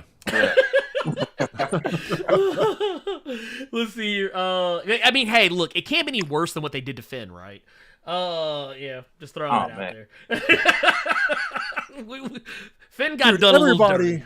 Everybody so wanted to see him become a Jedi. Like, I saw that and I was like, okay, so Finn's got a blue lightsaber. Finn's definitely gonna become a Jedi. They're like, nope, he's just a guy who picked it up and started using it. And it's like, you know what? Fuck you, Disney. Yeah, that's how you're gonna be. Like, that guy should have been a Jedi. You sound like my brother. That's exactly what he said. Yeah, man. Well, it was a bait and switch of the highest order. You had all of the promotional materials, all the teasers, the trailers. You had lunch boxes. You had toys with him with a lightsaber. Everything. You get to that movie, it's like this dude doesn't even have a stitch of the Force in him. Not 1 ounce. Not even so much as a crumb. Nope. This dude can't shake a fucking toothpick, man. This guy doesn't have just not 1 ounce. Not 1 ounce of the Force in him. And that's what's so heartbreaking, man, because Finn would have just been a great Jedi. Because Daisy Ridley was cool. Okay, yeah, sure, whatever, I guess. But, like, I would love to have seen Finn just as a Jedi. Like, that would have just been... Just from where it started, man. Like, that would have been the perfect story, like, coming from a stormtrooper. Yep. Yes. And exactly. What sounds better? That would have been a great story, man. He goes from a stormtrooper, and it turns out he's a good guy. He's a Jedi, or he has a Force, and he becomes a Jedi. Like, right. Yeah. What sounds better? Rehashing the exact same plot of The New Hope, or something we've never done before? Let's just go back to A New Hope. Because instead of like Luke Skywalker dying because for some reason we'll never understand, the Force makes you so tired you croak. that like Finn would have been like the first Jedi that he starts to train after every, because I loved the whole story arc with the Knights of Ren. Yeah. Right? Because like basically Kylo Ren was Jason Solo. Like that's effectively what he was. Right. And so it was like, okay, like I'm definitely digging that. Like I love that whole plot thread. And so I think it would have been just a great idea if at the end of it all, like Rey walks away. She becomes like maybe a gray Jedi or something like that, but she's like, I don't want to have anything to do with the Force anymore. And she's done. And Finn becomes like the first student of Luke Skywalker when he takes back up the mantle to become like a Jedi again. Because you could have some moment where he has like a conversation with Yoda, and Yoda's like, dude, shut the fuck up, man. Stop moping. Dude, like sometimes bad shit happens, Luke. It's just the way it goes. You know, like literally the entire Jedi Order was destroyed under my watch. I don't know what to tell you, man. Just suck it up and move on. And then like Finn becomes like his first Jedi pupil. Like that would have been great. Oh, that would have been honestly, I would have been even fine with it if they, because I know what they, because this is the way I thought it was going to go originally. I thought they were going the route of, oh, it's the Force Awakens. That means we're getting all kind of crazy Jedi shit going on. I'm thinking, oh, y'all are going to make it where, oh, we got Finn. He's got a lightsaber. He's clearly got the Force. Right. Okay, well, we got Daisy Ridley over here. She's Rey. You know, maybe she's got a little something going on. And we got Poe Dameron over here. Maybe he'll be like, you know, the first like X-Wing pilot that we see in the movies that like is, you know, got the Force that ain't Luke. Yeah, that ain't Luke Skywalker. You know, I was like, dude, these are so many great opportunities. And I'm thinking, dude, y'all really screwed the pooch on this one when it comes to, you know, it really to doing it. Felt like with 7, 8, and 9 that they were just making it up as they went. Yeah, like, well, that was the thing. Like, what's his name? J.J. Abrams came out, and he was like, "I never had a plan when I made the movies." And it's like the most successful sci-fi franchise in the history of Hollywood, and you had no plan. Nope. Going into it, like, really, man. And look, Star-Lord had more of a plan in Guardians of the Galaxy Volume 1 than J.J. Abrams did. I want y'all to think about that. He had 12% of a plan. J.J. had none. Had none. Like, come on. Not a damn plan. Yeah. Star-Lord had a dance-off with fucking Ron and the Accuser, and that was a better plan. Yeah. Against all odds. Against all fucking odds. But let me ask you guys something. Oh, go ahead. So what would y'all think if, like, if in a perfect world, we can turn back time and instead put 7, 8, and 9 in the hands of like John Favreau and Dave Filoni? Mm-hmm. Like, well, how would you see that panning out? Infinitely better. Yeah, yes. Infinitely better. I mean, let's be real here. The Mandalorian speaks for itself. The Mandalorian speaks for itself as far as being a television series that pretty much, I think, is universally loved. And they figured it out. I think they figured out the formula that gets people to like Star Wars. And I don't know, I felt like, and this is something I always wanted, I wanted Star Wars movies and TV shows that had nothing to do with Jedi. That was always something I wanted, because I was like, dude, we've got plenty of Jedi shit over here. Let's move on. We have other cool shit going on in the galaxy. There's crazier and scarier motherfuckers out there in the world. Yeah, the Star Yuzon Wars. Vong. The Yuzon Vong killed fucking Chewbacca in the expanded universe. Yeah, back in the day, dude, they had so many crazy characters. And the thing is, you go back to that expanded universe, there were lots of characters that weren't scared of Jedi. They were like, dude, Jedi, who are you supposed to be? I got this pistol that shoots so fast that you can't dodge it or can't deflect it or whatever. There were even more interesting, like, I guess what they used to call gray Jedi, back in the day. The characters were way more interesting than any Sith Lord or just normal Jedi. You had all kinds of interesting stuff that you could have done. I even thought what they did with Rogue One. With Donnie Yen's character, I thought was interesting because he was a Force-sensitive person that wasn't walking around with a lightsaber. I thought that was something different.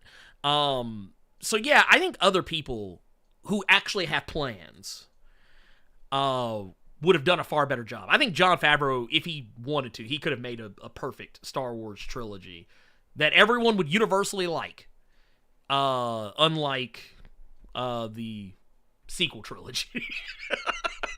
Get Jon Favreau. Was it Bryce Dallas Howard? She's been directing episodes of The Mandalorian and done fantastic jobs in both of her outings.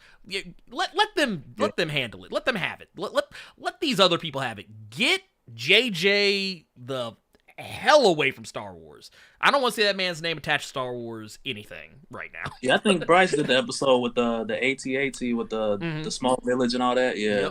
Yep. Actually, like, arguably some of my favorite episodes of The Mandalorian, she has been behind the camera on, and I'm like, I don't understand why Disney has not been like, hey, you want to come over here for a second?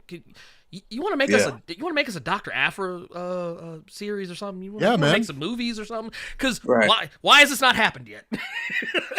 I mean, that's the thing. Like, if I were Disney, I would move away from the Skywalker era. I would focus on the old stuff. Jolie Bendo, Revan, Malik, all that stuff. Like, that's what I would focus on. Old Republic is where it's at, man. Old Republic. Knights of the Old Republic. That new game coming next year, too. Hell yeah, it is. I'm so fucking hyped. I'm so hyped.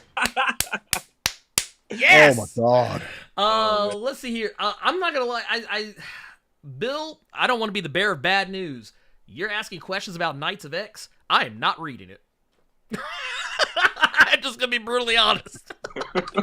And I don't want to sound like a bad person, but I did not enjoy Tini Howard's Excalibur as much as I would have liked. And I'm pretty sure I'm not going to enjoy this either. So I have the first issue. I'll go back and read at some point. And based on that, maybe I'll be able to talk about it. But Excalibur is just gonna be, honestly, Knights of X is just Excalibur. It's just more Excalibur. Excalibur's a huge blind spot for me as a Marvel reader. Oh, Excalibur was always a great story back in the day. Back in the day, yes, but like just like this right now, no.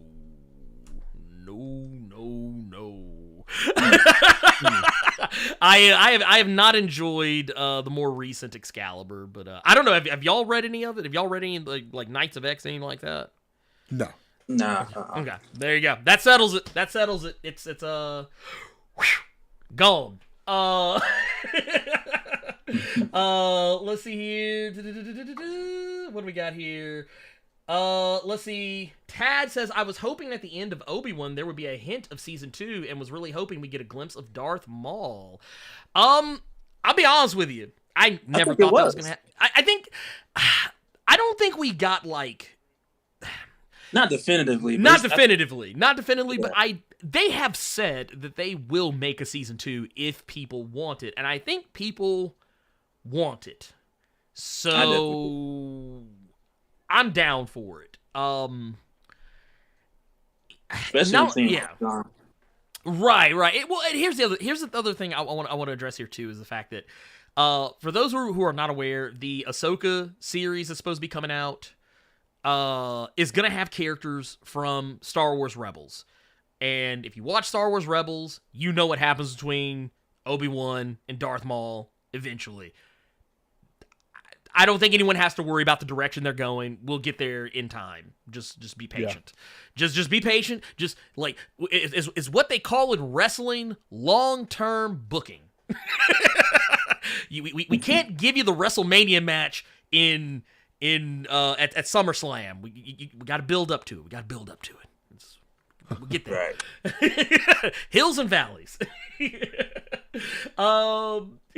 Leadex was that you could never pay me to read Excalibur.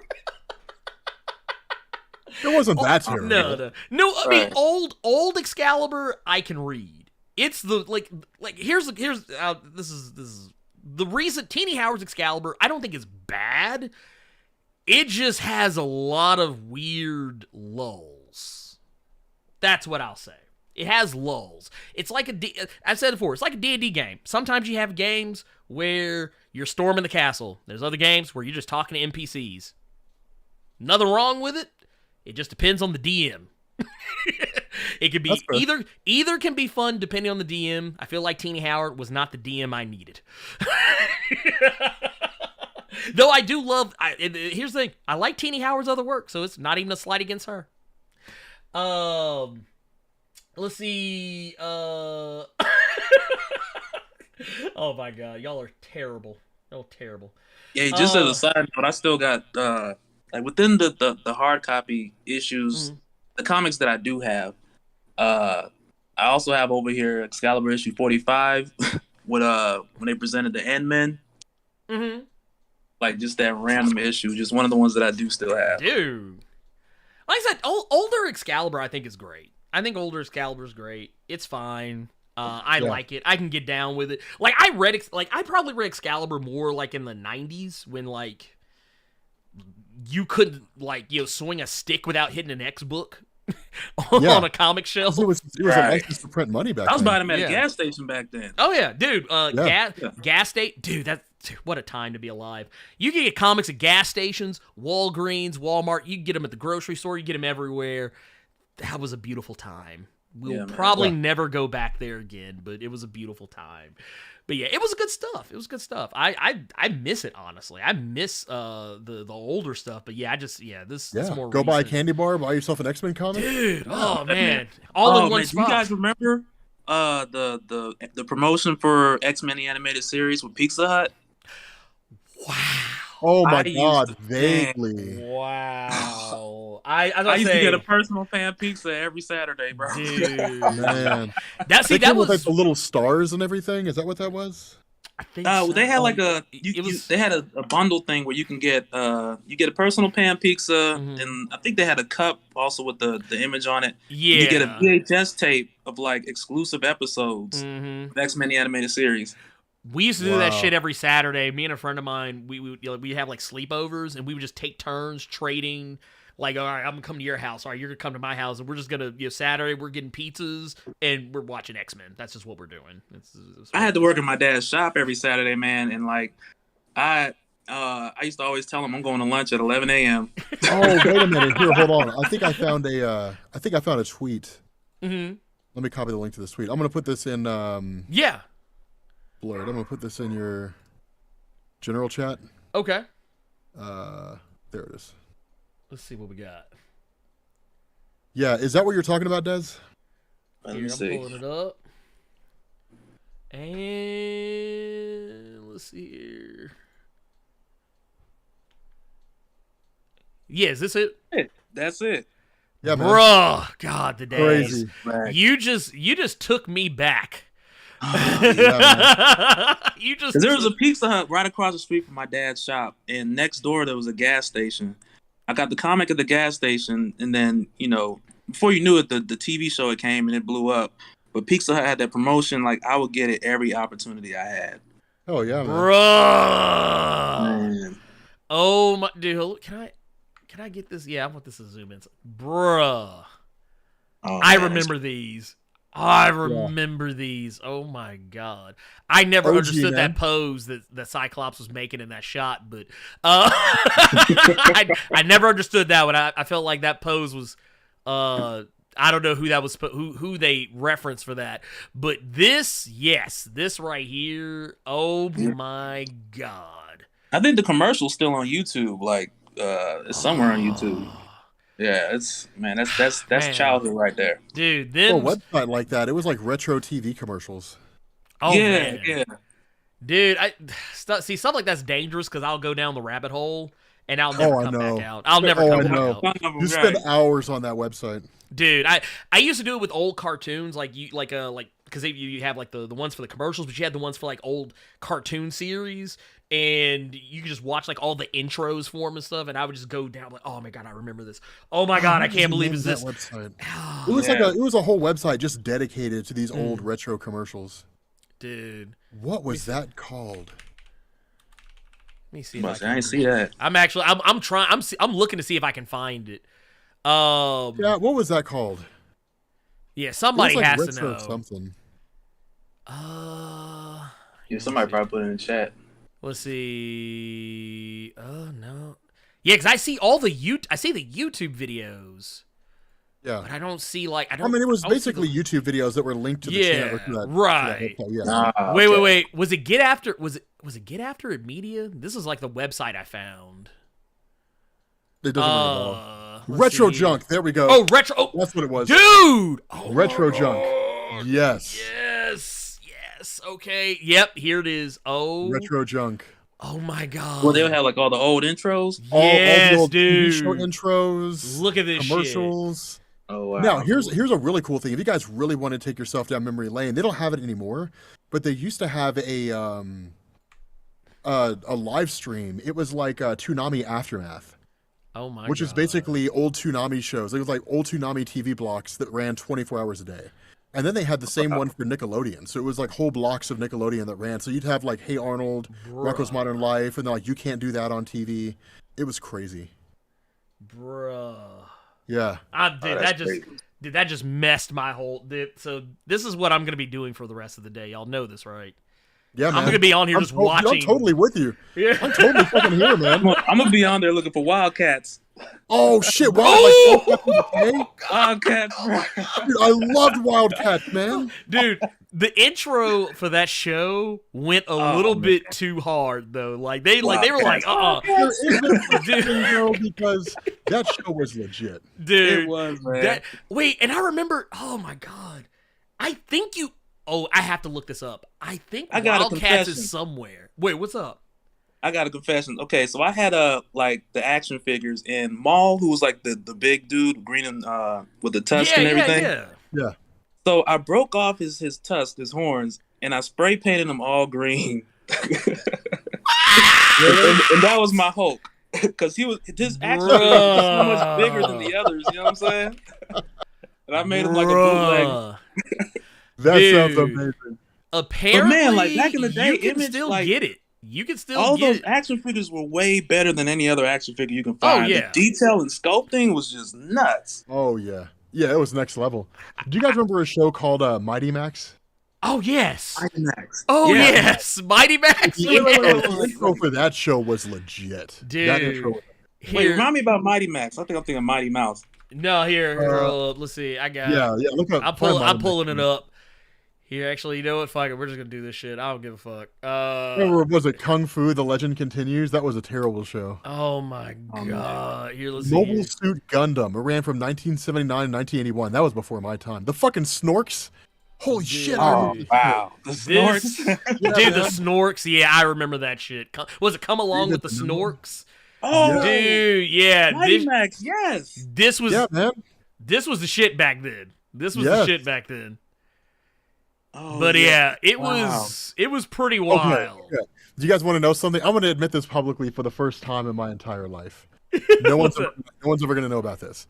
When I was a little kid, I was a huge fan of Jim and the Holograms. Okay, all right. No, I'm gonna stop you right there. I'm right there with you, pimp. I'm right there. Okay, I used to No, watch you that are not show. alone, sir. You are not. I used to sit my ass there. No, dude. I used to sit there singing the motherfucking song right along with it. And I'll even admit, doing the just like how she was doing the little Carlton in the intro singing song. I was right there. Girl, dude, she is truly outrageous, I guess. Dude, they have fucking Zoobly Zoo on here. Oh, Magic and Wonders are waiting for That you. Brother! You guys knows what the fuck I'm talking about. Oh my Zoobly Zoo, man. Zoobly Zoo. What the fuck? Oh my god. Zoobly Zoo was the shit. Wow. Magic and wonders are waiting for you. Wow. Oh, I'm gonna play this shit right now. Dude, hold, let me. Wait, is this? I think here. Hold up. Let me see if I can. Dude. Zoobly Zoo. Zoobly Zoo. My god. Dude, I got it right here. Zoobly Zoo, man. If they got Zoobly Zoo, they gotta have Fraggle Rock. Oh, they better. Oh, God, They better. Man. Dude. See, we came from a different time, man. We did, oh man. my The kids these god. days, they just don't. Look at that. Dude. don't- Dude! What's with the little hop skip? Oh my god. Bruh. They don't understand, dude. They don't know. Oh my dude, this used to be peak. Wow. This used to be peak Oh. television programming, y'all. Saturday mornings, man. Dude, that was peak television programming. Y'all have no idea. 2:30 in the morning, man, to start that whole, get your bowl of cereal, and you're good for the day, man. Good for the whole morning. And dude, I forget. Oh my god. Yeah. See, as I'm going through this website, I'm finding so mini Yeah. shows. Retro Oh junk. my god, yeah, this website's dangerous. This website is You're a gonna, menace. you are gonna live on this website, dude. man. It's a menace. And here's the sad part: I found this website a long time ago, but I forgot about it. Me too. I couldn't remember. Yeah, I was actually looking for this a couple of weeks ago and couldn't remember what it was. And I just said, well, I'll just Google search something. And I ended up finding what I wanted. But yeah, dude, this. Yeah. Oh my god, y'all put me on something new. Yeah, they got Clarissa explains it all. Oh, dude, Dez is gonna be a lot, man. He's like on this video for a month. look, next thing we're gonna find this man's been watching the.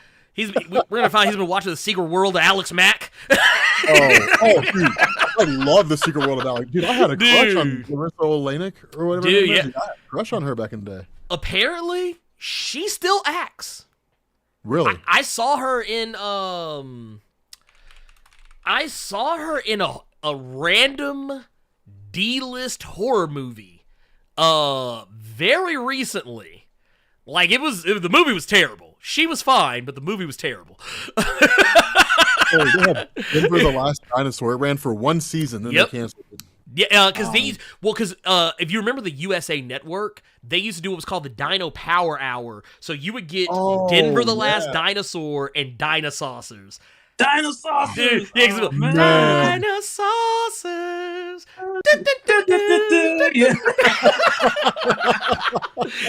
And then you do like when it really got good to him, they'd be like, Dinosaurs! Oh, man! Just like Dinosaurs. Dude! Oh, God! Ooh, okay. Oh, damn, they've got Reboot on here. Dude, Reboot. Oh, my God. Dude, Reboot. Fucking Megabyte? Dude, I loved Reboot, man. Dude, Megabyte, I used to, okay, oh, my God. He scared me having, when I was a kid, man. Dude, him and Hexadecimal.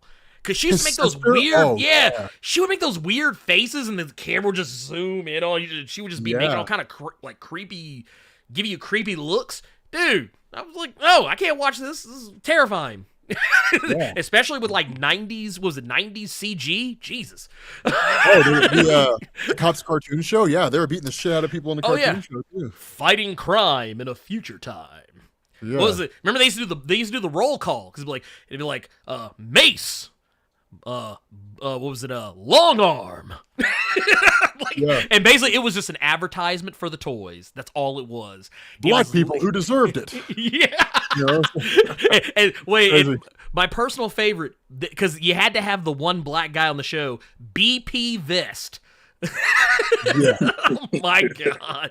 And he even had a little S curl. He had the little Superman curl in his fade. It was really, God. It was something. Dude, fucking Wild and Crazy Kids. I always wanted to be on that show. Oh yeah, dude. I wanted to be on that show so bad. Yeah, because it just seemed like so much fun. Guts. Oh, here, and I got here, Rob. I got something just for you. Here is, you want to see Larissa today? This is a shot from 2019. Here she is. This is Daria. Daria was a great show back in the day. Yeah, what does she look like? Oh, it was the Animal Among Us. That was the movie I saw. I mean, she's still kind of got it going on. Oh no, she can still get it. She still got it. Make no mistake. I would still check out the Secret World. If you know what I mean. I'll pick it up and put them down. They have Land of the Lost. Dude. Damn. Oh my god. Wow. Dude. Watch him getting chased by that fucking T-Rex. Yeah, man. Getting chased into the cave. Oh my! This is dangerous. This is a dangerous website. Like, I'm literally y'all are probably gonna see me tweeting later. I'm just gonna be like, motherfucker, and just posting random videos of shit. Life with Louie, the critic. Oh, the critic. Dude, what is it? Because you had to. What was it? They would do back to back because you'd get the critic, and then they would put Duckman on afterwards. It's like, Duckman, dude, that was nuts. That was it. Like, you would literally get both shows like back to back on USA Network, because that's what I did on Friday nights when I got off from school. I wonder. Watching USA Up All Night. Mm-hmm. Dude, they have this, man. Adventures of the Gummy Bears. You guys remember that? Yep. Oh yes. Gummy Bears. Dude. Yeah, man. Dude. They are the gummy bears. Dude, Yeah, dude. I think wait, I got to check if I think they might have that on Disney Plus. I'm gonna have to go look. Oh, dude, if they have it on Disney Plus, I'm gonna order a pizza and watch all that shit tonight. Oh yeah, it's like matter of fact, I'm going to Disney Plus right now to confirm. I will watch that, man. That show. Here, let's see, Gummy. Yep, they do. I know they got dinosaurs on Disney Plus. Yep, they got Yeah, because dinosaurs were so good. Yep, 6 seasons. That was on TGIF. Yeah. Oh yeah, dude. Shit. Okay. 6 seasons of Gummy Bears. This is gonna take you guys back. Do you guys remember Teddy Ruxpin? Oh fuck yeah. Oh yeah. That creepy ass little teddy bear. Yeah. Yeah. Those are guys in the chat who were unfortunate enough not to know about Teddy Ruxpin. At the time it came out, Teddy Ruxpin was next level, right? It was like if you owned a Teddy Ruxpin, you had it. All this motherfucker was a toy bear with a tape deck in his back. Yeah, that's it. And you hit play, but his mouth moved and he talked. It was insane. Dude, that's your Teddy Ruxpin right there. Look at that. Right there. Just hanging out with some kids. Crazy today, bro. Dude, Teddy Ruxpin, Like looking back at it now. Oh yeah. I like that. You got Teddy Ruxpin's Marvel writer apologizes for what if. Oh yeah. I never took it down. I was like, fuck it, I'm just gonna leave it up. Got that shit right now. So let's go right here. It's like, and honestly, what if that? I used to always think this motherfucker would come to life and kill me in my sleep because I was watching Child's Play back in the day. Man, Child's Play. Because see, I used to also have the My Buddy doll. Like I used to have that and the Teddy Ruxpin. So yeah, I had to hide those things because I thought they were gonna kill me in my sleep. Though as I got older, I realized Chucky doesn't kill kids; he just kills adults. If you're a kid, you are safe. You are safe. At the from worst, Chucky. he'll just take your body. You know what I'm saying? He might kill your parents. He'll kill your parents. He'll probably kill all your friends. He gonna get your body. Oh shit, dude! They have Chuck Norris and the Karate Commandos. Not the karate. I used to have the toys for that shit. You used to have the toys for Karate Commandos? Yes, I used to have the fucking. Oh my god! I am so jealous. I always wanted those when I was a little kid. Dude, I used to have the fucking toys, dude. That shit. For those of y'all, y'all don't know. Oh, you guys don't understand. Yeah, because I can tell you. Look here. Actually, I found this image. I didn't have. See, here's the thing though. I wasn't able to get Chuck Norris, but I was like the 2 hero on the side, the sumo wrestler, and Cat Daddy here on the right in the karate gi. Those 2 I had both of those, but I never got Chuck. I never managed to pull Chuck Norris. And they have Camp Andy here. Holy shit, dude! It's like I said, dude. I'm about to say I had some obscure figures back in the day. Like I remember having a Trevor Fitzroy action figure with the little the diamond. I love Trevor Fitzroy. Yeah, I had that. It had a little diamond shaped kind of helmet thing you put over his head when he time traveled. Did you have a Bantam to go along with him? No, I didn't. He was the one that closed his portals behind him. Yeah, I love that guy. Bro, yeah, I'm not that Trevor. I want to do a little age test right here real quick. I'm gonna put some up on the screen. I want to see if y'all know what it is. Y'all, oh my god! Y'all remember this? Y'all remember the Rock Lords? They were literally toys that they were like Transformers, but they were rocks. Didn't those come with Happy Meals? I think they did. I almost, because they had a cartoon series, and I'm almost positive, because I don't think I ever actually went to a store and got one. But I remember, because what you would do is you would just transform them like a transformer, but instead of turning to like a car or anything, they turn into a fucking rock. Like it looks familiar, but I can't remember any content around it. Yeah, it was, that shit was crazy. It was crazy. But yeah, it was a thing. It was a thing that existed, and it was very, very likely trying to get that Transformers money. Because that's what it was. I think it was a GoBot spinoff. Is what I think it was. Yeah, because it was developed alongside Tonka. Yeah. So yeah, there you go. So yeah, it's the GoBot's product. Yeah, dude, that's freaking crazy. You know what? We can sit here all day doing this, and I know it's gonna happen. I'm gonna get lost in the void. Y'all are gonna see me later. I'm gonna have a freaking Gandalf beard and probably equally as high. Let's go ahead and wrap it up. I'm not gonna sit here and be presumptuous, so I'm just gonna say, for those of you if you are somehow not familiar with either Dez or Rob, please go check out their channels. They're awesome. They're amazing. And if for whatever reason you had no clue who they were before today, please go check them out because they are the reasons why I do what I do. Shit, they have James Bond Jr. on here. Oh, wait, you mean Junior. Oh my god! Yeah, I used to watch that shit every day before fucking school, dude. Oh my man. god! Oh, because he had the wristwatch. It was like he had the watch with the laser. Oh my god! They actually sold that Dakota watch. I think they had it as like a Burger King kids meal thing for a while, but you can buy it on Oh my god! Yeah, James see, Bond Jr. my daughter is about to hate me. Because she is about to, she's about to get inundated with just old ass cartoons. Oh, and you gotta make her sit down and watch it. Oh yeah. No. She's gonna sit there. She's gonna hate me after a while because she's just gonna be like, "Can I just go back to watching YouTube?" That's what's gonna happen. Max. What? That's what's gonna happen. But no, do either of you guys have anything coming up that y'all wanted to plug while you're here? Anything coming up? You go ahead, Rob. Holy shit, they have Heathcliff. Oh yeah, no. Rob is lost in the sauce. He's lost in the nostalgia sauce. The neighborhood. Heathcliff was Dude. dick. Oh yeah, that guy was a total asshole back in the day. I mean, he was the original recipe. He was the original recipe Garfield, though. So I mean, yeah, he was. Yeah, he was. He doesn't get the credit. He doesn't get the credit for it, but a lot of people don't realize he was the original, not Garfield. I mean, I'm going on this cruise for about a week and a half. I mean, I'm remastering Kingdom Come next week. Okay, all right, that's big. That's a big undertaking. I don't really have much else going on. I'm taking a break. I just need a break to relax, chill. Yeah. I got more than enough of a backlog. It'll keep me afloat for a week and a half. Oh, I would be shocked otherwise. Knock on wood. I took off a week and a half and it killed my channel. No, dude. You ain't going nowhere, dude. You ain't going nowhere. I should be fine. A lot more than that. I'm about to say, Des, what you got coming up, man? Well, I'll say for one thing, I'm going back and covering God of Thunder. Okay. So started a playlist on that. Covered the God of Thunder? Yeah, no, I didn't. So I was like, man, I want it at least on my channel. You know what I'm saying? Right. Yeah. If I were you, I would cover that the week Thor comes out. Mm-hmm. Okay.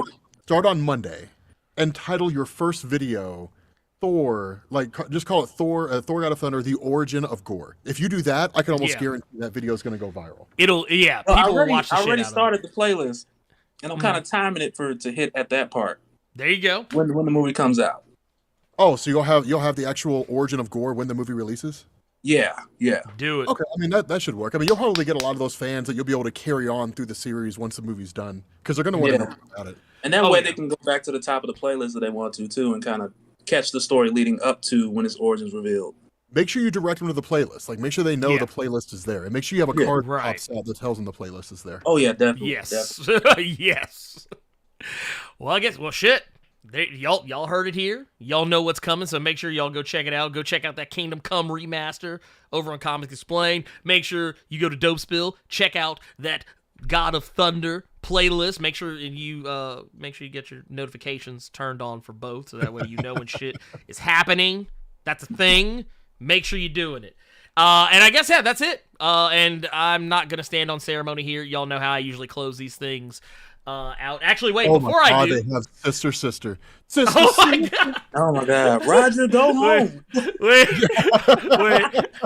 I will actually say this will probably be like two of the last things I'll address because I did just realize that they were there and I missed them earlier. So just for the people that didn't get to catch it, I will say let's see. It says, y'all got me wanting to watch shows like SWAT Cats again. Oh, yes. So there we go. And we got somebody brought up Bionic 6 in the chat at one point. Dude, Bionic 6? Yes, Bionic 6. Dude, that's man. Dude, we're going down a dangerous road, y'all. It's a dangerous road. and I'll answer this one. Would Nimrod and Ultron Fusion be OP? Yes. Because they're both OP. Right. Here's the story where Ultron tried to conquer the universe and almost did. Yeah, he took over the body of Adam Warlock. What was that? Was that Annihilation Conquest? Yeah. Okay, yeah, that's what I thought. Okay, so yeah. There you go. So some homework for y'all. Go read Annihilation Conquest. There you go. Oh, you won't have to, man. I'm gonna do a video series on. Oh, never. Forget I said anything. Y'all know what to do. Oh no, it's all good, man. It's all good. Go to Rob's. Well, I was thinking that Rob already did. Look, actually, I was actually half expecting Rob to just be like, "Oh no, I already did it 30 minutes ago." While we were talking, He's like, "You just put it out 30 minutes ago." What are you talking No, about? man, I'm over here tripping over the fact that they have like pound puppies. Oh God, not the pound. Oh, pound puppies were awesome, man. Oh my God. See now. Oh yeah. Rescue 911, literally a show about people fucking themselves up. Yeah. These are the things I'm gonna be watching all fucking night long. Yeah. Anyway. Man. Y'all have a wonderful evening. Take care. Have a great rest of the weekend. Keep it plus ultra out there in these streets. Go follow Rob. Go follow Dez. Y'all know what to do. And of course, as always, Bye.